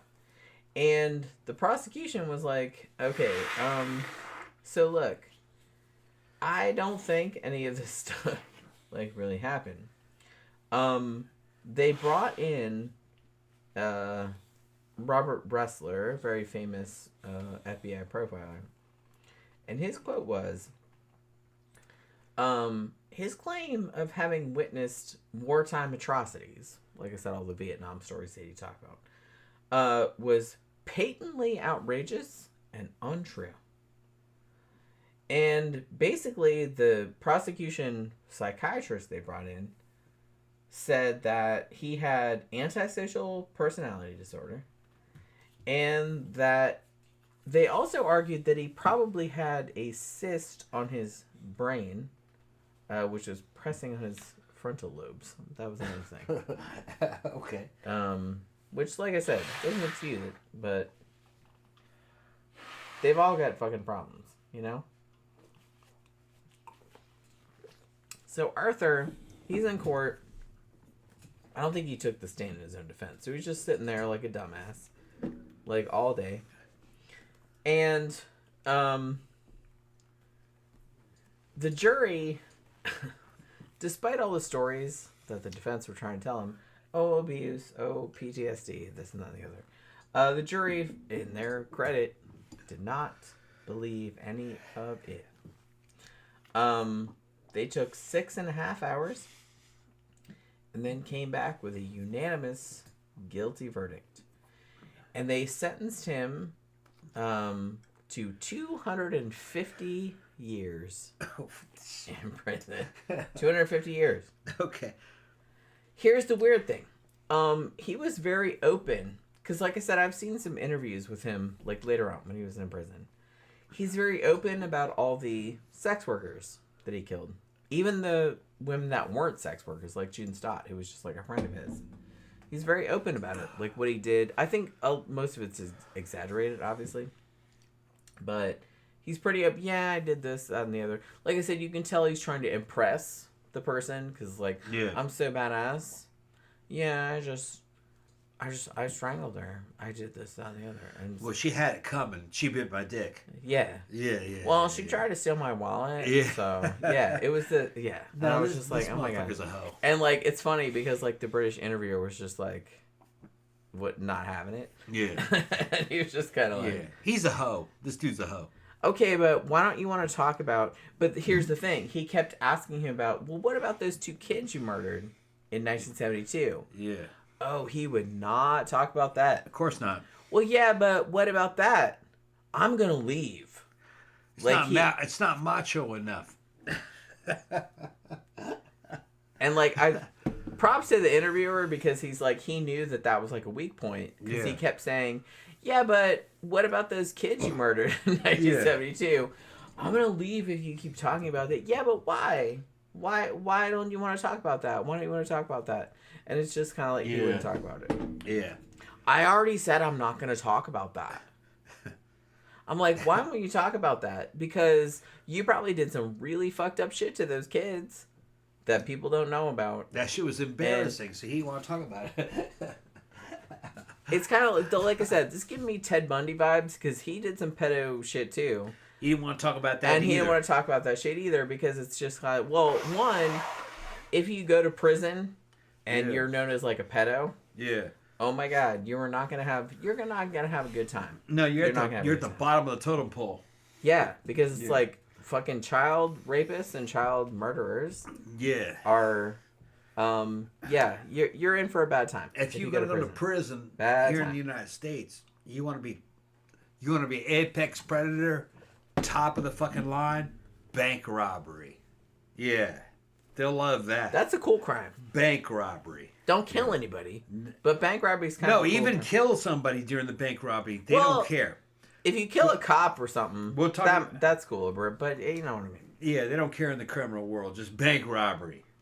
Below that would be like manslaughter. Killing somebody over the fight of something. You know what I mean? Yeah, it's like, I found this bitch cheating on me. When you start getting bitch cheated on me. I killed her boyfriend. He's like, yeah, man, I get it. Yeah. I get it. But when you're talking about I don't get it, but you know. I raped these children. Oh no, and everybody's like, no. No. Even That's people not in prison are like, that's not a man's crime. That's not a man's crime. No. A man's crime is usually about vengeance or stealing something. Yeah. So that's why a lot of these serial killers, even if they provably, as this motherfucker did, as Ted Bundy did, raped and murdered children, they will never, ever, ever admit to it, because in prison they will get fucking eviscerated. In American prison, rape itself was not considered cool, because a lot of the inmates that are incarcerated in there have wives and girlfriends and daughters back home. They at least have enough empathy to imagine. Like, hey. Like, if that had happened to their loved one, then yeah. In American prison, the main man's crime is robbery or vengeance. They understand that. Yeah, that's like badass. Going after children and sex and shit. They're like, wait a minute, hold on, I got a fucking wife out there, Roy. Hold on. My daughter. That could have happened to them. Yeah. They're not into that. Even criminals understand. Yeah. Criminals is kind of a fucking stereotype. It is. In a way. Criminals are just regular people, but just they're behind bars. And then, because they did something wrong. They took vengeance or they stole something. But a lot of times, some of the shit they did, I'm just kind of like, Yeah. But these sex offenders, they're raping and doing shit like that. Then the rest of the criminals are like, wait, but hold on. What the fuck, man? I got a mom. I got a fucking daughter. I got a sister. You know what I mean? Fucking, you know. Yeah. It's not the same thing. Well, here's the thing. Okay. So they put this dumbass in jail for 250 years. Now he got a little bit in trouble. He was trying to sell some paintings that he did on eBay, and they're like, "Yeah, you can't do that." So he got in trouble for that, like in 1999. So they revoked his shit. Now, in 2001, this is kind of interesting, and I saw in a documentary about that the end of this was about this. So 2001, he figures out that he has a daughter that he didn't know that he had. And her name is Maggie. And he had some kind of like brief relationship with a woman in Hawaii when he was stationed there. And that woman had a daughter, evidently without telling him. That's what he's going with, so okay. And then this woman, Maggie, found out that she was his dad, like when she was about 40 years old. And for some reason, she decides she wants to have a relationship with him, because that's her dad. If I found out my dad was a serial killer, I'm not judging, I'm just saying, if I find out my dad was a serial killer, hey, says I know who my dad is, but like, if my mom said to me, hey, your dad is like this dude that's been in prison for all this time, oh, he's a serial killer, I'd be like, yeah, fuck that dude, I don't want to know that dude. But evidently she wanted to meet him for whatever reason, and so she went to visit him. And also, eventually, over the years, she ended up having 7 kids, I believe, over the years, and brought her grandchildren to meet him as well, because that's granddad. I don't know how I feel about this, to be honest. Like, I saw some interview with her. She seems like a nice lady and everything, but it's just kind of like, why? Why would you do that? Why would you subject yourself? Why would you subject your children to who you know was a serial killer? She knew what he did. She knew. And they visited him for years and years. The grandchildren would send him letters, like drawn pictures and shit like that. It's like,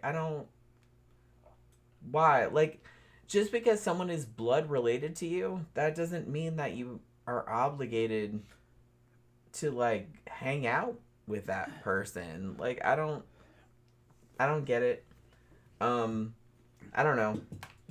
She basically said, I don't think they asked her about it, but she basically said that, oh, well, whatever he did, she said, one, it was a long time ago, which, okay, like, that doesn't make it any better. And, well, you know, God will judge him, or when he dies, like, he'll get judgment or whatever. I'm just like, look, I don't believe in that, so it's just kind of like, yeah, whatever. So it's like, if you think that it makes you feel better, cool, but I'm not really down with that. And the thing about it was that they asked him about it, and they said, well, you know, your daughter and your grandchildren come to visit you. And he's like, yeah, Maggie, like his daughter. Oh, she's cool, quote unquote.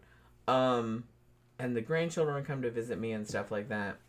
And they asked him, the British interviewer asked him, well, how would you feel if someone did to one of your grandchildren what you did to some of these other victims? You know what I mean? Like, he just described it. Like, you know, how would you feel? And he said that he would be, quote unquote, devastated. But the British, you know, the guy that was interviewing was just kind of like, yeah, but you said that you don't really care, like, about the shit. Like, why? So you're devastated if it was done to somebody that was, like, related to you, but it's like you don't care. And he's just like, yeah, it's really weird. He's like, I wouldn't care. Like, I don't really care about... He basically said, I have no remorse about all of the people that he killed. Like, all the women that he killed or the children that he killed. He doesn't care about that. But if it happened to one of his own grandchildren, he would be, quote-unquote, devastated. Which, I don't even believe that, to be honest. I don't think he has the capacity. Just looking at him. His affect does not change. Whether he's talking about murdering people or talking about loving, quote unquote, his grandchildren, I don't think he's capable of it. So I don't know. And honestly, like I said, man, this woman that's his daughter and that is bringing her kids to meet this motherfucker, I saw a lot of comments, you know, in the YouTube comments under this documentary. And they were just kind of like, why would this woman bring her fucking children to meet this fucking monster? It's like, it doesn't matter that it's her fucking grandchildren, right? It's, Jesus Christ. If my granddad or my dad was a serial killer, I wouldn't associate. I don't know.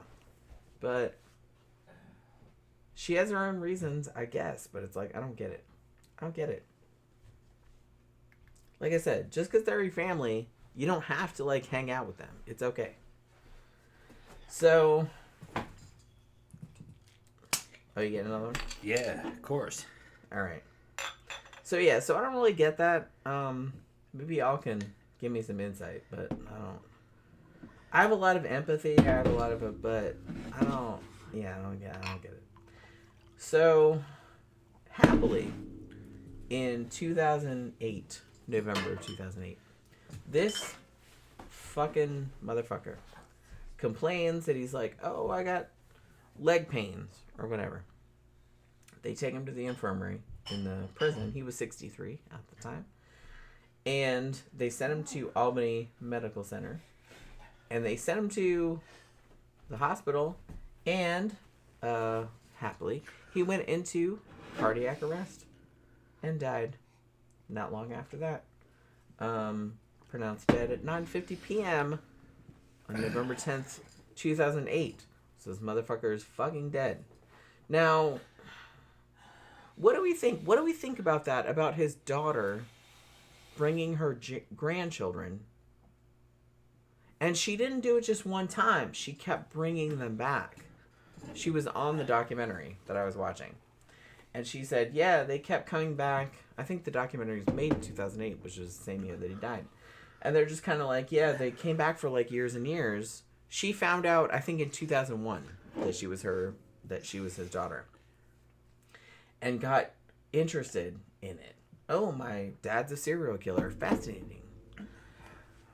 So it's like she went to visit him a few times, and I guess she related to him somehow. I don't really know. Like, he'd been in prison for a while at that point, but it's like maybe he had chilled out, but why would you subject your children? She's like, well, my older kids know that he's a serial killer, but my younger kids don't. I'm like, Jesus fucking Christ. I can't imagine being in that fucking situation. I just can't imagine. What would I do? I don't understand. I don't understand. Like, look, I have a lot of family, and I love my family very much. I have 3 younger siblings. They're all awesome. My mom is awesome. My dad is kind of awesome. So if I found out that one of them was a serial killer, would I still keep associating with him? Fuck no. Fuck no. I don't... Serial killers are sex offenders. I don't get this, oh, it's my family, so I have to... No, you don't. No, you don't. You don't. That's very frustrating to me. You don't. Serial killers are sex offenders. They're the lowest echelon of offender. These are dudes that just can't control themselves, and they're infantile, and yeah, this is not the why would you still want to associate? Yeah, nasty. Yeah, nasty. It's like the lowest of the low. Lowest of the low. Even if you've known that person your whole life, even if that was like your sibling or something like that, and then you found out later, it's like, hey, this person's doing all this shit, like, behind your back. Yeah. Would you still defend? No. I would not defend. No. Nope. No. Nope. If there was creditable evidence that they had done that shit, absolutely not. No. I'm not hanging out with somebody that does that shit. Sorry, I'm not. No, and in the criminal world, you don't want to hang out with that. That's not respectable. That's not an honorable crime. Like I said before, Klaus, he knows what I'm talking about. Robbery or vengeance, that's about the only thing that works in the criminal world. Well, that's like, You're trying like to kill understandable somebody. shit. Yeah. You're trying to steal something. That's your life. That's their job. You're trying to get vengeance on somebody because they did something wrong to you. Okay, that's a little more understandable. Yeah, people But understand trying to kill some chick because you wanted to get laid? What the fuck? That's beta as fuck. That is beta little dick energy. Okay, that's just how it is. And it's like that, I think, universally among men in the criminal world. Civilians are very much into, they're really like fantasize about these fucking serial killers. Like, wow, yeah, it is weird. It is weird. I will give you that. But they're low. They're well, like I said, I think the reason low. that a lot of people like me are fascinated with them is just because their mindset is so alien. Yeah, they're alien. That's what makes it fascinating, is because it's so weird. But there's no honor there. No, of course not. Of course not. That's like fucking perverse. They might think they have that, but it's serial just like, killers, not. Serial rapists. They're both like that's garbage. And to be honest, the fact that they might... Here's the thing. I kind of feel like a lot of serial killers / rapists feel like they're badass. A lot of them do. Because it's like, ooh, I'm just taking what I want. Blah, blah, blah. Yeah. But it's like the fact that you have to force women to have sex with you. That's a weakness. That's a weakness. Most normal people would be like, wow, that's pathetic. Okay. You can't get anybody to have sex with you, like, you know, voluntarily? Yeah. Okay. Wow, that's pitiful. Let's put this into a very understandable Western context. When you watch Star Wars, okay, this especially fucking the first Star Wars, fucking The New Hope, okay. You run into a criminal in that story, Han Solo. He is a criminal. Okay, he's a criminal. He's a fucking drug dealer, basically. He's smuggling spice But look, let me tell you something.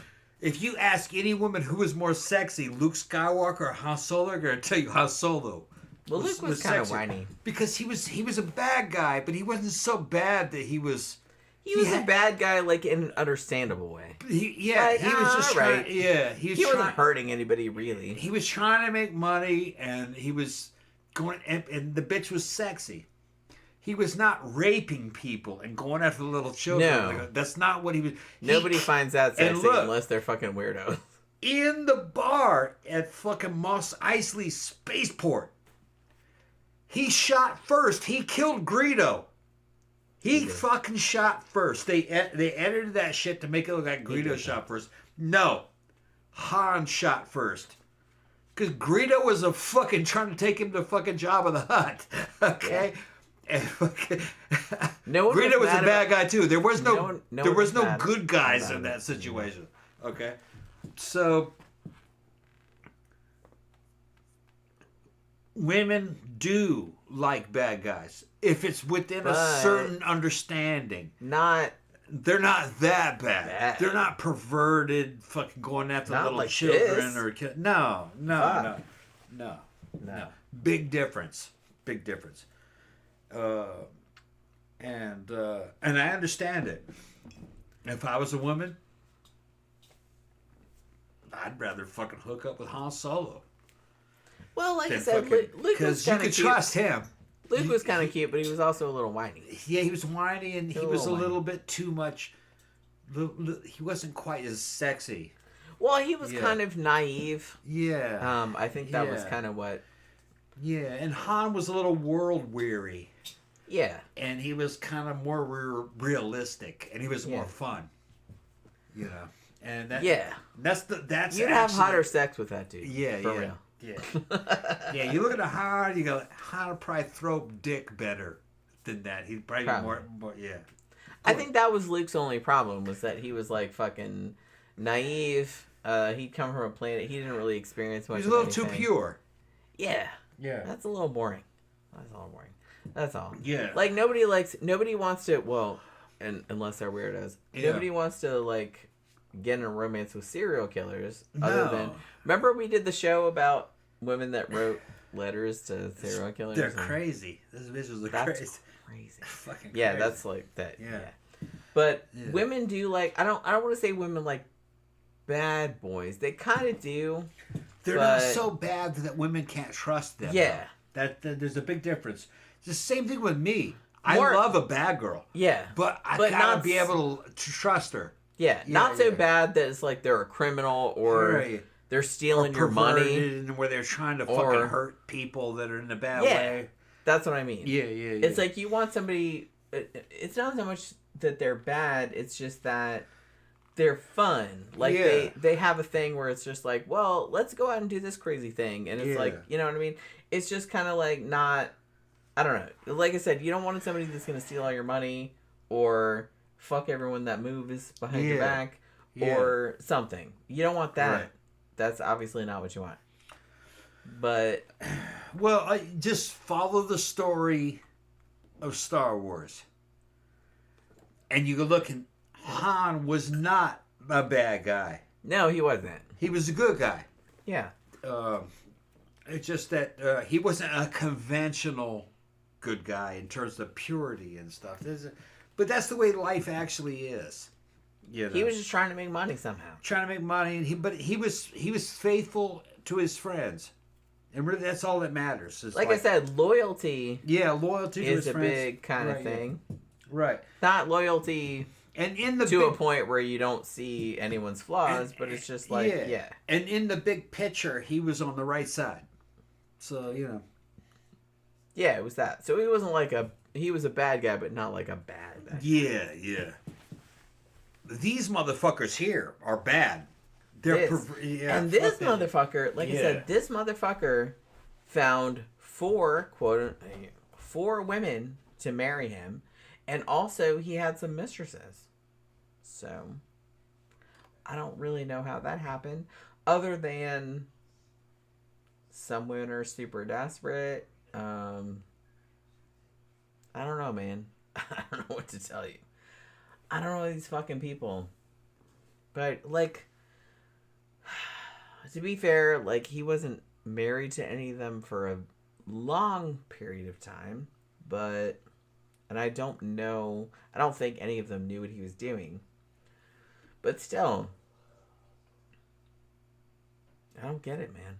Like I said, I watched some, like, fucking podcast about it earlier, and they were like, man, if you, like, are mad about, like, you can't find a boyfriend or girlfriend, this serial killer and very clear weirdo found 4 women to marry him and several other people to have an affair with. So, what's your problem? Like, I don't know. Like I said, the only thing I can think is that the women that he hooked up with probably, I kind of feel like a lot of psychopaths, sociopaths, like this dude probably was, they kind of instinctively know who is vulnerable, so they know who to go after. So I kind of feel like they go after the people most likely to consent to whatever the fucking bullshit they're doing. You know? I kind of feel like it's that. I poured another beer in here. I think I got one more. Yeah? Yeah. Are we just going to do this? That's good beer. It's not bad. Yeah. I mean, what are they saying? let me see. Hold on. Clark's talking about Han Solo. Yeah. Yeah, that's the thing. I think Han Solo is like the platonic ideal of like bad boy because he's like kind of marginally he's a bad guy. But he's not really a bad guy because one, he's fucking over the really, really bad guys. And two, at heart, he has honor. Like, he has an honor system, you know? So it's just kind of like, I don't know. Is he a bad guy? Han wasn't a bad guy. He was a good guy, but he was a criminal. Yeah. There's a difference. Yeah. Yeah. He was breaking laws. Okay. But he was smuggling spice. Other guys were trying to bring him into Jabba. Okay. And Jabba he was fought really, against that. Really, really bad guy. Okay. He killed a dude over going back to Jabba. But that guy was a bad guy. Yeah. So it's kind of a gray situation. But in the end, no, Han was a good guy. Of course. Yeah. Yeah. Was he a criminal? Yeah. Yeah. He was. But he wasn't immoral in the way that he was like fucking going after children and raping people and doing things. He wasn't like that. He wasn't a pervert. Yeah, there's a difference between... Right. Because criminality is a different thing than morality. Criminality... And perversity. Just implies that you're breaking laws. But what are those laws? Like, some of who those made laws those? Yeah. might not be... They might not be good anyway. Like, smoking weed is illegal in some places still. Right. So it's like you're kind of a criminal if you do that. Getting an abortion is illegal in some places. You might be a criminal if you do that. Well, shit, in the Middle East, it's a criminal just to have sex outside of wedlock. So, right. So it's just kind of like... criminals there. Right. So... So it's just kind of like... that's a much more... I prefer to more focus on the morality of like right and wrong, like as opposed to whatever the law is. I like to put it this way: Han wasn't a criminal in the way that you would think of a criminal. He was an outlaw. Yeah, and that's kind of a sexier way to put that. He was a rebel. He was more into making money for him, his ship, and Chewie. They were outside of society. Yeah. They were just trying to make money. They were just trying to make money and move ahead in life. Which there are a lot of people doing that in different ways. Which, fine, okay. Just as long as you're not hurting other people. Like, don't hurt innocent people. Yeah. That's pretty much the only Honestly, that's kind of my only. Yeah. I don't know if that's my only stipulation, but it's like as long as you're not hurting innocent people. My way is this: you are free to do what you want to do and have your freedom, as long as it doesn't infringe on other people's freedoms directly. That's how I look at it. Yeah. Like, don't oppress other people. Yeah. That's all. Well, I mean, now some people might say, "Well, fucking you just being good looking is oppressive." No, fuck that. That's not how it works. Nobody says that. Yeah. But I mean, no, there are some people that are like that. You know what I mean? But those are weirdos. You just having those big ass titties is oppressive because I'm flat chested. Those are weirdos. Yeah, those are weirdos. Nobody cares about those people's opinions because that's like a tiny fringe. Right. Yeah. Nothing. Most people would agree. Most normal people would agree. Do what you want as long as you're not infringing on other people's rights. Yeah. You know? Yeah. We can argue about what those rights are and what infringing means, but it's just kind of like, hey, just try to live your life without... Klaus is going, Tom knows his Star Wars. Yeah. I fucking love Star Wars. He is a Star Wars scholar. Even though... For me, Star Wars is not reality. It's a very good mythology, and I'm a mythicist, and there's a certain truth behind mythology. Of course. So, because mythology exists to teach truth to you. Okay, there's stories, and I love stories, and I love mythology, and just because it didn't happen, that doesn't mean it isn't. Just because it didn't happen doesn't mean it is not true. Well, none of the shit in the Bible happened. Yeah, but that doesn't mean it isn't true. Some of it isn't true, but some of it is. I mean, most of the shit in the Bible did not happen. No, none of that happened, really. None of that is historical. Maybe 5% of it happened in real life, but maybe not even that much. Most of that is a mechanism to teach you something. Of course. Whether or not it is something that is viable to normal living, I don't think so. Not in these days. No. More recent mythology actually is more relevant. It is. Yeah, because we understand it more. We know the context. But no, I love old Star Wars. But I love a lot of other shit too. I'll fucking get into fucking Aliens, Predator. I'll get into fucking. I'll even go as far as fucking Back to the Future. All of that is a mythology that you can learn from. All of it. As long as it's written well, then you can learn from it. And there is truth in myth. Well, it's not me saying this. Fucking Joseph Campbell wrote whole books on that. That there's a lot of truth in myth. Well, here's the thing. Humans, by our brain chemistry, are storytelling. Yeah, so we're storytelling people. We learn best by being told stories. Yeah, so that's why stories about stuff last longer than any other kind of thing. So it's just kind of like, I don't know. That's good. Like, I don't know. I'm not really. I don't know. I'm not super into that. Well, but Klaus, I understand like how stories from the Bible, stories from Star Wars, or whatever it is. People take lessons from that, and that's good. Well, Klaus, that's good. You being Norse, you'll understand that there are even truths in the old Norse mythos. You know what I mean? About the Midgard serpent and fucking, you know what I mean? Fucking Thor and his hammer and fucking, Odin and the wolves and the fucking. Yeah, of course. There is a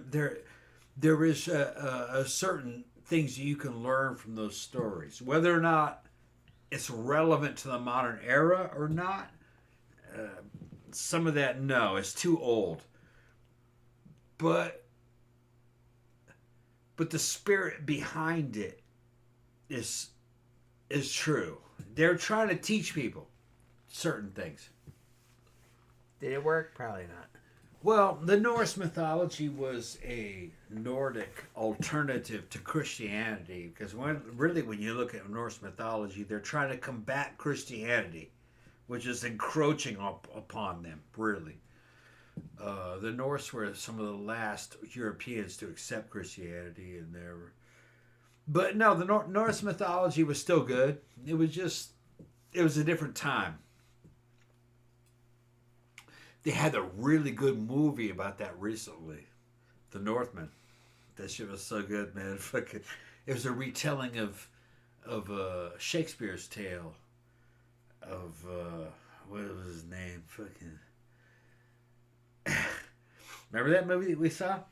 And Yeah. it even homaged Conan. Yeah. Yeah. What's the name of that movie? The Northman. The Northman. Yeah, that shit was really good. Robert Eggers. Yeah, I'm gonna see that again. I think I have that on Blu-ray. I don't think you got it, but No, I'll buy that bitch. Okay. That was because that shit was as good as Conan. Right? We saw it in the theater though. Yeah, we saw it in the theater a couple times, I think. Or we saw it in theater once, then we ordered it again. I don't know. You might have. Yeah. Tony says, exactly, Jenny. Vulnerable people have a tendency to talk too much about their private life, leading people to smell that really easily, love bombing, having trouble, and gaslighting after perhaps. Yeah, that's kind of the thing. I don't know, man. It's just kind of like people with a certain psychopathic / sociopathic tendencies tend to be able to smell vulnerability. That's kind of their superpower. So they go after people in vulnerable situations. And a lot of times the vulnerable people can't, because sometimes people that are particularly psychopaths, they're really good at faking being understanding, or tell me all about your trauma, tell me all about this and that and the other. And so you open up to them, and then as time goes on, they fuck you over. They do that very much on purpose. So it's just kind of like, you can't really, I don't know, man. I don't want to say you can't trust anybody, but you kind of can't trust anybody. No. You can't. Klaus is asking me, he said, did Han do coke? Because he was a smuggler. No. Maybe. Gotta pee. No. He didn't do coke. My interpretation of Star Wars is that Han was smuggling spice. He called it spice. And the spice that they're talking about is probably the same spice out of Dune. Frank Hubert. Okay. Because that's another great tale. So spice is not coke. Spice is LSD. It's a hallucinogen. Okay. So did Han do LSD? Fuck yeah. Fuck yeah, he did. Yeah. Han was doing LSD. It was a cross between spice was a cross between LSD and weed. Okay? So it was kind of it would raise your consciousness and it would make you chill out. So yeah, LSD. So yeah, Han took LSD, of course. That's what they're talking about. This is all the 70s, and you're talking about George Lucas, and they smoked weed, marijuana, and they also did LSD. So that's what spice was. That's what Han was smuggling. LSD. You think? Wonderful drug. It is. Wonderful. Wonderful drug. Mind expansion. My favorite. Yeah. Wonderful drug. Yeah. That's what they're talking about. It's my favorite. All right, so holy shit. It's like You want me to shut it down? It's midnight. I'm getting tired. Okay, we're going to shut it down. All right. So, okay, you guys. Now, Friday night for the sidetrack show. I think. Do you want to start it an hour earlier?